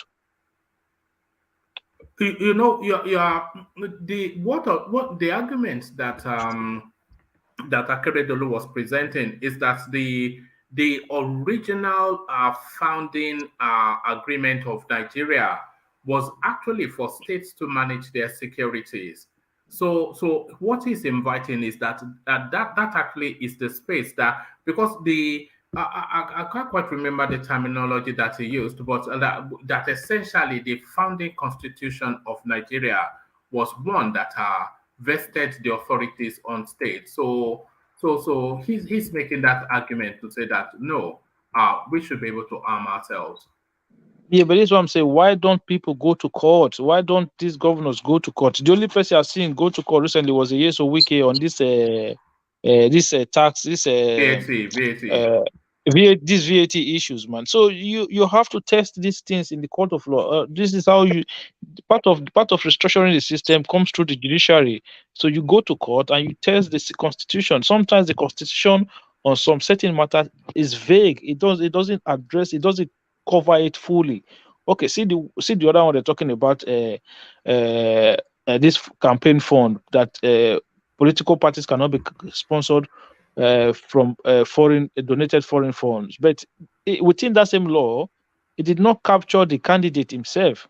So all of these things are subject to challenge in the court of law. And our governors and a lot of people, they don't do it enough. They need to be going to the court all the time to challenge the law.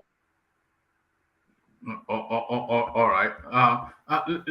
Let me see. I think I've actually got what he said here. He said the independence agreement was based on a democratic arrangement to have a federal state and devolve internal security mechanics. So devolved internal security mechanics, which is to say that, that's the founding agreement of Nigeria. The independence agreement was based on a democratic arrangement to have a federal state, which is Nigeria, and devolved internal security security mechanics. So I think that is where because if you want to, that is the only really valid agreement in Nigeria, is it not? The progressives, the independence agreement is the one agreement that you can say that Nigerians are of free will agreed to, because anything that has succeeded that independence agreement has been foisted via the barrel of a gun. And he's saying we have to revert to that space. And because that is even the only legal space in Nigeria, the independence agreement, the progressives. Yeah, I understand that. Listen, you see, those issues are things that I don't like to discuss because it tends to do with a lot of, when you want to discuss this issue, is you start to go into some tribal talk. What we have now is the 1999 Constitution. So whatever it was the arrangement prior independence, those no longer exist anymore. So what we are working with is the current Constitution that was given to us by the military.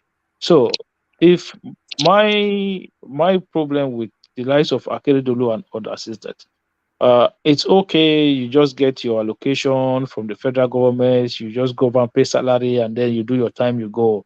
But what are you doing to bring long-lasting changes to the society before you leave office? So for me, these people, they haven't done enough when it comes to restructuring that country to make it work. It's not just about AMOTEKUN and you buying guns for AMOTEKUN. It's more than that. There are a lot of things that needs to come together for the country to function the way it should. But these people, they haven't said a lot about it. Not enough at all, because it's just like politically, it's not a convenience for them. They just sweep everything under the carpet. But it doesn't make sense for me. If you want to reference back to the pre-independence or independence agreement, knowing fully well that we were actually operating under a new system, pre-independence, we never run a 36-state nation. We were doing, we had a regional system of government. That was what we had at the time. I know that, yes, legitimately, that was the only time people came together and agreed as to how they want the country to be governed, as to what kind of system they want to operate. But that is not where we are today. We are in a different space today. So I'll rather focus on how we can make things work for today. All right, brilliant. Let me take you to another space. The meeting between Modu Sharif and Ali Modu Sharif and Obasanjo. So now this meeting, a lot of speculations around it, and curiously, none of them are especially quantities in 2023. Neither of the gentlemen are vying for an office, but this meeting somewhat strikes as a curiosity. So Modu Sharif, he travels all the way from Borno to Abeokuta to go and visit. And when accosted by pressmen, he said, no, Obasanjo is my daddy and I'm his son. So I don't know that Obasanjo has a Fulani son. But what are you reading into this meeting? What agenda do you think will be discussed? And what outcome do you think they will be seeking individually, the progressives? I think Well, look, whatever I'm going to say now is pure speculation, right? So, if I was to say proper speculating, I would say maybe it's trying to Obasanjo. What I think Obasanjo is trying to do is trying to get people who we think have political value to come out and publicly support Peter Obi. I think this is what I think he's doing, because don't forget, a lot of people don't know this. Shekarau was supposed to be Obi's running mate, but because of his loyalty to Kwankwaso, he refused to leave the NNPP at the time, thinking that Kwankwaso will keep up to his promises. That was why Shekarau turned down Obi's approach for his vice presidential candidate. It was not so. All of those moves were all Obasanjo's hand his hands. It was written all over those moves then. So I think, in my own opinion, those are the moves that he's still making today with the likes of Ali Modu Sharif. But I don't think Ali Modu Sharif will leave APC because the Borno State, the way the party is structured in Borno State is almost, for me, he knows that there's no way if he leaves APC in Borno, he's not going to have any political relevance. That is the truth. Do you think Obasanjo is for Peter Obi? I think he wants power to come to the south, and then I think in his mind he wanted a younger Nigerian, like a younger Southerner, to take over power. I think that is what I think about it. It's not like he's necessarily against Tinubu, but in my own opinion, I think he wanted the younger generation to take over the affair of the country. I think that is why his preference for Obi is there. I don't think he necessarily just don't want Tinubu or something. I just think he wanted a new direction for the country, and I think his support is more for Obi. But I don't think he will necessarily be that bitter if Tinubu was to win the election. But I think his preference will be Obi. I think that is what it is. All right, brilliant. And to the commentaries by Reno Mokri mocking at the Obi space, that even his secretary, when he was in government, are better qualified than Peter Obi. So Peter Obi, of course, there's a lot of things to forgive in order to accept him as a viable option. So he's the least educated. It's just because this space now is offering that. Is the least educated amongst the front runners. Certainly, ATIKU probably the most educated, or Shore, and Tinubu certainly more. One man is Kwankwaso. No, on a more serious note. What is academically, yes, Kwankwaso is the most qualified. Which school did he go to school? We're not talking about Sharia. He has a PhD in water engineering. No, be online. What do you mean PhD? Where did he get? We're not talking about Sharia education now. Oh God, no, one man. I know this one will be joke. I'm serious. Among all of them, academically is the most qualified. Verifiable. No be saying I just had to support that. You can Google it. Akeredolu University, Abi. Is it according to Bubo Galadima, no be masters where you go get on that tree. This one now inside lab, PhD. Yeah, I don't know about that. I've listened to the guy speak. I've listened to him speak. I don't hear PhD in his voice. Oh God. The government. Which one? Government.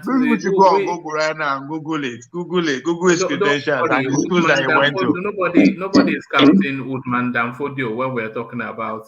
Is it Uthman Danfodio? Is it the same school that what Abubakar Malami went to? Is this the same one that gave us Uthman Danfodio? Is this where we are? Meidumbo. It's just nonsensical people. We're talking about serious, So yeah. So we'll see who is the most educated. You will shock the kind of schools the Kwankwaso attended. I don't know. You be shocked. All right. If you insist that I went to school, then I'll take your word for it. He has invested in that line too, more than any other governor in the country. When it comes to investing in education, under him, 2 universities was fine. Up to today, I see him function. He has pretty much College of Education in each of the 36 local governments.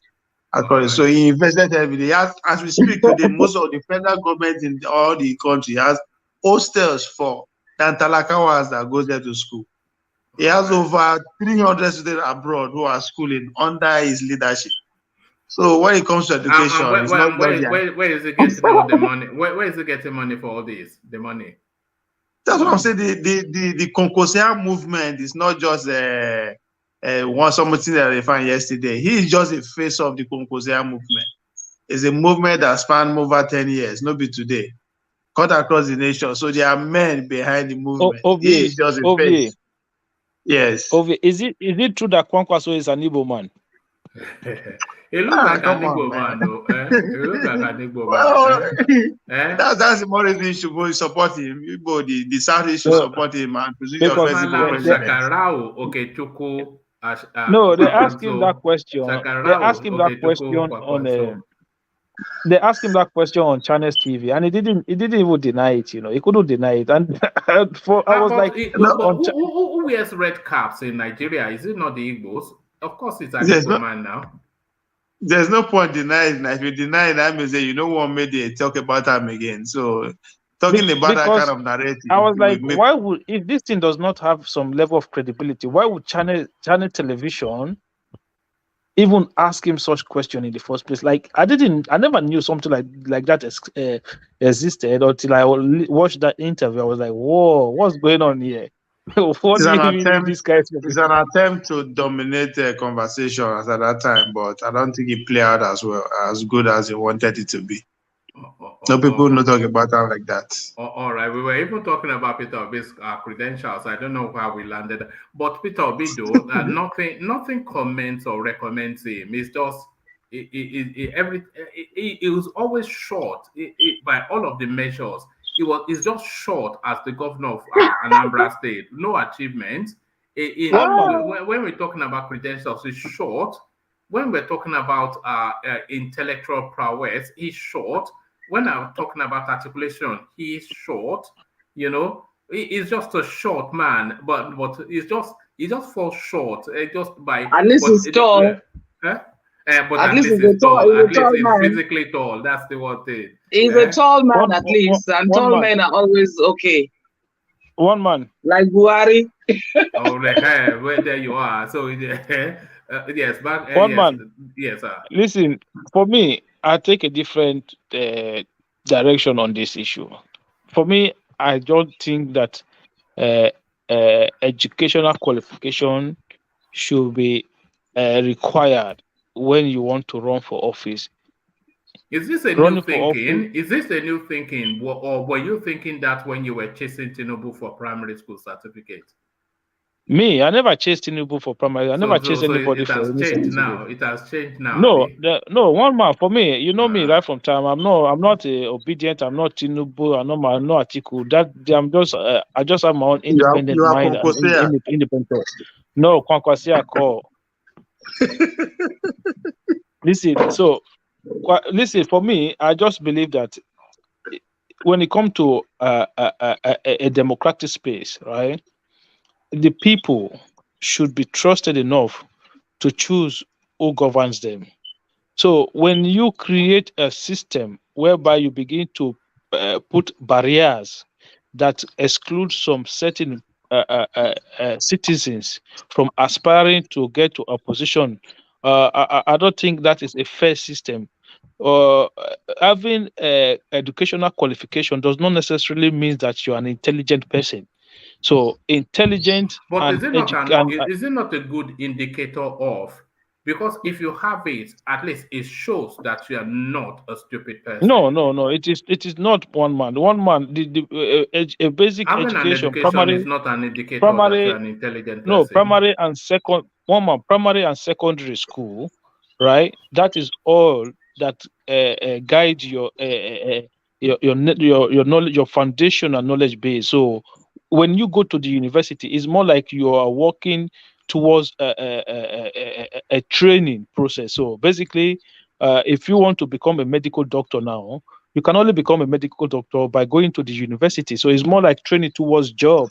So if you want to do a mechanic, so you go to a mechanic workshop and you learn a mechanic. That is why your doctor, when their car broke down, they cannot fix their car. And the mechanic, when he's sick, he have to go to the hospital and the doctor have to treat him. So it's more like a skill-based acquisition when you go to further education. So the foundation is your primary and your secondary school.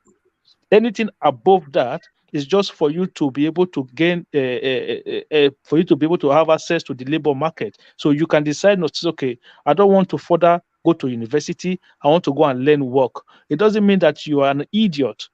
Okay, when someone have the intelligence, they should be able to aspire to be president, to be anything.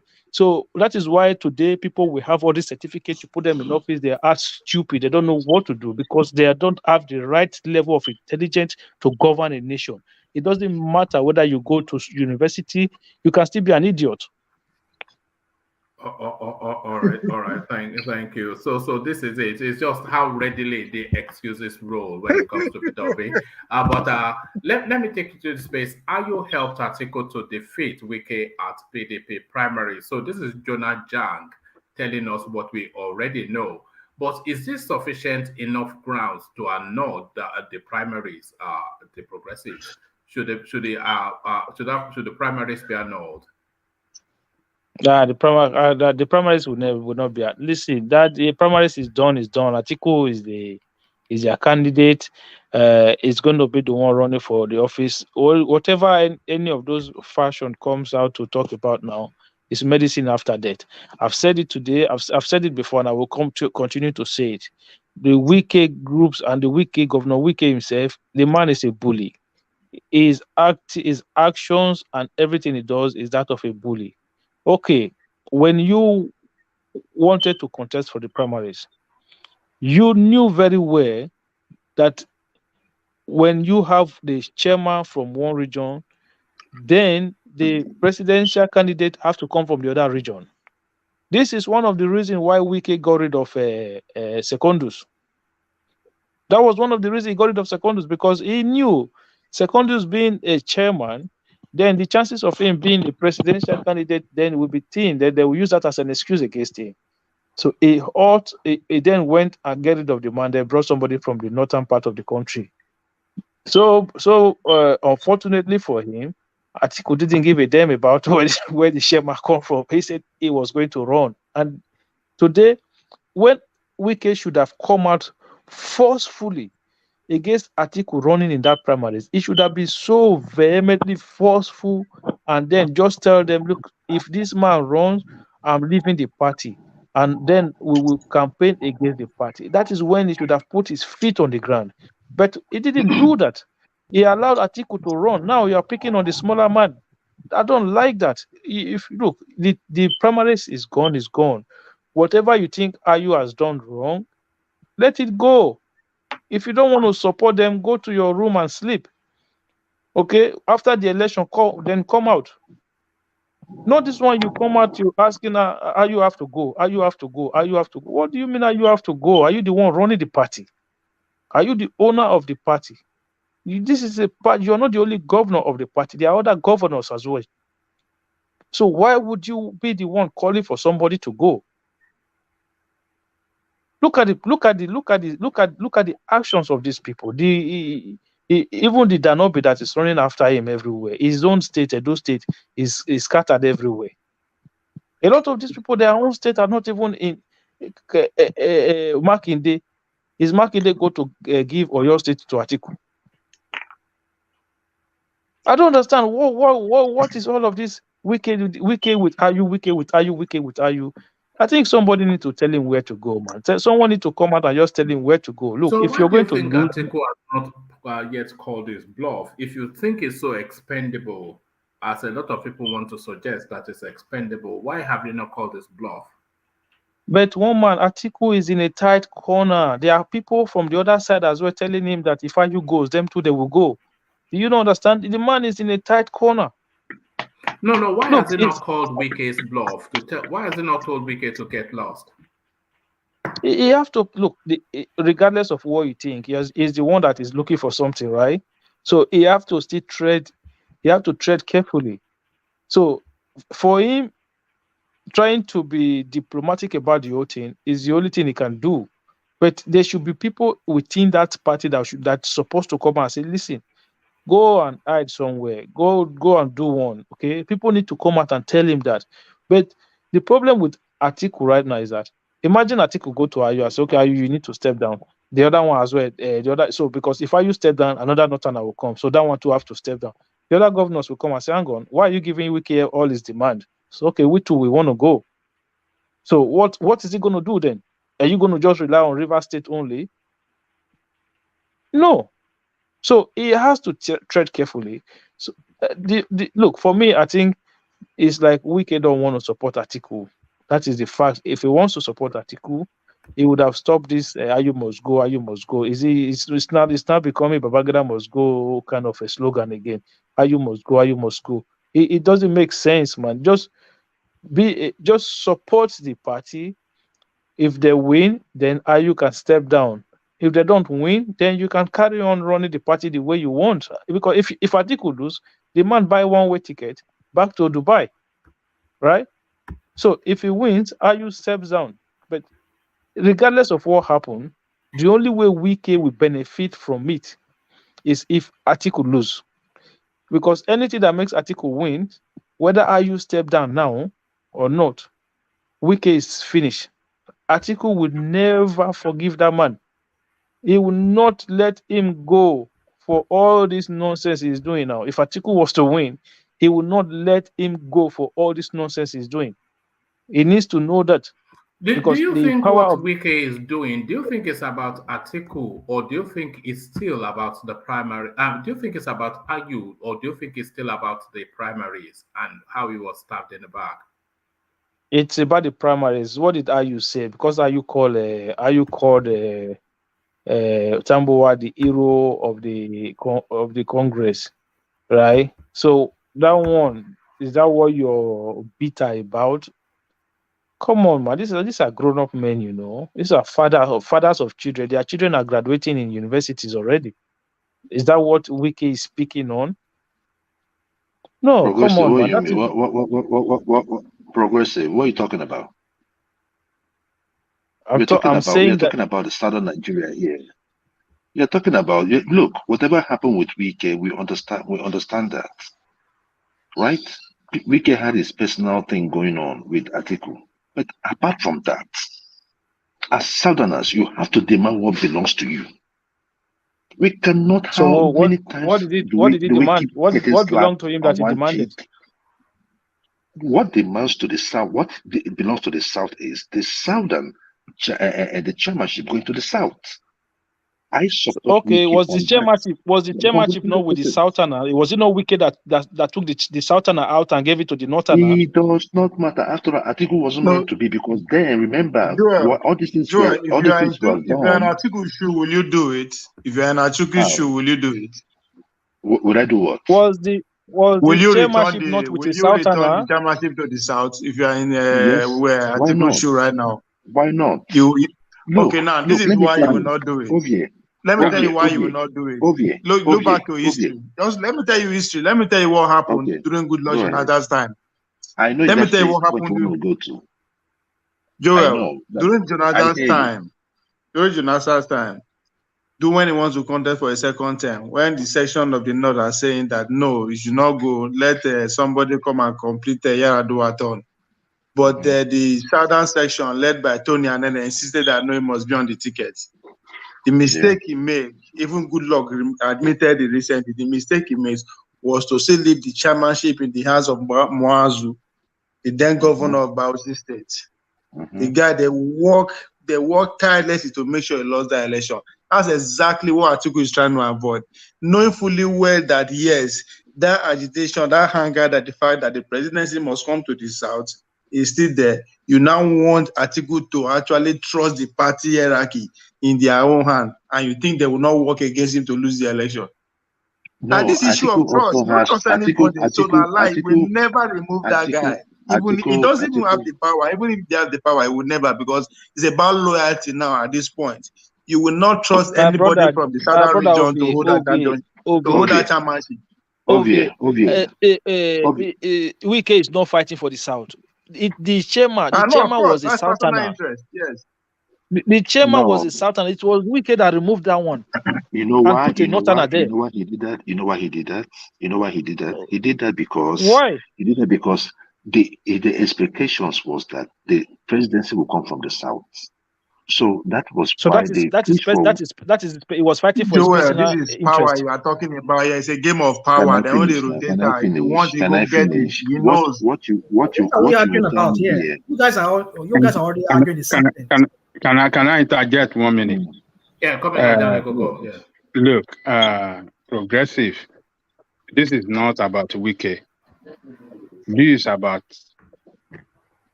a group of people fighting for justice, equity, and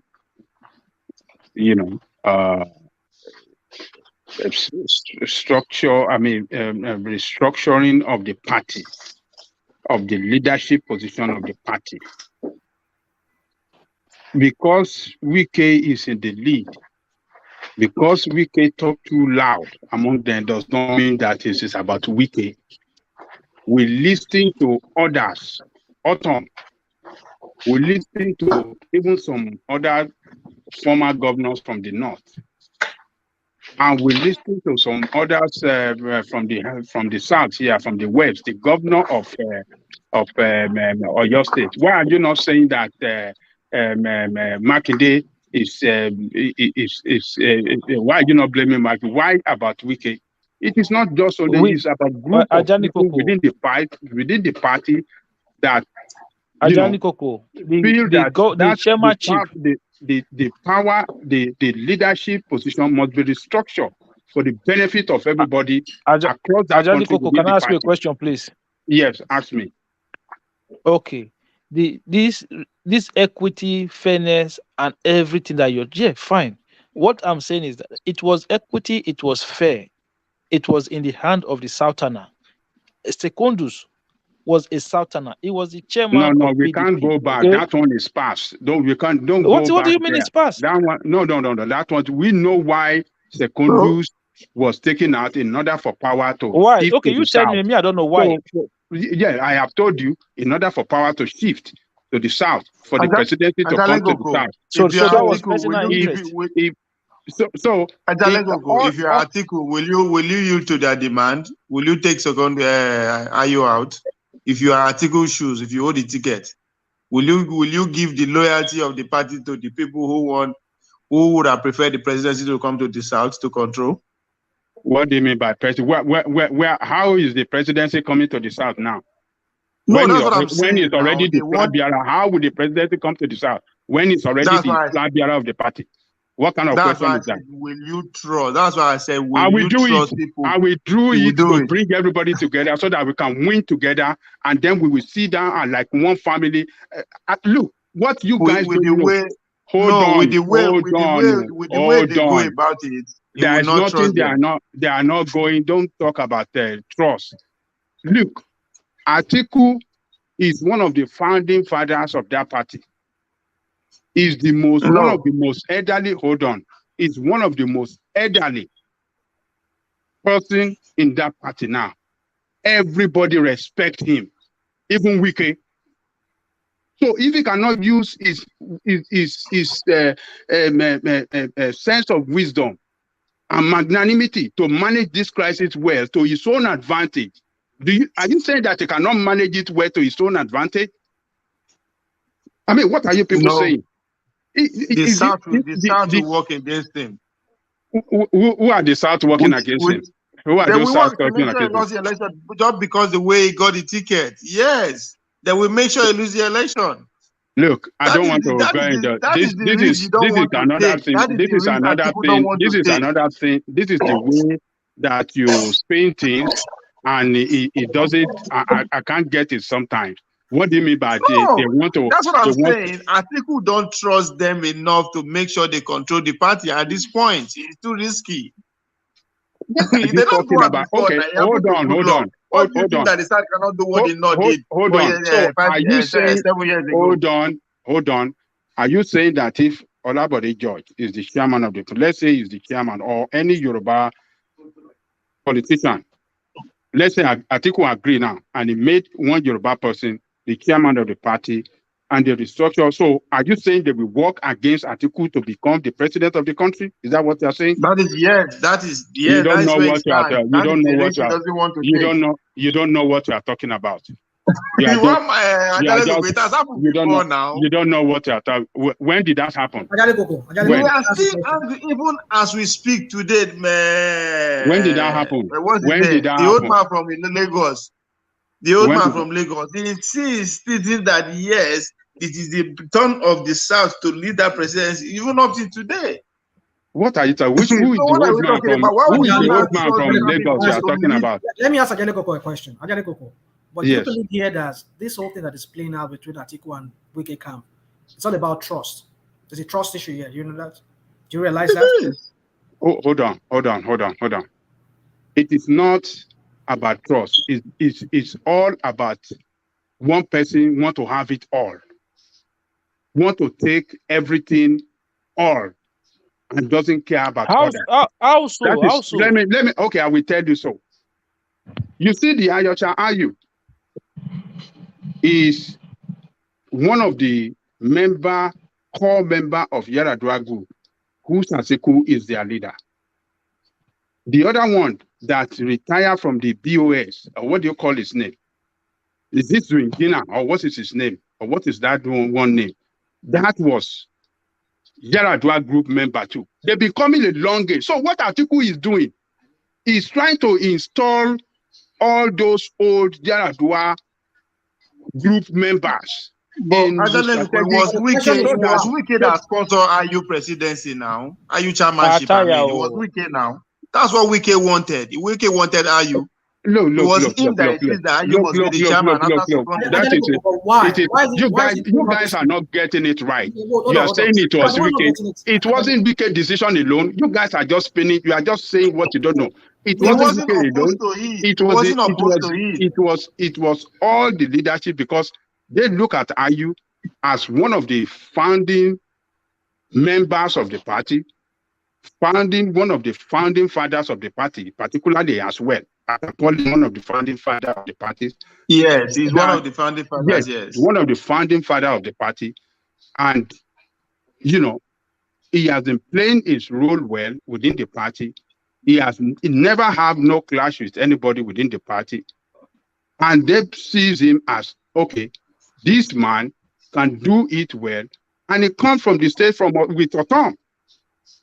So they trust him as one of the leading father that, okay, he's one of the most seniors.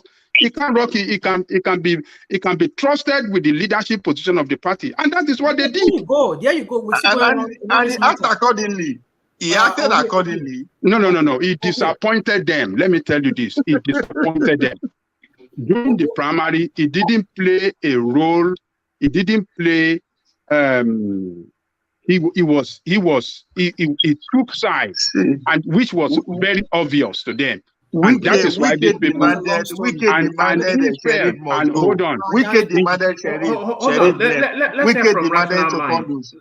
Secondus left. Okay.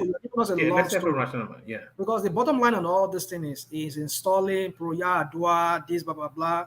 I mean, it still boils down to one thing. Even though you say he's greedy, he wants to fill every space with his own people, that it still boils down to the issue of trust.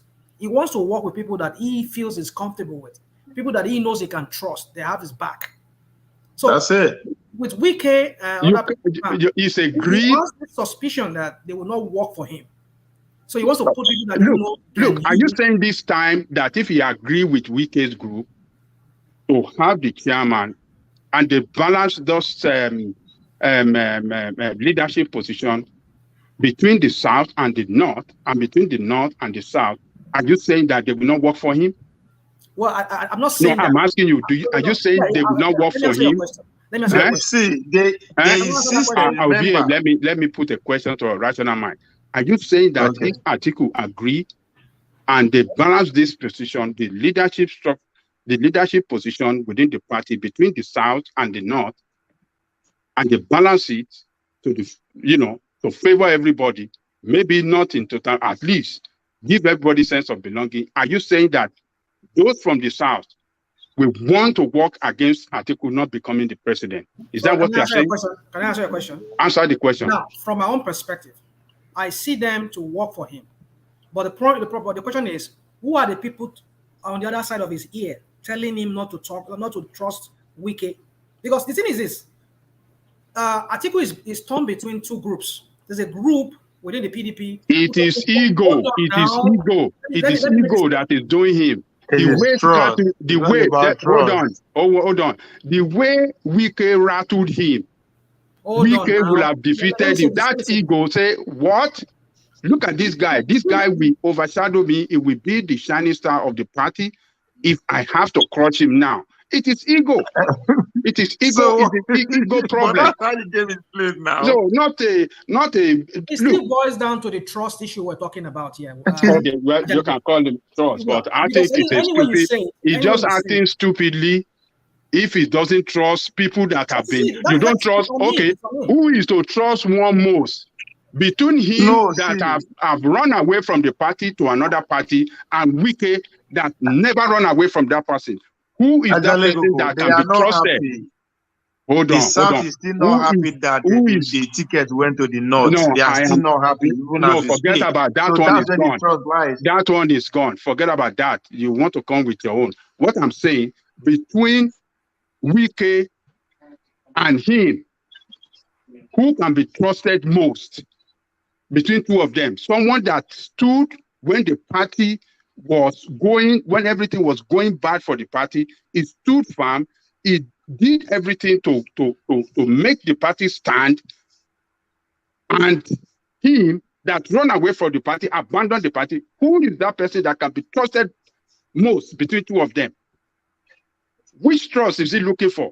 He is the one that cannot be trusted. ATIKU is the one that cannot be trusted. Do you want to tell me that you trust everything that ATIKU is saying today about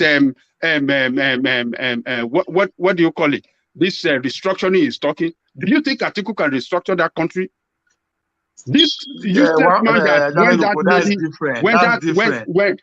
Hold on, let me tell you. When that girl was killed, this man issued out a tweet, and when he saw a backlash, he withdrew it, he denied it. Then recently, he made a statement again at the NBA, Nigerian Bar Association conference that, he will privatize all federal universities. Backlash came. He withdrew that one again. Is that the person that you can trust? Well, I don't know. Party politics is different from that. Any way you want to look at it, in any way you want to look at it, he's not playing the game well. The party is hemorrhaging on his head, and it is not looking good for him. It's not looking good for him at all.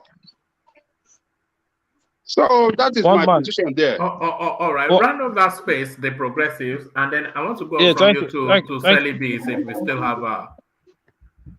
Thank you very much. So for me, because I know people put responsibility on ATIKU, but what I'm saying is this: if it's about the South, if it's about fairness and equity, they had a Southerner as the national chairman in Uche Secondus. What did the man do wrong? It was the same Wike who chased that guy out of office. Even if you want to run for presidency, you could have still run for your presidency. Then if you become the candidate, then you can chase Secondus out, just like you did in the first place. So why didn't he just do that in the first place? He chased a Southerner out, then put a Northerner there. Then now he's complaining that the thing is not fair, that there's no equity. How do you do that? Why is it the one controlling who goes out and who comes in? It doesn't make sense. Look, this is an association of everybody with a lot of people participating of equal right, equal status. So one man cannot be claiming superiority over everybody else. You cannot be calling the shot whenever you feel like. Whenever you don't like the face of someone, then you have to tell them their tenure is finished. So even let's call the spade here. ATIKU might win the election, and he might not win the election, is gone. But the people who are going to be members of PDP, they will forever live with that dictatorial attitude of a Yeso Wike. He doesn't like you, you are in trouble. Do you know how many states with PDP governors where Wike had caused serious troubles, even though he is just an ordinary governor like himself, just like other governors? So for me, I think ATIKU, if I'm ATIKU, I will call his bluff. If you're going to lose and go home. But if you win, make sure you deal seriously with the man. That is what we do to him, because it doesn't make sense. Okay, I understand the Makides and others. Those ones can say they are doing it for fairness. Trust me, Wike is not doing it for fairness or equity or whatever. It just happened that he found some people who are sympathetic to his position. That's all. It's not like those people didn't have anything to gain from the primaries, because they were not in it, but they are genuinely calling for equity and fairness. But Wike is not genuine in his quest. He's just there trying to create havoc. If he doesn't want to work for the man, just say you're not going to work for him. For me, initially, before ATIKU runs, that is when you should have hold your ground. Say, no, ATIKU, you cannot run in these primaries. The presidency must come to the south. Why did he not do that? At the time, why couldn't he come out and say, look, ATIKU, you cannot run in these primaries? We saw it in the APC. We saw the likes of Akeredolu came out and say power must shift to the south. We saw Tinubu went to Abeokuta to give a Milocon speech. We saw people like Fashola came out to say power must shift to the south. So where was those ones in this? Where was the PDP governors from the south? Where were they? So now the whole thing has gone the other way. You want to blame Wike now instead of Akim. You want to blame Wike instead of you to blame your South, your Edo State governor and the Edo. What do you call it? Delta State governor that stabbed the South in the back during the primary. You want to blame Wike? You don't see what Wike even did. Wike was insulting my governor. Wike was insulting my governor, telling that you are blaming Wike instead of you to blame your own governor.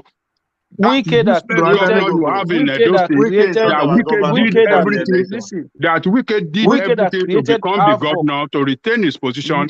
That ECOWA that was the chairman of Southern Governor, he was the chairman saying that power must shift. You don't blame them for stabbing Wike at the back. Obaseki did not stab Wike in the back. The South at the primary. You want to put it on Wike. Ajali Koko, were you aware that Wike visited Edo State? He went to the Oba Palace and he never went to the governor's office. Forget about that. The governor Obaseki and Governor Wike were not in good terms. They were not in good terms. Forget about that. Did they not all say that power must shift? All of them say that power must shift to the south. All of them say power must shift to the south. But they are the ones that kill that interest of the south. Your own governor from Edo State and that useless Okowa are the ones that kill the interest of the south. One at a time. Let's interrogate that space. You are right. They all came together that they want the presidency to come to this start. But even within that movement, they start playing game within themselves. If you remember, even Wike said himself, he must come to the south. It is the town of the southeast. But it is still the Wike himself that makes sure the PDP is not convenient for Mahi and he had to leave. It's still the same Wike himself that makes sure the PDP is not convenient for people like the short man from River State. Across River State, that is not true. That is not true. You don't know what you don't know. Don't say it. If you don't go your way, it's not true. Just hold on. Hold on. What you don't know, don't say it. It is still the same Wike. Listen, it's still the same Wike that makes sure PDP is not convenient for Obi, that makes sure he didn't get the structure of his state and he left. It's the same man that says Sheriff must go. It's the same man that says Secondus must go. It's but now let get PDP. Now so that if you want to get the DC you that want to run for the presidency, you are creating trouble within your own territory. this is the problem with you. They insult everybody. Started from his own royal fathers. He created the faction. Wike created the faction in Edo State. Okay, let me answer Ovie. Let me answer Ovie right now. Every statement that Ovie just made now, there's no iota of truth in it. You said Wike sent, yes. Let me clear it up for you. You talk of that governor of what do you call that governor of Ebonyi State.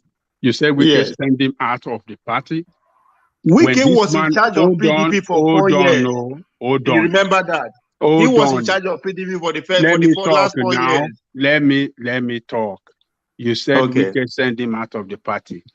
Yes. Wike sent it out and he go carry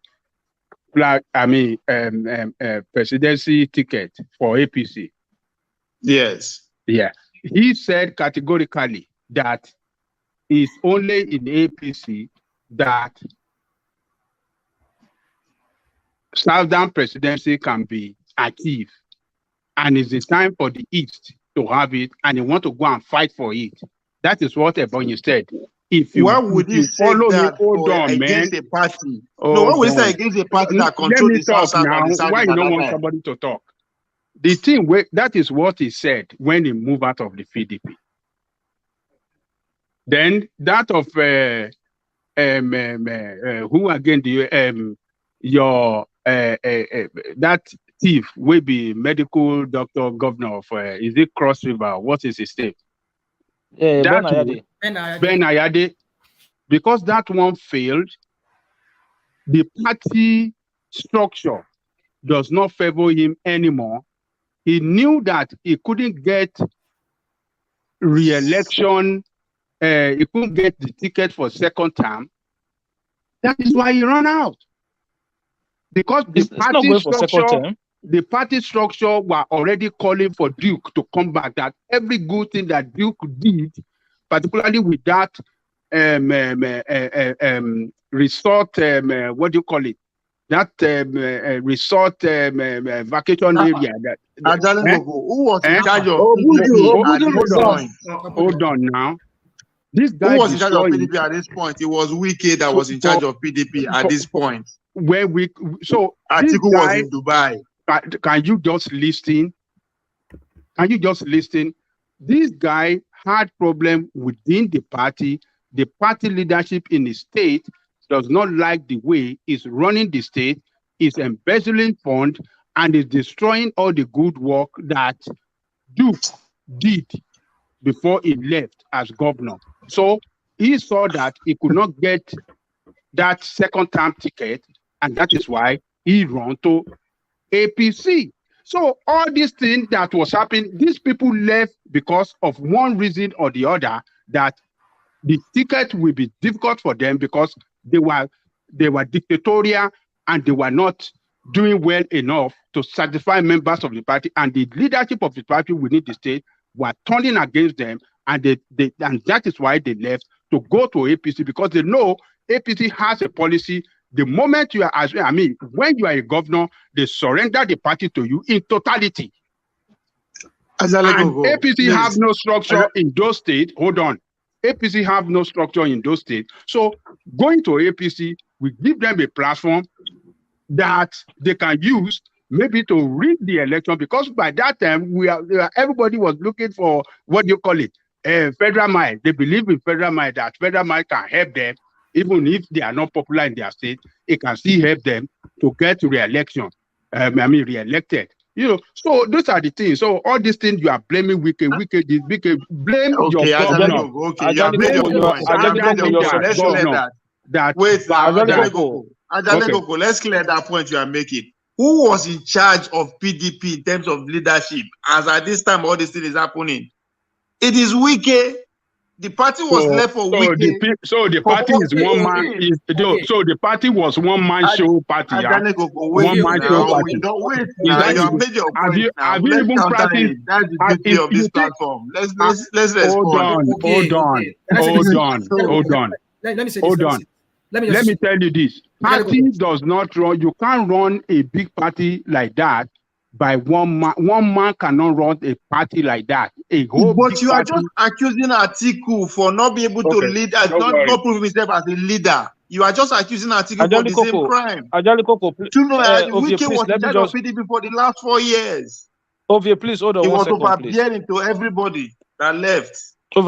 Ovie, please hold on 1 second. Ajali Koko, I think what sometimes our submission must not be clouded by our emotion towards certain direction. I think what you just said now, for me, I don't that it is not the correct position. What if you look at what happened, right? Inyeso Wike had already had a mindset to run for presidency. During those times, he had the structure, a lot of the structure of the party in his hand. He was financially backing this party. Wike began to set up structure within states where they have PDP governors. He was bypassing these governors and creating his own structures in those states within PDP. So that was what happened in most of these states. These governors were not even in control of the structure of the state. This is not true. This is an absolute orchestration of farce. It is very, very wrong. And if you actually want me to tell you, the real story, I'll let you know. If you go to Cross River State, you want to know what actually Ayade ran away. Do you understand that? Underline that. He ran away from PDP. He ran away from PDP. So let's look at the bigger picture now. Let's assume, okay, Wike is doing what he's doing. Some people want to say Wike is wrong. What is Wike doing? What has he done? What is he still going to do that ATIKU has not done? Have you forgotten just quickly that this same ATIKU, this same Ayu, this same Tambuwa, this same Dino Melaye, this same Saraki, they all ran away from this party. And they are back into the party now. The party is in their hands.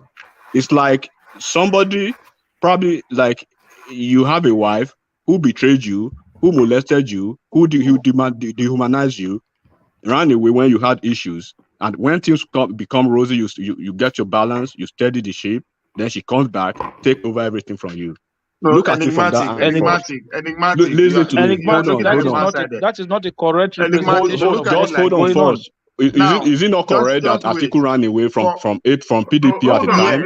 Is it wrong? Is it a wrong analysis that these same folks, a lot of them remain in PDP and they were working from PDP against Jonathan?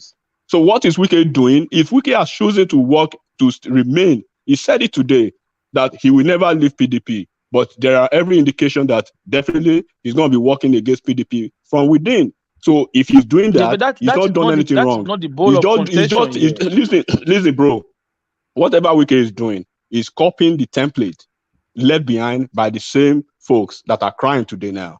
So in realistic terms, hold on. In realistic terms, the campaign organization of ATIKU, the DG of the campaign is from the north.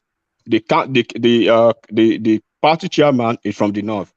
The candidate of the party ATIKU himself is from the north. You call yourself a unifier, a national unifier. You want to unify the whole sector of the country.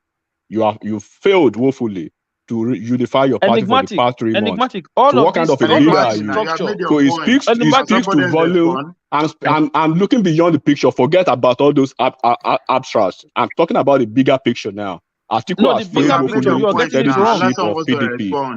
Okay, he has failed woefully to steady the ship of PDP. And then Wike is not the only problem. Here is four sitting governors. Even an incumbent party will not make this kind of a mistake. You are an opposition. For good 4 years, you played a dead meat opposition. When APC was in opposition, go and look at what Lai Mohammed was doing. There was never a day that will pass by that Lai Mohammed would not hit Jonathan with one thing. They were there for almost 4 years, bickering, crying, and then they are trying to get the power now. ATIKU had the ticket. Good. what is the value of Ayu politically to Atiku? That he cannot sacrifice Atiku for his presidential gains. So you have to think about that. And then when you look at the division in the party now, you have the governor of Enugu State, the governor of Rivers State, the governor of Abia State, the governor of Oyo State. You have ex-governors, ex-ministers, a whole national body of PDP in the southwest, except Osun State, for obvious reasons, because the guy still has cases going up to Supreme Court. And then you are telling me you are trying to rationalize the idea of an Atiku who seeks to be president and he can't steady the ship of his political party. What is the rationalization there? You are just talking jargons. Allow person to respond. I think it will make sense. You are not making any sense here. You are right. Which one be that? Can you hold on, please? Let's hear Kulata's take. Kulata, come in. Me. Let them fight now. Can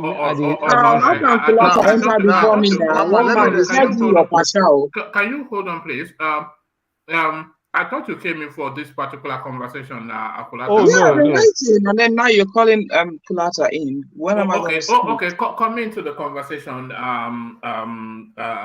Celibes. What are you making of this conversation between?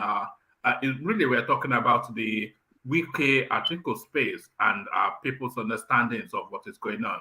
So, what's your understanding, Celibes? Yeah, my understanding is mixed, but in conclusion, I would say, for the benefit of all, I like what Wike is doing, because you can't have all the key officers, including the campaign of, the key campaign manager, director, all from the north. What's that supposed to be saying about the south? Just stay lame and let them, fix it all. And when they finish, they will decide what they're going to do with the positions. If you're in that position, would you like that? From the beginning, I said in this conversation that Wike has actually, basically his moves, his strategies were wrong. Because it is also said that when the party had their own conference or meeting, whatever, they all agreed. They were all to agree that it's going to move to south. However, when Atiku came in from Dubai, he saying that, well, if it has to shift to the south, then it has to be the southeast, because it's on the southeast that's not had a chance. You see? So at that point in time, Wike already had his plans to try and get in. And he was already doing all his bits, like, many have said, and as we have seen. He was doing all the bits to, put all the knots and whatever together. And Atiku comes in and then basically, paid out a little bit more than he thought he could do. And that was all. That was it. And then the sad side of it was that, having said that, what would have been a fair play would be that if someone decides to step down, then they will just step down quietly. But not to step down and then come back and be given the chance to announce that, well, all the people, all your delegates should go to Atiku. And the same Tambowal, who is always a betrayer, because I remember how he wasn't even meant to be the one to be the Speaker of the House of the National Assembly. But he managed to, get a hat like, look like Jonathan, Tommy Jorman or something. And then he got in and boom, that, the whole thing was set. And Jonathan let him off, So, I don't know the way we think, but it's always easy to actually see the person who is a bad person and the person who is a good person. Some people are bad in some ways. Like Wike, I know he's extremely ambitious and he's got the energy to actually fight his cause. He's that type of person who would put in every energy to fight his cause, and it's very difficult for him to lose, because if he was able to bring Amechi back when he had been, named as the K-leg, whatever, and he was able to he did all the rounds to bring him back through the Supreme Court. So he's not a joker.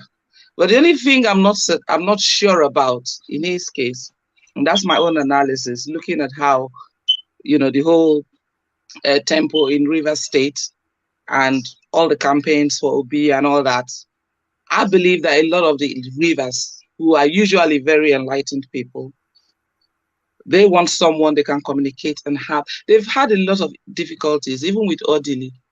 So they want someone that they can actually have some kind of communications with and actually bring their problems to, who will be able to take his time and basically give them what they want. So as far as the River State is concerned, Ikwere has had, Amechi had 2 years, Ikwere, the same Ikwere. Then Wike has had his, basically completing his 8 years. He was meant to do only one term just to allow him because he was fighting for Jonathan. So everybody followed him as such. All right. So all those things. I want to, let's keep it within that. It's been a long, a very long drama, starting from Jonathan being, basically disrespected by Amechi, put it that way. That's how we felt. So, coming to Wike now, people are just waiting to see his backside. And the distrust that he has created for ATIKU means that, in fact, ATIKU is out of the game in River State. It's out of the game, out of play. All right, Ovie, you wanted to, you seem to disagree in totality with our enigmatic submission. So disagree. Yes, because he left a lot of information out. Yes, I agree with him when he said that the likes of ATIKU, the man from Kwara, and everybody ran away at the heat of the moment. I agree. But who was in charge when they ran away? Wike was in charge. Up to today, they still give him credit. How he was able to hold the party together financially and what have you. That is what he was able to at least transact everywhere, making sure that everything was in order financially when all those men were gone. He was the leader. Every decision pretty much stopped at this table. But guess what? Instead of him to use the opportunity to build a formidable party that will actually work for him as time goes on, no, he allowed his personal ambition, which is okay, but to cloud his judgment and start again after this individual that we are talking about. So he had opportunity to do everything he wanted to make sure the party actually follow his way, but he failed. How come people who left the party and all of a sudden they came back and they took the party from exactly where he stopped? Wike was busy making sure everything is under his control. He took Sheriff out when these people were gone. He is the one that took he made sure he brought the secondaries, then he took him out. Again, he makes sure everything that he was building, creating a small alliance within those people. And anybody doesn't have to see any reason to him, guess what? He goes after him. That is why he has in mind to actually be calling Philip, my own deputy state governor, who is his father. This is a man who does have respect for pretty much even his own royal fathers. If you remember, comes back to his first tenure when he assembled all the royal chief in the rivers. They addressing them like boys. Now, when this is somebody who is going for the #1 position, and you are displaying all this like that, and you now expect that the founding fathers of those parties, they will allow you to come and take over the leadership of the party at that point and embarrass you. No, it doesn't work like that. Hold on, bro. Enigmatic. I want to respond to Enigmatic, please. The thing is, I understand all these things, and everybody, I believe, whoever is on this platform, right, they do understand this part of Wike. But like I said, right, I'm speaking beyond that.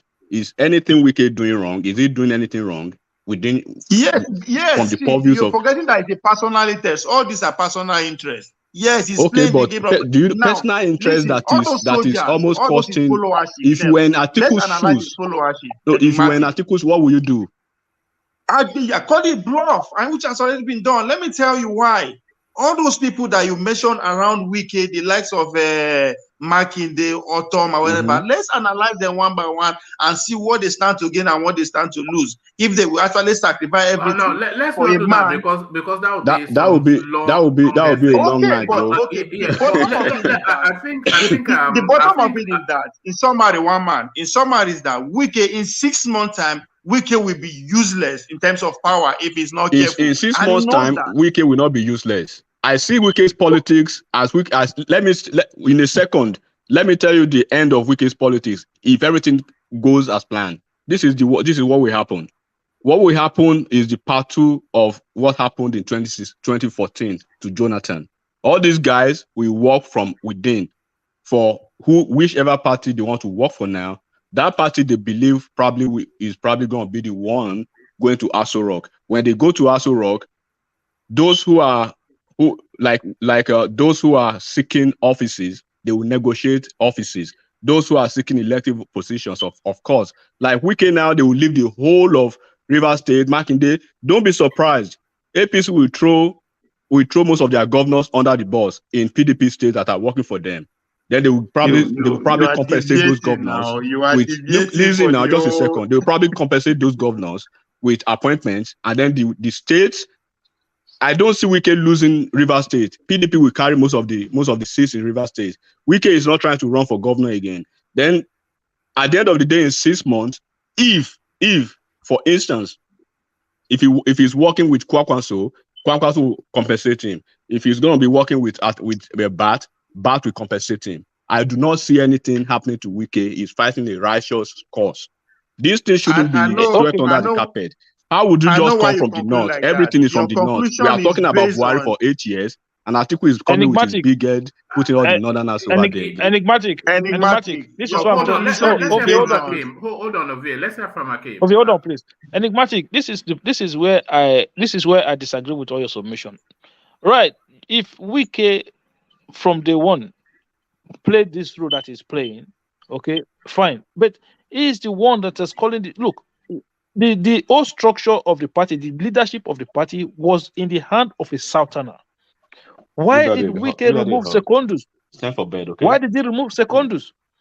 So if you said you want equity and fairness, if it is about the South, just like you guys are saying, the chairman was the Southerner. Arju hasn't been a chairman for up to 2 years or so, less than that. So why did Wike go against Secondus? So it is not about the South. It is not about any. It is about Iyesu Wike. It is about his own personal interest. Because at the end of the day, what you need to look at it is this: all of these positions that you're talking about. What is politics all about? Have you thought about the dynamism of politics?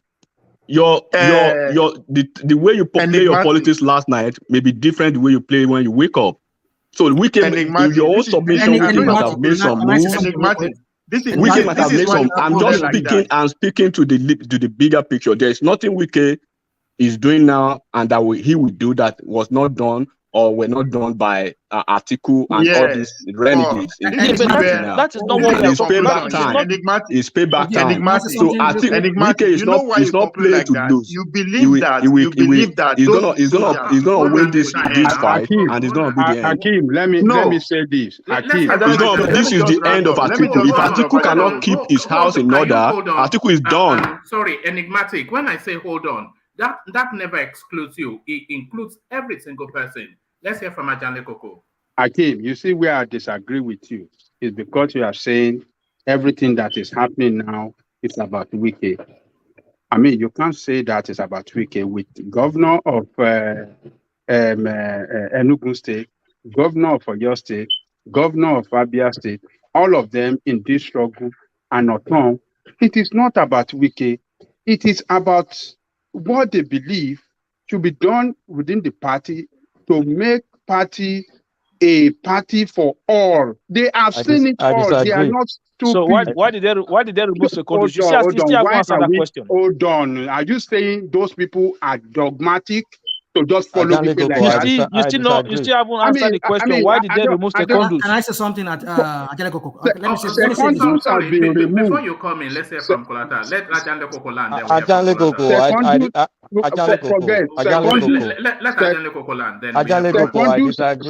Secondus has been removed. That one is gone. But the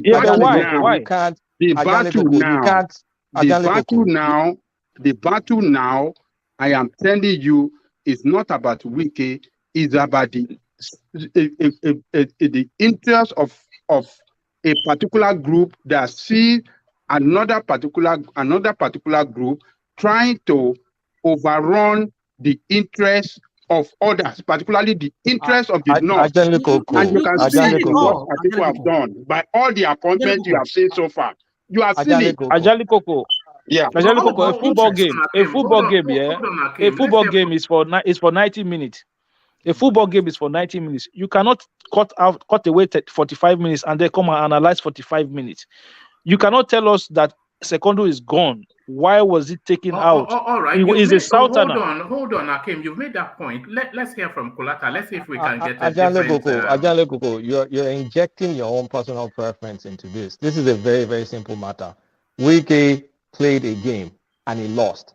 And after he lost, he decided to carry the ball and the field. Yeah, God bless you. He wanted to carry it away. And then because he has people that hold in favors, so he could paint it in a way where sentimental people like you will now call it like a Southern game. It was a simple game of politics. Wike had all the opportunities to let them zone the, the PDP ticket. But unfortunately, they were going to zone it to the Southeast, and that did not favor him. But he thought he had enough clout in the party because he'd been bankrolling the party for years. He thought that will not matter.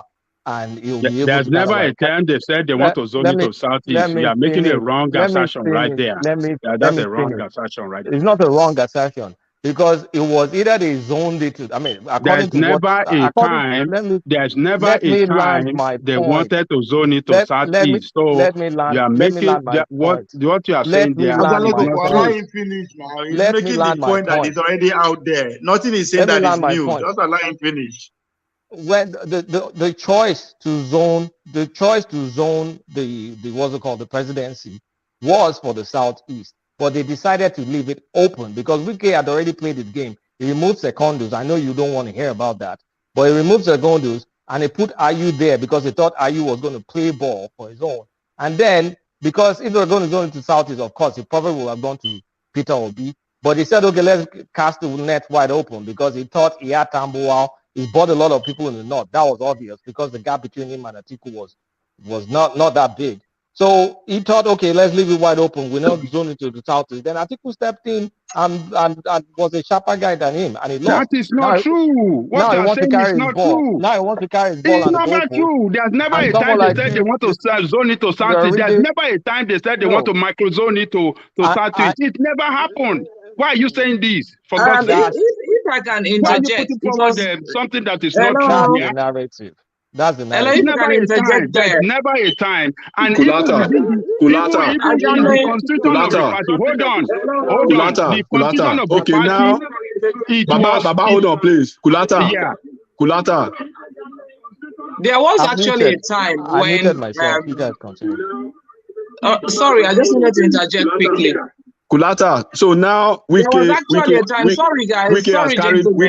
the ball, right? Wike has carried the ball. Kulata, hold on. So Wike has carried the ball. Sorry, we're hearing somebody's device in the background. But make that point and then let Celibase come in after you. So Celibase, okay. Yeah, go on. So now Wike has carried the ball. Atiku has called Wike's bluff and his team. Right? So my question still remains, is Atiku playing the real politics that he should be playing at this moment? Why is he not trying to find, okay, now he has, you want to cut your nose to spite your face. Is it, what is the end result for Atiku? Because, okay, somebody has carried the ball, Atiku has called the ball. So Celibase can step in. Let me quickly answer. Okay. I've said this before. Atiku is left with no choice. There's no way in hell he can trust Wike with the kind of posturing Wike is doing. And they've met. It's not like they've not met. We don't know what they discussed in their meeting.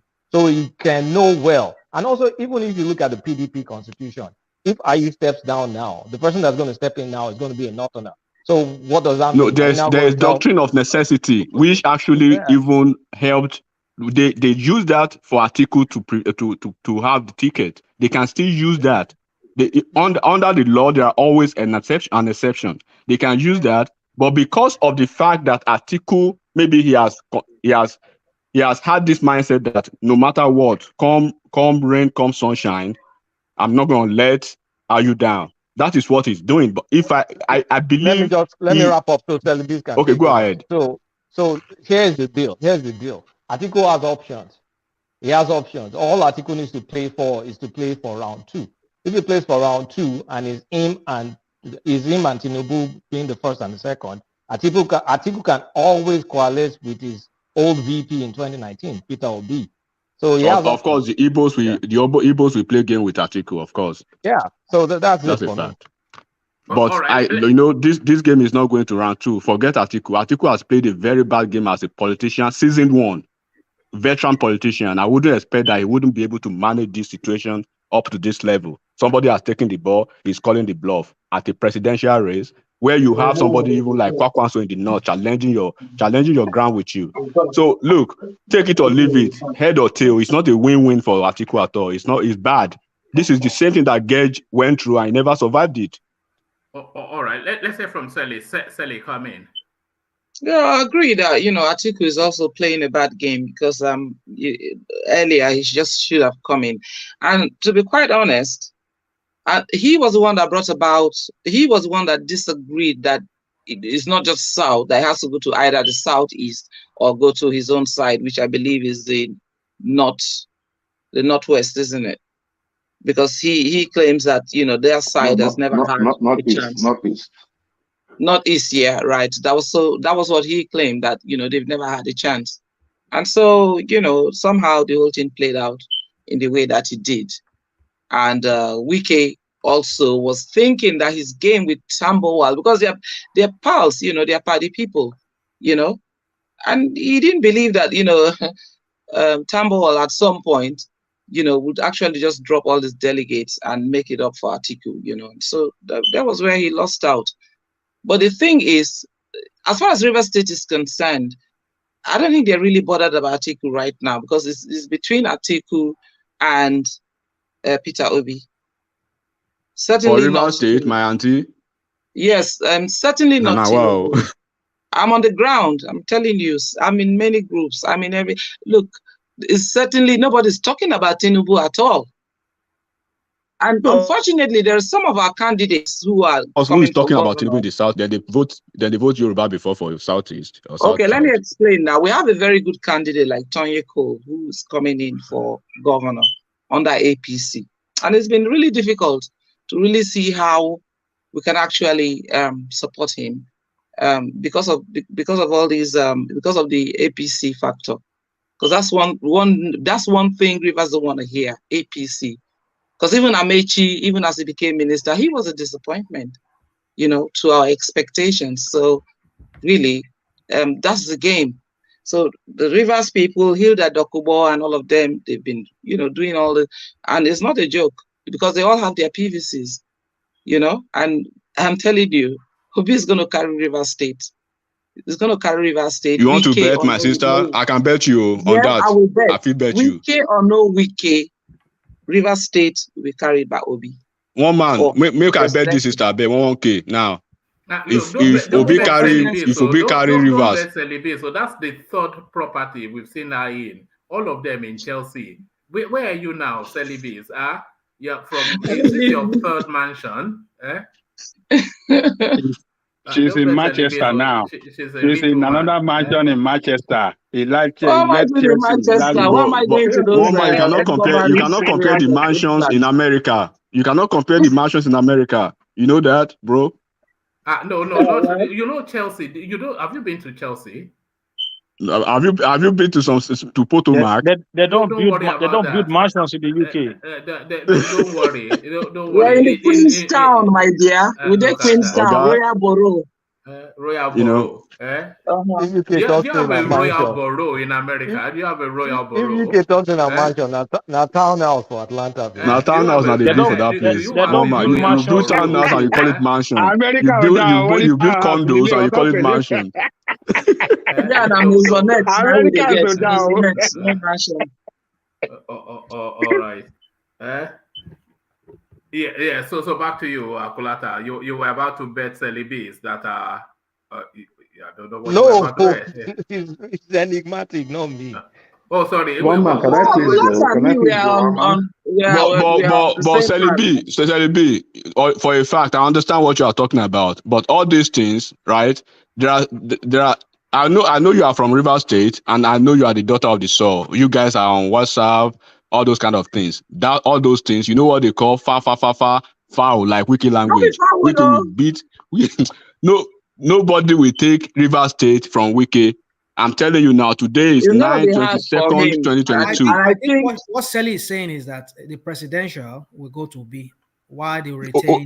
Bro, if you want to join her too, you can join her. I will join the two of you. No, she's also giving River State to Tony Eko, who is a notorious criminal. Because even Magnus Abbey that has more political weight than Tony Eko. Enigmatic. Wait first now, you know, from River State. But I'm in Nigeria now. I know, but yeah, I was in Nigeria, not just only in June. So is it the situation here? I get left for that place with my sister. Yeah, for Omok. Omok, that's my own area, Orashi. Really? Cool down, no. Okay, no, we go relate. That's our area. He get third wife there. Then I'm my sister now. And I will produce the governor for Labour Party, Abua. Look, my sister Selibi, and we agree with you that yes, Obi could win there if Wike work for him. But if Wike does not work for him, there's no way he will win. Anybody that Wike works for in this presidential is the person that will carry the day there. Let me explain one thing to you. Between Amechi and Wike, I think Amechi was more loved by the Rivers people. But why did they leave Amechi? From when Amechi said doing all these little things, just like Wike is doing now, that was it. And to the extent him and Patience Goodluck said having small, little squabble that shouldn't have gone anywhere. But the whole Rivers people took sides with Wike because Wike came out like he's fighting for Goodluck Jonathan. And that was the whole essence of Wike coming in.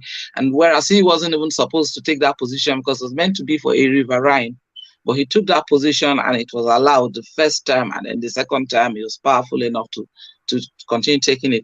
It's not as if he did not meet a lot of challenge from Amechi, but the Rivers people were just determined to keep going. We just felt Amechi was not giving them anything reasonable since he's even been minister, and they just would not buy into it. And of course, it fell out with Magnus Abbey as well, which made it even, the whole APC situation very scattered, and disrupted in River State.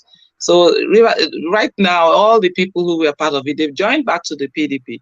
But going by the way things are going, remember that Wike said one thing which was crucial. I think I heard him this evening when he said that, that he's going to get his chairman, he's going to get the assembly, he's going to get this, he's going to get that. But he didn't mention that he's going to give the presidency to PDP. So somehow he skipped that, and he enumerated all the,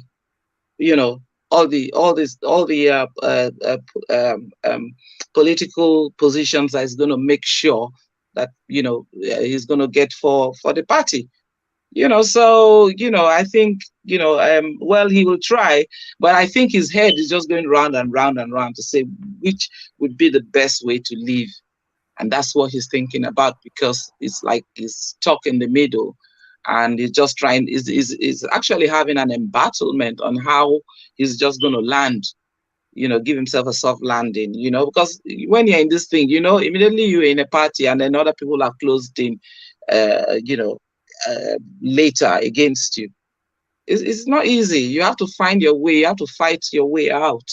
So that's what Wike is trying to do. He has to fight for his own survival. So it's not as if he's totally selfish, but then him bringing the Southern Nigerian card is still a good thing to come to play, because it will, at least that will make it, reiterate it to the people who decided to move this thing to the north, including himself, if he was the one that actually allowed, ATIKU to come in, which he could have found a way to block ATIKU from coming in at all.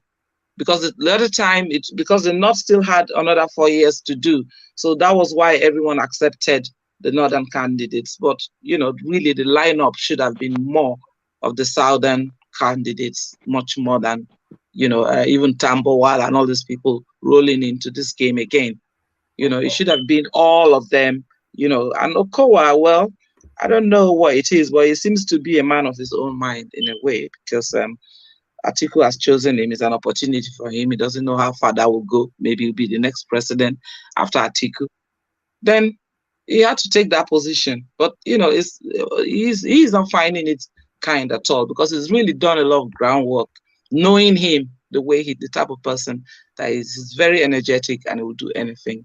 He's done all his work, but everything has flopped. So let's just see how it plays out. But I believe that Rivers people have made up their mind that for presidency, not unless something else happens or there are any other revelations, not the ones we've heard, not all these calculations that Kulata has been doing, comparing it with Lagos State, which basically is an ex-capital, you know. So, you know, I just feel that in the end, all the Rivers will just go for Obi for presidency, and then PDP for all the other ones. People will share it, and that is it. All right. I'm not quite sure that you're not looking at it from your prejudiced view, because you are an obedient. So you are you are looking for something that permutates to favor your candidate, of course. No, I'm not looking at it from my, you know, my preference, which is Obi. And the reason why it is Obi is that really is probably some of the sentiments that Wike is playing at right now. However, we all know that PDP had that rule of, you know, moving north, south, and so on, except for when Jonathan had to take over from Yaradua.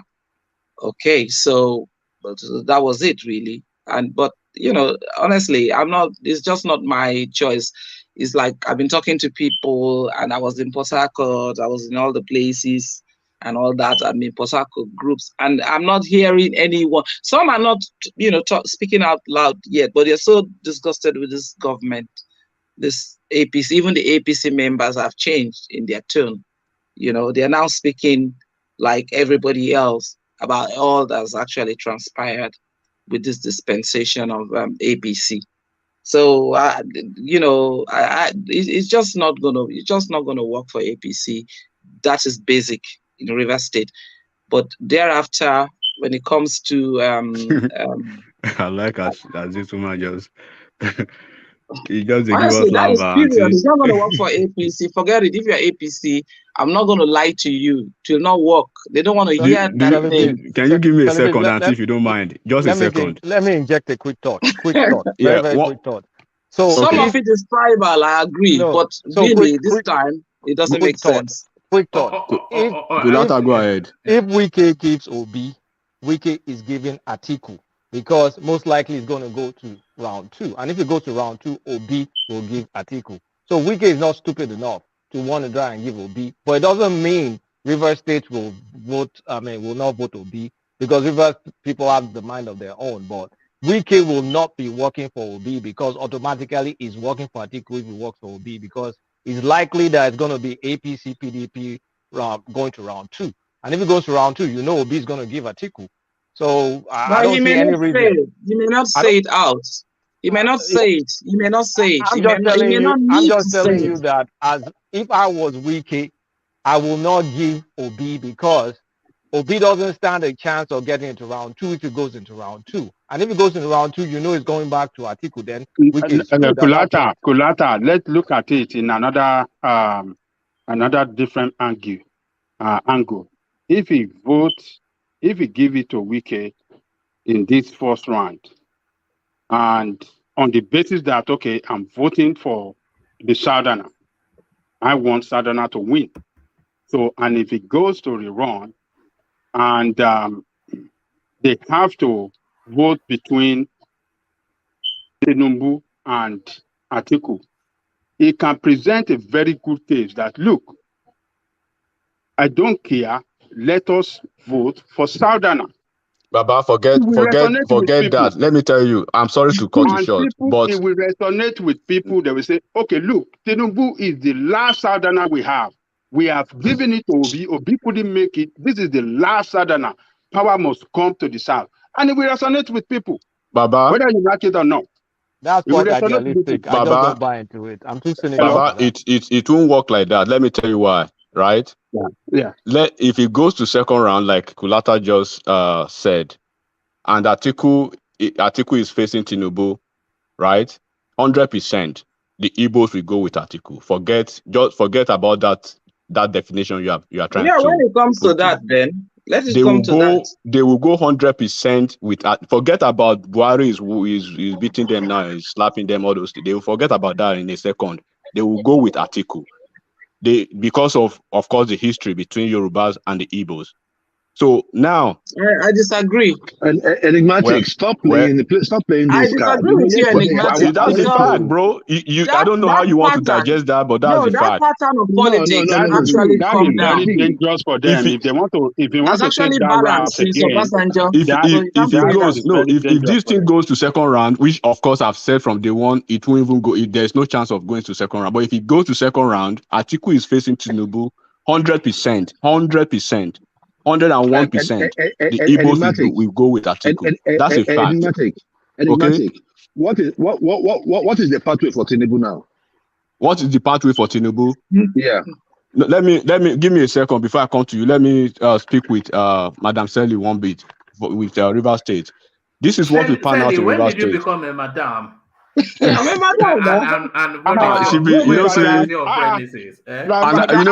man. I read Aizon. I know Aizon has some issues with me one way or the other, but I read his comment that Aizon, for your information, from my family, right? We have 3 of them now in our family, so we beat them well.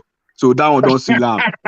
Okay, so 2. River State, this is what we found out in River State. Wike will deliver the necessary the House of Reps, all those stuff. But when it comes to presidential election, whoever Wike supports will carry the presidential votes in River State. If he supports Peter Obi will be the candidate. Will be the candidate to win Rivers. If he supports Atiku will be the candidate to take Rivers.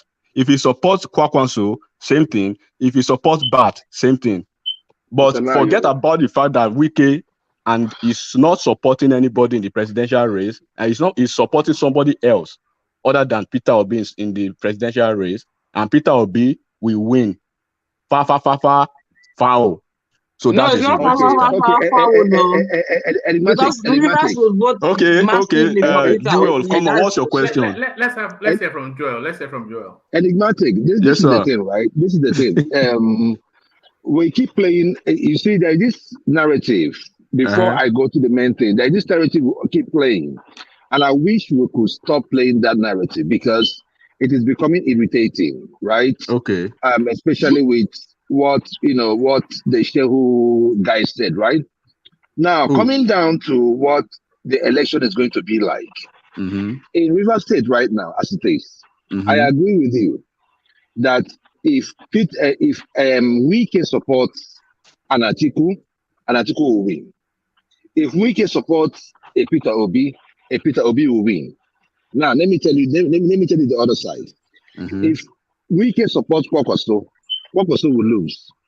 Okay. In River State. So, but if he supports Obi will win, Abi? Yes, if he supports Obi, because right now, as I speak to you right now, Obi has at least 30 to 40% vote in River State. Okay. What Obi needs in River State now is a tip-off. Okay. PDP on to be the side, president, right? I mean to win that state. Go ahead. I'm just pulling your legs. Go ahead. Yeah, so win that state, right? He already has a base there, right? APC doesn't. Forget all this Toyeko and all that. He does. Reverse that again, second. What did you say about APC? I said APC does not have a stand. That one now, that's it now, bro. APC fire. No. See, my brother. Let me tell you something. Let me tell you. No way for APC in River State. APC. I'm saying the same thing now. APC no get leg for River State now for where? Now I'm on you. I'm on your side of that. Had a leg though. During the days of MPN and MPN nationally. No, look, Joel, listen. APC has never won. APC will not win anything in Rivers because look at the guy who challenged Wike in his first term. What's his name? The guy that went to Nimasa, I forgot his name now. Peter Side. Peter Side. That was when even the umbrella of APC was somehow, intact. So even now that the umbrella is completely tattered and shattered, right? There is no way. Even Magnus Abi left already for SDP.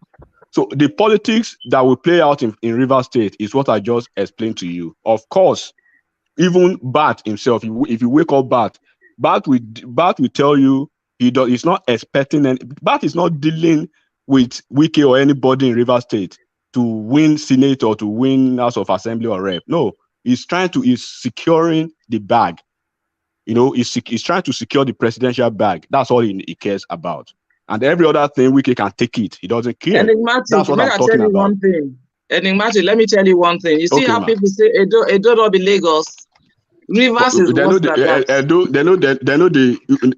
Edo no be Lagos. They shout up now. Rivers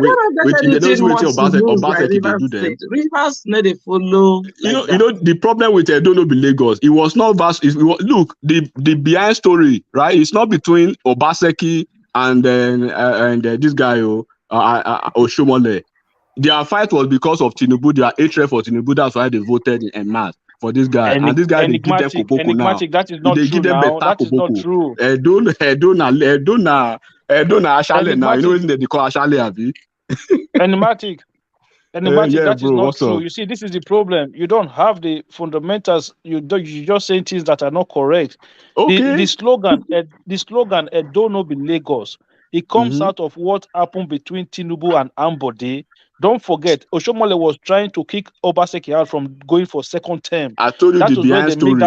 You are talking about the surface now. The behind story. That is why that is how that slogan. Look at what is happening now. Listen. Not be Lagos. Look at this current election now, right? Are you even hearing anything about ATIKU? It's like PDP and Labour Party are working together against Tinubu, because even people who does not even know how to pronounce Tinubu, they say Tinubu, they will just say it because of that. So Edo no be Lagos is an offshoot of what actually happened. And what actually killed APC in Edo State in that election was when Tinubu actually came out. I think a day or 2 days to the election? Look, Enigmatic. Hold on now. A day to the election, he came to make... stop this now. Enigmatic, you just sometimes you just go Enigmatic, that is not what killed APC. Listen, let me tell you something. Oshomole that brought Obaseki, Keyamo was in PDP. He contested against everybody Obaseki. Knows that now. Hold on 1 second.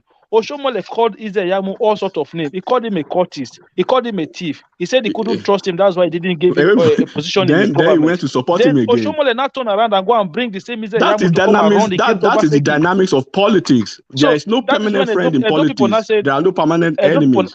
It's just permanent interest. So, okay. Will you calm down? Will you calm down? Edo people bro, calm down now. Waiting the apple now. Make I no talk. Which one now? Bro, calm down now. Waiting they worry you now. Which kind of level now? Rational mind, calm down, beg. Waiting. Hold on, Enigmatic. What rational mind is saying to you is sometimes you overrun somebody else's voice. This rational mind go just like my father. All right, let Akim land that point, and then we seek to start to round off. So Edo people now said, hang on, you told us 4 years ago this guy was a thief, this guy was a cultist, he poured acid on somebody, you didn't trust him, that's why you couldn't give him a position in your government. Now you are turning around that we should come and support the same person. We are not that stupid. Tinubu video only came out a day or two before the election. No, Edo people already made up their mind that they were going to vote for Obaseki because Oshomole was trying to play a fast one on them. If Oshomole had just supported Odubu, somebody who was his vice president, his deputy governor at the time, that argument would have been very credible for Oshomole. But he went to go and bring somebody that he ran against 4 years earlier to come and run against Obaseki. Somebody that you campaign against, somebody you called all sorts of names, then you brought the person to your own party to come and run. The man is so funny. Okay, we don't hear you, bro. So Edo na Lagos now, but Abi na still no be Lagos. Which one? I don't know be Lagos. I don't know be Lagos. What they were saying is this. Port Harcourt, not be remember what happened to Ambode, okay, Port Harcourt, if you remember what happened to Ambode in Lagos, okay. Can I quickly ask Enigmatic a question? Now you said you had a backstory to it. I mean, Progressive just gave you what led to the Edo Light saying that they don't know be Lagos, and that is what happened. But you said you have a backstory, like maybe you are an insider. What is that backstory? No. What Progressive? What Progressive described was what we all witnessed at that space. It was the politics that Oshiomhole was playing that really irritated their Edos, and he was trying to play the. I think there might have been an undercurrent of resentment of Tinubu because he was trying to play the Tinubu sort of politics in Edo State, trying to pull out somebody that was already in situation to impose somebody that he had campaigned against, to now say that all of these things that the Progressive said, we all know that is true because we all followed that space. It was in a previous cycle, calling is a Yamo, a cultist, a criminal, just a gangster, a fraudster, all of these things, when the guy was in the opposition party. So now he brings the guy over to it's just the politics that Oshiomhole was playing. It was just too ugly for the Edo space. And he was trying to be Tinubu in Edo State, but it's not Tinubu. One man. This is not a new. If Tinubu did not shook his mouth, No, but as Hakim said, if Tinubu did not put head in Edo politics, would there be Edo no be Lagos? If it were to be one mind Damaturu, would they be saying Edo no be Lagos? It was because of Tinubu influence. It wasn't really because of Tinubu. No, it was a reference to what happened to Ambode, but not because of Tinubu's video.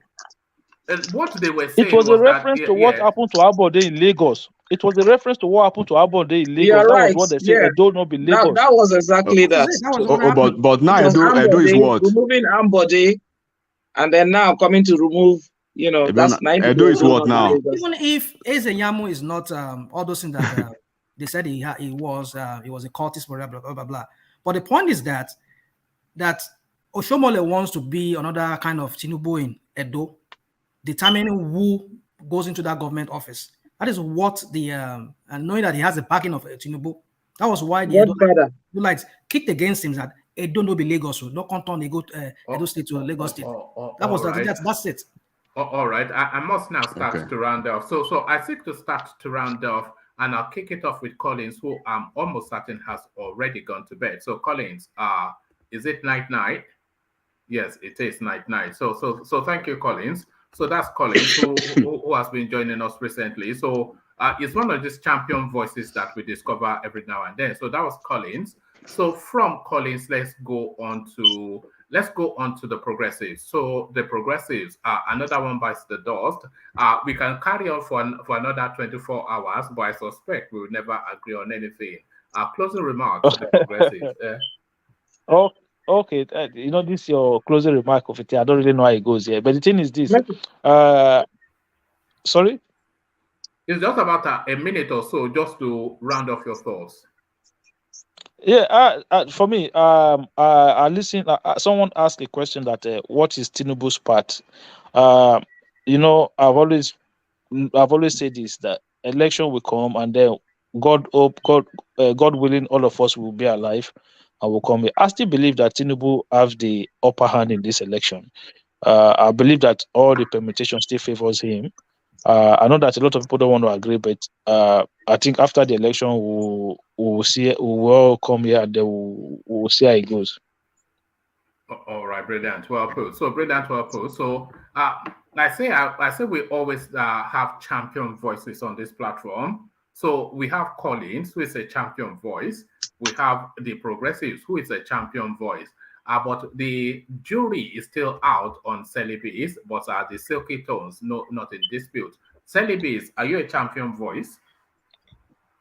I thought you said I was a silky tone. There you are. So the silky tone. Boxer voice. All right. Closing remarks. Well, I don't know. I mean, there were some other questions that came up that you were meant to ask me, but you didn't ask me. We are coming up to 6 hours, so it goes like that sometimes. But Yeah. So they were the ones I wanted to comment on, but you didn't bring up those ones. Okay, use the closing remarks space to comment on it, but just the one that you interest you the most. Okay. So but just a condensed yeah. Okay. Yeah. So all I'll say is there are quite a lot of permutations here and there, you know, going on. Quite a lot of controversies as well. But the way I see it, is a game.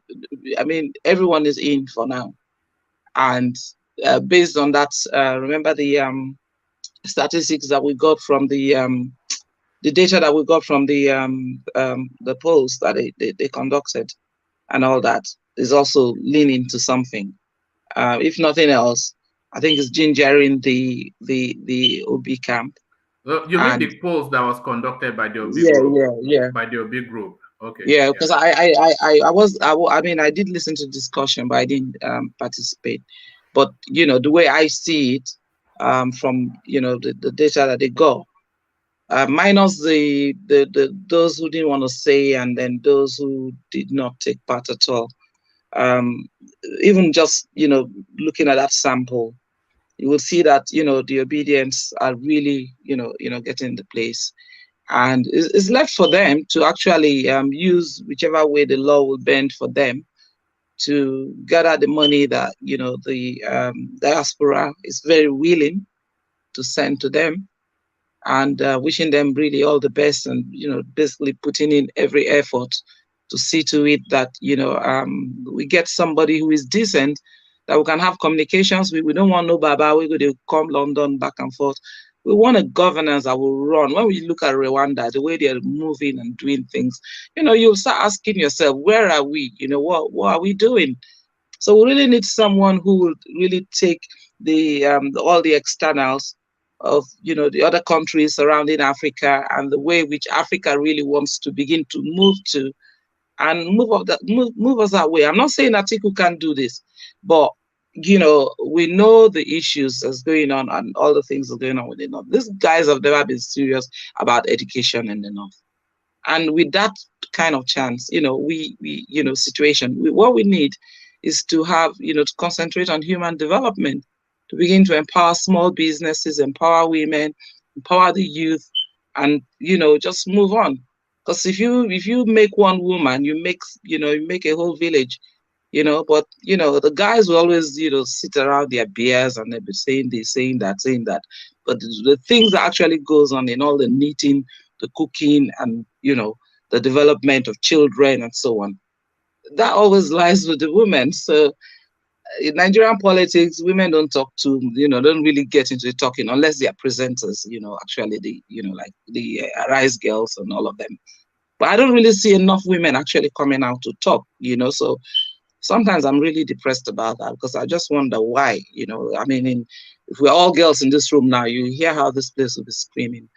But women should come out. You know, but that's the thing though. You know, you have one of the two females that we have on the platform, as you know. But I think three. What about Maria? Who's Maria? Maria, Maria. She abandoned us.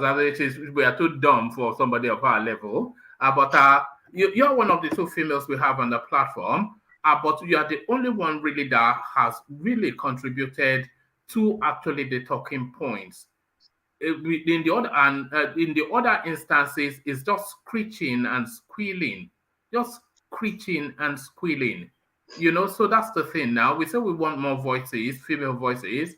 But we'd rather have female voices like yours than somebody that's just charged up. I don't want to say hormonal, just here to screech and squeal. But you have to understand that women are sensitive, you know, and that's the way we've been brought up. It's a paradigm. So women are sensitive. Who is the prime minister? Who is the prime minister of this country? I know, but you know, you see the way she's just doing things calmly, whereas Sunak was talking, you know. You know, but in the end, she got lazy men full UK. That is why you see Prime Minister on top of them, women, lady Prime Minister all the time. What about including one man. including one man. You know, if it happened for America, what did they do? Yeah, you are not civilized to that point yet. You are not civilized to that point. I was surprised that I didn't see one man as the Prime Minister of UK. One man as strong as you are, you fall land. No, don't worry. Now, women, they control them from Britain. A lot of times, right, when women are talking, it's like, unless you really project your voice, men, they just take it like, oh, that babe or something. That's it. Usually Nigerian men are very dismissive of women. And I think we also must be listening to women and see, you know, to actually take action, not those ones that just follow and, you know, do all this thing. You know, we have a Minister of Finance. She can't even tell us the situation, the position of our finances. And she keeps saying, oh, every time she'll say the president has the power, the rights, and so on. It's not about the president's right. It's about the people's right. And so when we don't have women that really represent us in the way that, you know, we can all come out and feel free to be assertive and put our positions forward. And that's one of the reasons why the country is lame. Because if you look at Rwanda now, they've got a lot of women in the parliament now. I think there are more women in the parliament than there are in the, you know, than there are men. So, you know, begin to think that way. There's a lot of work, you know, little nitty-gritties that we women audit and check that you guys overlook. You know, you guys are easy. But when you bring your woman in or bring your wife in, she'll make sure that the family and everything is protected. And she will know if there's a bad person coming in to influence the children. She will see it first. You know, so we should, you know, get women involved. I know it is tough for people like Bea, because you guys hit her really hard and she's sensitive. Because, you know. What do you mean they hit her really hard? They don't hit her at all. She comes in all guns blazing, no matter what the topic, especially. No, when people are talking about her tribes people, her own, do we not talk about your tribe, Sally? No, we are used to being insulted. Yeah, but so how come you don't come screeching and squealing? You come with facts and figures.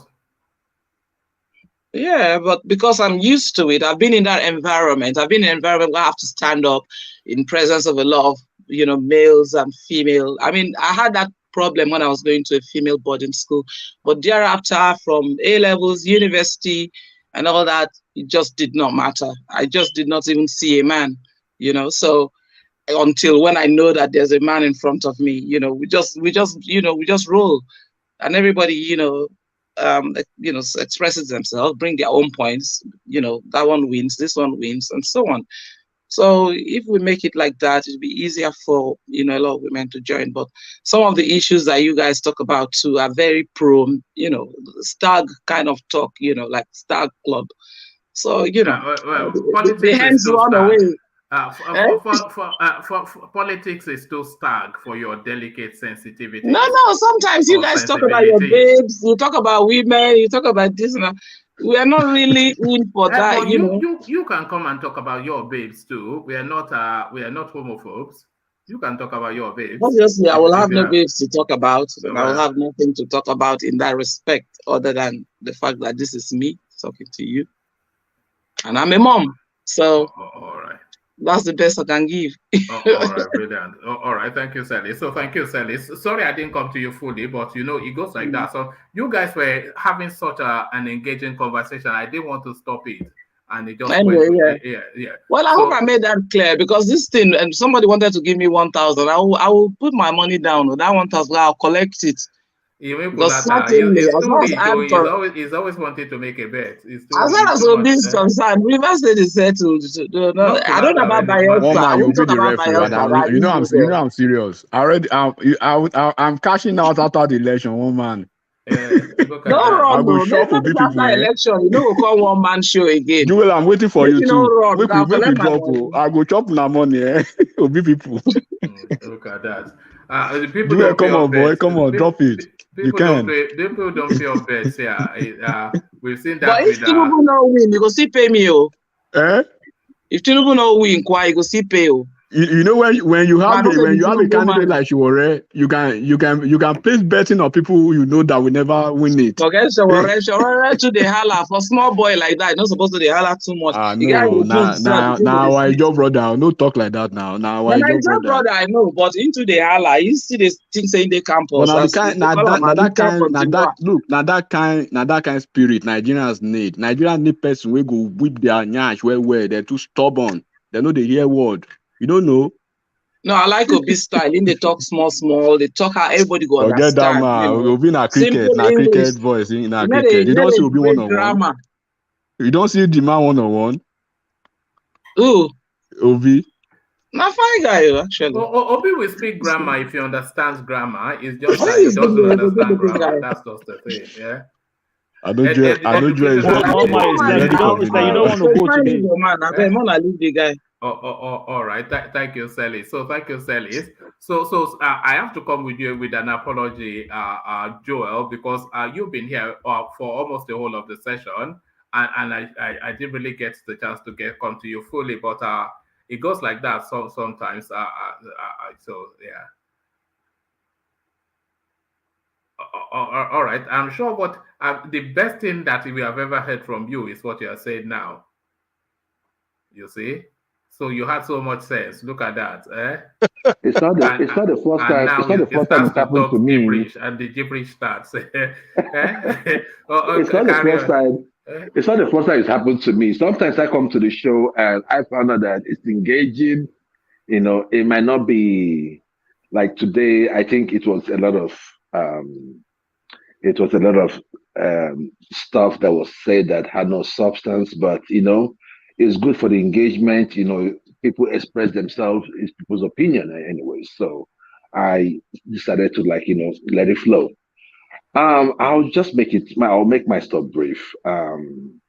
First, I would like to talk about Southern Nigeria. We need to unite. I wanted to tell, it was Ojukwu that went to Sarowiwa when he was in prison, when he was locked up by Abacha. And he went to the prison and told him, good morning. I want to say good morning to my Yoruba people as regards to Akeredolu. These are the things that have been going on. We've been seeing in the Southeast. We keep preaching about this thing and keep letting you guys know that there are certain people that feels like they own Nigeria. Look, one man, there was a video I sent to you on how Obi was empowering businesses in his state. Oh, okay. Yeah. Oh, all right. So you understand what I'm saying? So it was Obi. So what happened? Well, he said something. He said something about innocent. Making an import of over 800 million. And when he made that import, it was seized. And when they seized that product, it was sold for 50 million naira. Remember, 800 million naira. It was sold 50 million naira to someone from the north. Jonathan and Obi had to go meet Jonathan and tell him that he had to reverse that. Explain what happened to him. Explain what happened to Innocent. And Jonathan now gave an order that deal be reversed. And what happened? Today we have Innocent. This thing has been going on for a very long time. And I wish to speak to Southern Nigerians that we should start being more conscious. Knowing full well that people will only do to you what you allow them to do to you. We have allowed too much. We have torn all our cheeks, is all bruised. We don't have any more place to go. Is it until they grab our balls? We have to start taking things seriously. When we see people like Shehu Mande make statements, we ought to come out and condemn him immediately and let them know that this time around, in today's Nigeria, it is not going to be business as usual. The southern Nigeria must stand up and defend and take what belongs to theirs. Look, Wike, I don't want to go with the 90 minutes march and all that. Wike might have made his mistakes, but sometimes it's good for people to learn from their mistakes. Whatever mistake Wike has done in the past, what he is fighting for right now, he is fighting for every one of us. Be you APC, be you PDP, be you LP, be you Yoruba, be you Ijo, be you anything in the South. Wike is fighting for you. So I don't want to take much time because this is a closing remark. One other thing I wanted to say was there was something I wanted to talk about, but anyways, it's been a splendid night, and I just hope that as time goes on, that we keep saying things that had to do, whenever we see things that has to do with our security, with our upliftment, right? We should just go ahead and just do it. Lastly, the pathway for Obi is getting clearer. Obi is winning the Southeast. Obi is going to win the South-South. Obi is going to get at least 25% in Lagos. And Obi is going to win most parts in the South, in North Central. Take that to the bank. And for enigmatic, anytime you're ready for your bet, I'm ready to go with you. One man, let me tell you, Tinubu is having a huge problem. Go and listen to Dagora a few days ago. Go and listen to what's the other Babachalawar. The Muslim ticket. Remember when I made that statement after Tinubu made that appointment? He made a selection of Shetima. I told you that with that religion is on the ballot, tribe is on the ballot, region is on the ballot. Thank you very much, and God bless every one of you. I was expecting your conclusion that Obi will win. You didn't say anything of that. Who is going to win the next election? Who I told you the pathway. I told you the pathway for Obi to win. Obi is going to win. Obi is going to win. Obi is going to win the Southeast, the South, and some states in the North Central, and that's it. And some states in the North Central, and he's going to get at least 25% in some southwestern states, especially Lagos, and at least one other. You say who? So in conclusion, he will be the next. He will win. He will be the next president. What I'm trying to say is this: the pathway for victory. That is the pathway for victory. If he does that, he still does not get his 24%. But I am sure that if there is going to be a runoff, it's going to be Obi and the next person. Whoever the next person is going to be. Who is the next person? Now, it could still be Obi and ATIKU. So I am just telling you. So I'm asking you now. Ajele Koko. If it is, let's just assume, right? Mm-hmm. If it is Peter Obi and ATIKU for runoff, who will Tinubu support? So you sure that Obi will beat? But that question though. I asked the question. Hold on, Ajele Koko. If it was Peter Obi and ATIKU in the runoff, who do you think Tinubu will support? He will surely support Obi now. He will surely support. Tinubu will support Obi. Yes, Tinubu will support ATIKU. I don't think so. Tinubu will support Obi. I don't think so. Tinubu has an established relationship with ATIKU now. Tinubu is ATIKU's friend. They're good personal friends, and also ATIKU is PDP. Obi is Labour Party. Apart from Labour, apart from president, they will draw Obi. They will draw Obi to APC. Let us. They will draw Obi to. They will support Obi, then draw him to APC. That's what will happen. Let us. Tinubu doesn't care about power to the south. He just wants power. Let us rephrase that question. If he gets to the run between Obi and ATIKU, who will Yoruba people support? Who do you think Joel? Who Who do you think that Yoruba people will support? Who do you think Yoruba people will give their vote? I am not talking about the Yoruba people. I'm talking about hold on. No. I'm rephrasing it. You are asking for Tinubu, and I'm rephrasing that question. You answer his question first, Ajale. I have answered his question. I've said Tinubu will support Obi. All right. Okay. So if Tinubu is going to support Obi, then the people of Yoruba is going to support Obi. That's my point. No.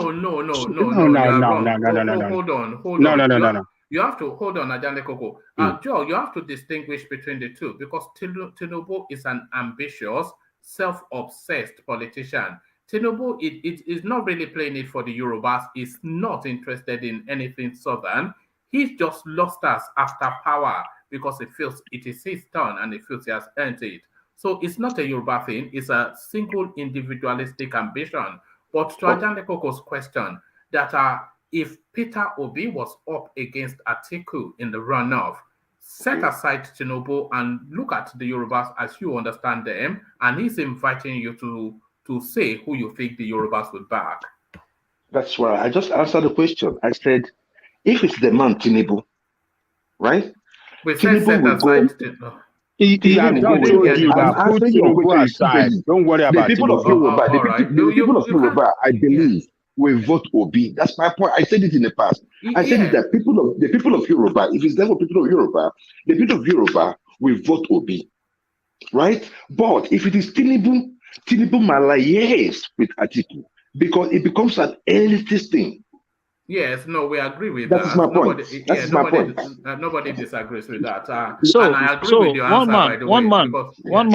I don't agree with him right there. One man. Let me explain why. This summation that you guys are making, this calculation and arithmetic that you are making, that the current largest party in the country, they have nearly 20 or 22 governors. The presidential candidate will not come first or second. No. It's a hypothetical. In the north, as it stands today, ATIKU is mopping up. And ATIKU is mopping nothing. Forget. It's okay. It's all right. But in the north, as it stands today, excuse me, bro. ATIKU is really mopping up. Right? And secondly, do not take what Wike told you for granted. There is a grand design for the power to remain in the north at all costs. Of course, everybody knows now. Okay, before you leave, let me ask this question. If it gets to the run between Tinubu and ATIKU, who will Obi support? Okay, now the man Obi, who will Obi support? Look, you see, in that case now, come on, answer now. You see me. You know, I'm always going to play. In that case, I do not know who Obi is going to support. But if you ask me, come on, man, come on. Okay, that's not okay. Let me ask the second one. Ask about the people. Hold on, Ajale Koko. You know, Joel, that is where you always fall short. Because you know the answer, and we all know the answer, but you cannot just bring yourself to say it. So you see, because I wish, whenever I do that, it's not like I'm trying to be dishonest, but I wish that Peter Obi will, damn all nonsense and support Tinubu. Because for me, the ultimate thing for me, I've always said it on this show. The ultimate thing for me is for power to remain in the South, so that we can really, make them understand that look, you cannot mess with the South. That's my point. Okay, Joel. Let me ask another question. Sorry, Ajale Koko, but we have to round off. But you can ask the question. But I wanted to put this to Joel. Joel, when people were saying that if it comes to Tinubu and if it comes to Peter Obi and ATIKU, that Tinubu will always back ATIKU because Tinubu and ATIKU, they've gone as far back as whenever they've been political associates. So he has no allegiance to Peter Obi and he doesn't care about the South. It's the same narrative. Exactly. It's the same narrative with Peter Obi and ATIKU. If it was down to Tinubu and ATIKU, Peter Obi would back ATIKU, because he has a long and deep history with ATIKU, and he doesn't really know anything or care anything about Tinubu. So yeah, you know that. So you could have just said that's that. why I said that I wish it could be different. I wish we could all think the same way in the South. The thing is this: like, look at what Wike is saying. That someone in Buhari's government is supporting ATIKU. That is how we should start thinking in the South. Do you understand what I'm saying? Yes, I might be having problem with Tinubu, or I might not really have some history with Tinubu, but making history starts with the day. It starts with the day. If you've not had anything with Tinubu, make this one be it. Make that rerun be it. And it is going to be symbolic. Okay, Joel, let me ask this question before you leave. Okay, let's take Obi out of this thing now. If we get to the run between ATIKU and Tinubu, who will Igbo people vote for? No. I am telling you. Who do you think that you know the answer to that for? As well? You know the answer. You know the answer. Nah, so see. No. You know the answer. See, at that point. See, I'll be honest with you. At that point, it might be dicey. Oh, look at that. You know the answer. You know the answer. Nothing. I mean, Jewel, nothing is dicey. Nothing is dicey. Look, see. I said it. Something. For power to remain in the north. Remember. 150% Igbos will go with ATIKU. Forget it, bro. Stop making that assertion. Look, let me tell you. I'm telling you, bro. It's a fact now. Many of us do not want power to remain in the north. Him now. Enigmatic. Many of us. He knows. See. One man. I would let me tell you something. We are not going to just fall for anything like that. You see, they are not dragging ATIKU as they are dragging our local Ekpon. They are dragging that guy. Even a child that was born yesterday is already calling Tinubu, waking up to Tinubu's name. It is not about that. The issue there is that there was a time I told one man when I started this show. I said, one man, at what point does our blessing becomes a cost to us? Our intelligence in the South is becoming a cost to us because we know too much in the South. So who are those that you're going to drag? It's those that are close to you. That is what is proximity war, is what we are fighting in the South. It's not that we hate each other. But when it comes to anything competition, we always think who is the next person to fight. But this is a simple question now. Very simple question. Very simple one. What is? I answered all your question. I just telling you that if it comes to let me give you one advice, Joel. It's an advice. So when you leave your nursing profession, I advise you to go and be a pastor. You are a very good guy. Or a politician. It's a phone guru, information minister. Biafra State information minister. Woman, are you out in the morning? You say you're not going to be out this morning. I was surprised. I saw a clip of you this morning. Woman, you did a clip this morning, right? No, I did not. Did you? Oh, okay. There was a show I saw. I think, one man did something this morning. Look at that. I've now taken permanent residence in your brain. You know, I'm taking permanent. Yeah, you did. That makes you feel good. Thank you, Joe. Bye, guys. Let's do it tomorrow. Are you out in the morning, woman? Are you out in the morning? It's 50-50 because I have a full day tomorrow, but we'll say but whatever. All right. But you see me. I'm not working drive safe, man, bro. You see me at Thank some you. point. All right. But bring the money, bro. Let me shop it. I'm still. Don't forget, please. I beg. All right. Thank you, Joel. So that's the new superstar now of the platform. The new superstar of the platform. But the OG of the platform, destination unknown, is in Africa somewhere. He used to be an Ijaw man with a Fulani blood. He's used to be an Arab, but he's now Chinese. But what is he now? Rational mind. Well, thank you, one man. Thank you, everybody. I think it has been a very interesting session today. I really wanted just to say, let me let you go, but that hypothetical situation you created, you proposed, that's to tell you that we're really divided because I know Joel doesn't want to answer that question. If that thing becomes between Obi and ATIKU, I know definitely my Yoruba part of that Southwest will support Obi. That I know of. I'm certain of that. But the question now is, if we were to reverse that role, ATIKU and Tinubu forget it. I know what is it doesn't want to answer that question. The Igbos will vote ATIKU. Reason being that their own brother, Ifeanyi Okowa, is an Igbo person. So you see, that's to tell you that even if Ifeanyi wasn't there, they resent you. Did you not get the memo yet? They resent you. Forget Ifeanyi, please. So yeah, that's to tell you that this one southerner, there's a way the northern, I mean, these people from the north, they try to divide us, and I think that's how it's going to play. So that's to tell us that we need to sit down and think very well. Do we really want to move forward, or we just want to continue this contraption that we find ourselves? Well, let me let you go. Good morning from here, and good afternoon. Yes, the destination unknown. So thank you, Rational Mind, wherever you are. The only thing we know is that is on this planet, but sometimes we even query that. But the man that is fully grounded, to both feet on the floor, the progressives. Final word. Oh, we've had you already, have we? Oh, all right. So yeah, let's go on from the progressives to let's go on to enigmatic closing remarks.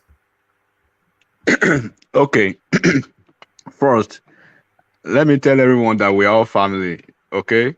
So regardless of the language and the coloration of our analysis, we are just having fun.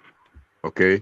And then sometimes we just have to let loose and then just, catch divide and have a very good cruise. Like today now, very good session. We already, one man. It's always a very good session. When was it ever not a good session? It always is. Yeah. But I am very happy because I got very good rave reviews about the platform. I invited like 3 folks and they came back with very positive one. So like I tell you, keep doing what you're doing. And sometimes when I have time, when I'm not too busy, I check other platforms and I can see the difference. I can see the difference, the divergent opinion, dissenting, perspectives, and then understanding the fact that we are not just, we are not just strangers to each other. Of course, we could be strangers when it comes to our political ideas and ideals sometimes. But whenever I come over here, when I make comment, please, I want to beg people, do not take it too hard. Do not take it too emotional. I will be laughing at the end, at the back of the screen. Don't work yourself up because of what I say. It's just all politics. I wish everyone well. Excuse me, my voice is kind of. I wish everyone well. Baba Jale Koko and everyone. One man, I made my call since 27th of May 2022, and you know what the nature of my call. And I believe second person has made this call too, Mr. Gomez. So at a point in time, bring everybody on board over here, put paper to pen, and let everybody make their call, put it on record. And after February 22nd, let's do it again and see who wins. So, and if you want to waste your money, obedience, I'm saying it, I'm very ready. Let's go there. Thank you so much. I appreciate everyone. Once again, we are brothers, we are sisters. There is somebody on this platform here, Divine She. Please come. That person, summon the courage and come on board and say whatever. I believe that person should be very intellectually mobile to understand at least what he writes or what she writes on the section over here. Some people should summon the courage and come over. They've been here some time. Summon the courage, come over. We are calling new people on the platform. They are giving us good reviews, and let's keep it up. God bless everybody and your family, and do have a very wonderful night. Thank you so much. All right, thank you, Enigmatic. So that's Enigmatic Hondi. Enigmatic Hondi is very certain. It's very certain, even when he's often instances wrong. Let me remove it from the script if I say that. Even when he's always wrong most of the time. But a man who is never wrong, because of course he works with statistics. Kulata with the data. Kulata, closing remarks. Thank you, one man. You guys should like, share, and subscribe. It's obvious. It's the best platform. Sometimes I stumble on other platforms, maybe in between meetings, just to kind of amuse myself. And the level of analysis is so dumb. It's so ridiculous. You just laugh. anyway, back to some of the topics. So today was very funny for me because I think obedience got the dose of medicine they gave Buhari about his alleged certificate. I was laughing throughout the day when I saw the GCSE degree. that was what was submitted, and then by coincidence, I don't know if it's by coincidence or not, the UNN certificate that was going around was awarded on a Saturday. Then his NYSC was awarded on May Day. So I'm like, what the hell is this some crazy coincidence? Like, who awards a degree on the Saturday, and then who gives you NYSC certificate on a public holiday? Anyway, that was just fun. I mean, it was fun. Nothing personal. I don't know the guy's qualifications, but it does appear he submitted a GCE result. And so all those people that were laughing at Buhari, laughing at Tinubu and co, they got it on Facebook and Twitter. So it was a bit amusing to me. Also, I mean, the political space is getting interesting. Apparently, Tinubu is meeting with some Christians up north. I don't know if you guys saw that. They had a meeting today with some Pentecostal Christians. So that Muslim thing, I think, looks like they're trying to claw back. They're trying to claw back at it. And he's also meeting with ambassadors and all whatnot. So it looks like campaign is gearing up. It's really, really gearing up. We're about to really see the real deal. So I'm really waiting. I'm anticipating. I'm waiting. The intrigues are there. The Wike space. That's also going on. But I'm going to be cynical about Wike. I don't think any one of those politicians are doing it on the interest of some southern Nigeria. It's all about their own selfish interest. They can color it however they want to color it, but it's all about their selfish interest. But we'll see where that lands. But I mean, at this point, it's getting interesting. ATIKU is gaining ground in the north, but I have no clue what Tinubu support looks like in the northwest.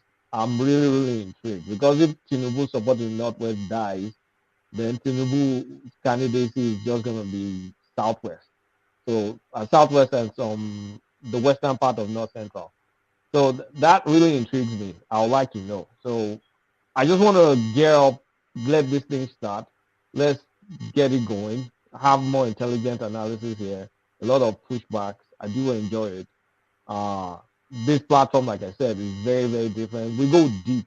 I mean, it's until you listen to other platforms that you realize how the depth of this platform, even though we do it in jest, we make fun of each other, we yab, we raise our voices and all, but a lot of what is said here, you hear it a day before you hear it on TV, just to show that these are original thought coming from intelligent people on this platform. Because I don't know whether they're copied, or maybe they just spend 24 hours to come up with the analysis that we came up with a day or two before. But it shows why you need to follow one man show. So I give it to you, one man. So with this, I would like to wish everybody a good night or good morning, and hopefully I'll join tomorrow evening, definitely. So why have you gone Wike now? So you've gone all the way from, where did you even start? You started from Jore, you deviated to Tinubu, then you landed on SDP, only to now be okay. So if you I'm supporting Wike's Taylor. You know I like all this stuff. I'm supporting Wike's Taylor.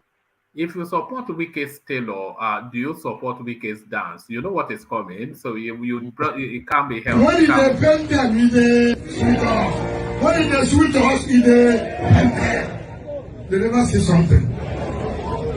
As in the sweet us.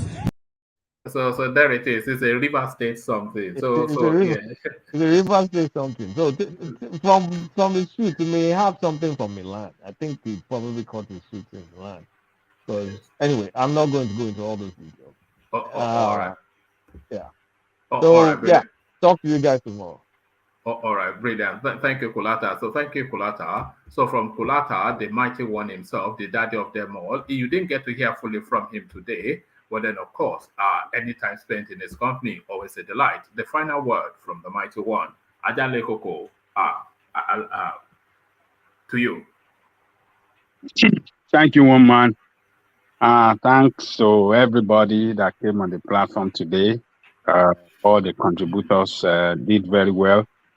They contributed meaningfully. I believe they've educated and informed a lot of people around the world talking politics. So I hope you will all come back tomorrow. You know, as one man will bring whatever he brings, we trash it out together and continue the struggle from there. So other than that, let me say that the fight that Akeredolu have begun requires other governors from the north, from the south, to join him. We cannot have two different laws in one country. Law that will not permit any state in the south to arm their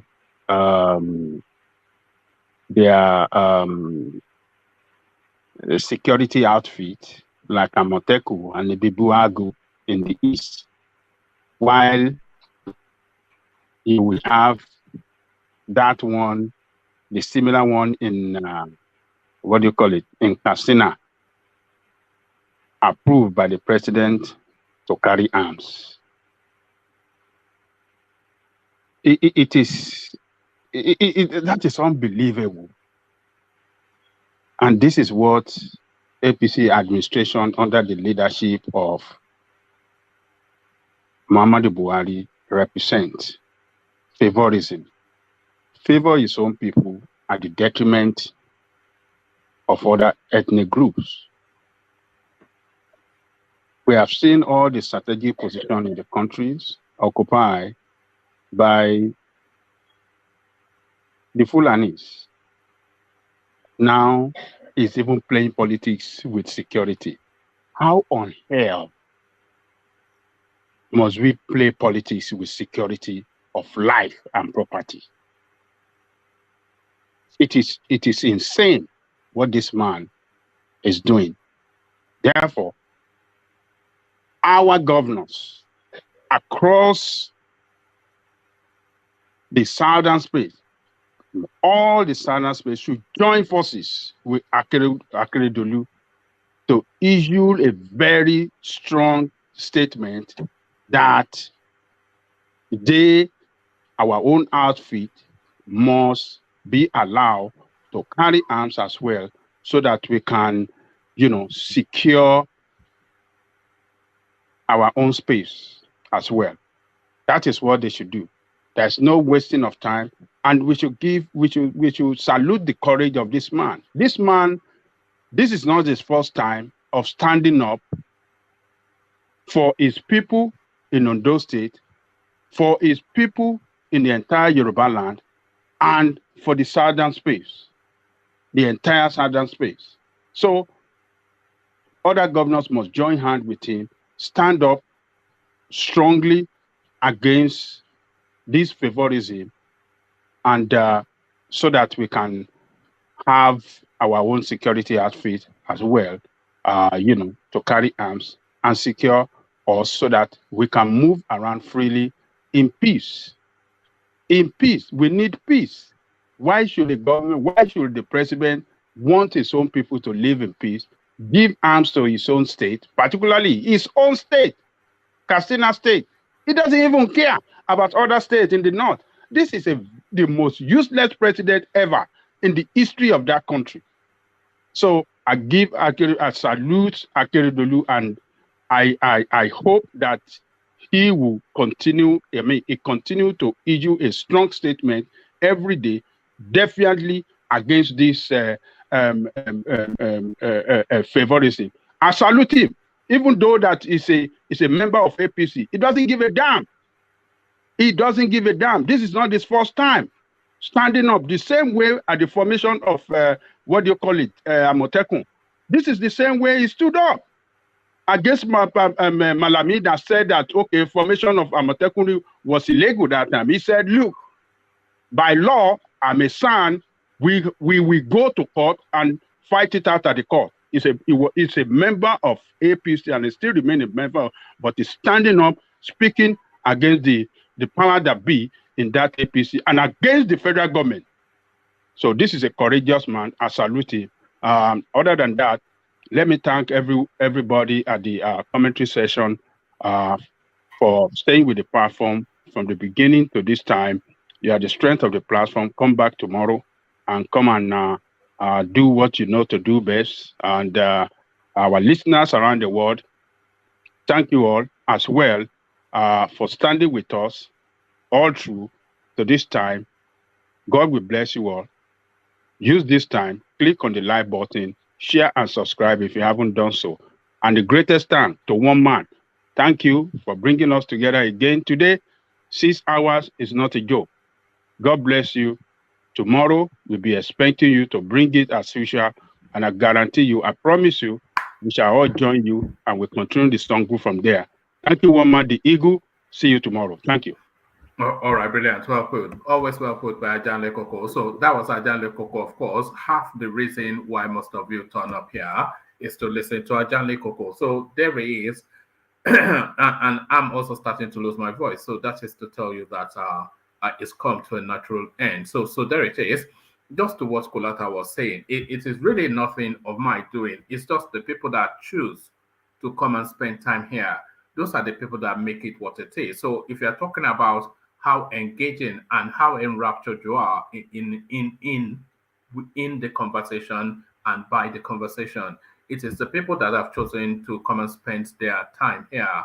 You know, so like great minds like Joel of Nashville, Collins, who's now look at the quality of someone like Collins, just people like that. Mr. Ed, a new entry. So these are personalities that are developing within the space. Established names like Ajani Koko, Ovie, of course, who will always, it scrambles your brain, Ovie, but maybe 2 days later you understand what he's talking about because he always talks ahead of time. So all of this mix that comes together, that's what makes it. So it's not just my doing. My doing is just to come here. It's like just open the shop door. That's just really my doing. It is the people that choose to congregate that makes the magic of the space. So hopefully they congregate again tomorrow. Your rational minds, just all these names. They're not. These are global star names, and I won't say superstars. And I mean that literally. These are names. If they were showing their cameras, these people will be recognized probably in their communities. These are global names. They are known in Australia. They are known in Asia. They are known all over Africa. They are known all over Europe. So these are global names. So global names. So if you want to be part of that, if you feel you are strong enough of a voice to be able to articulate, and you have a strong, but the only thing is you can't be some feeble sort of a person because the place will chew you up and spit you out. But if you feel you have the testicular fortitude, as our Black League would say, if you feel you have the testicular fortitude to take a turn, then come and put it to the test here. We're always here and hope you always will be here with us. So I'll leave it there. Carry the conversation on within the conversation, but here I say peace.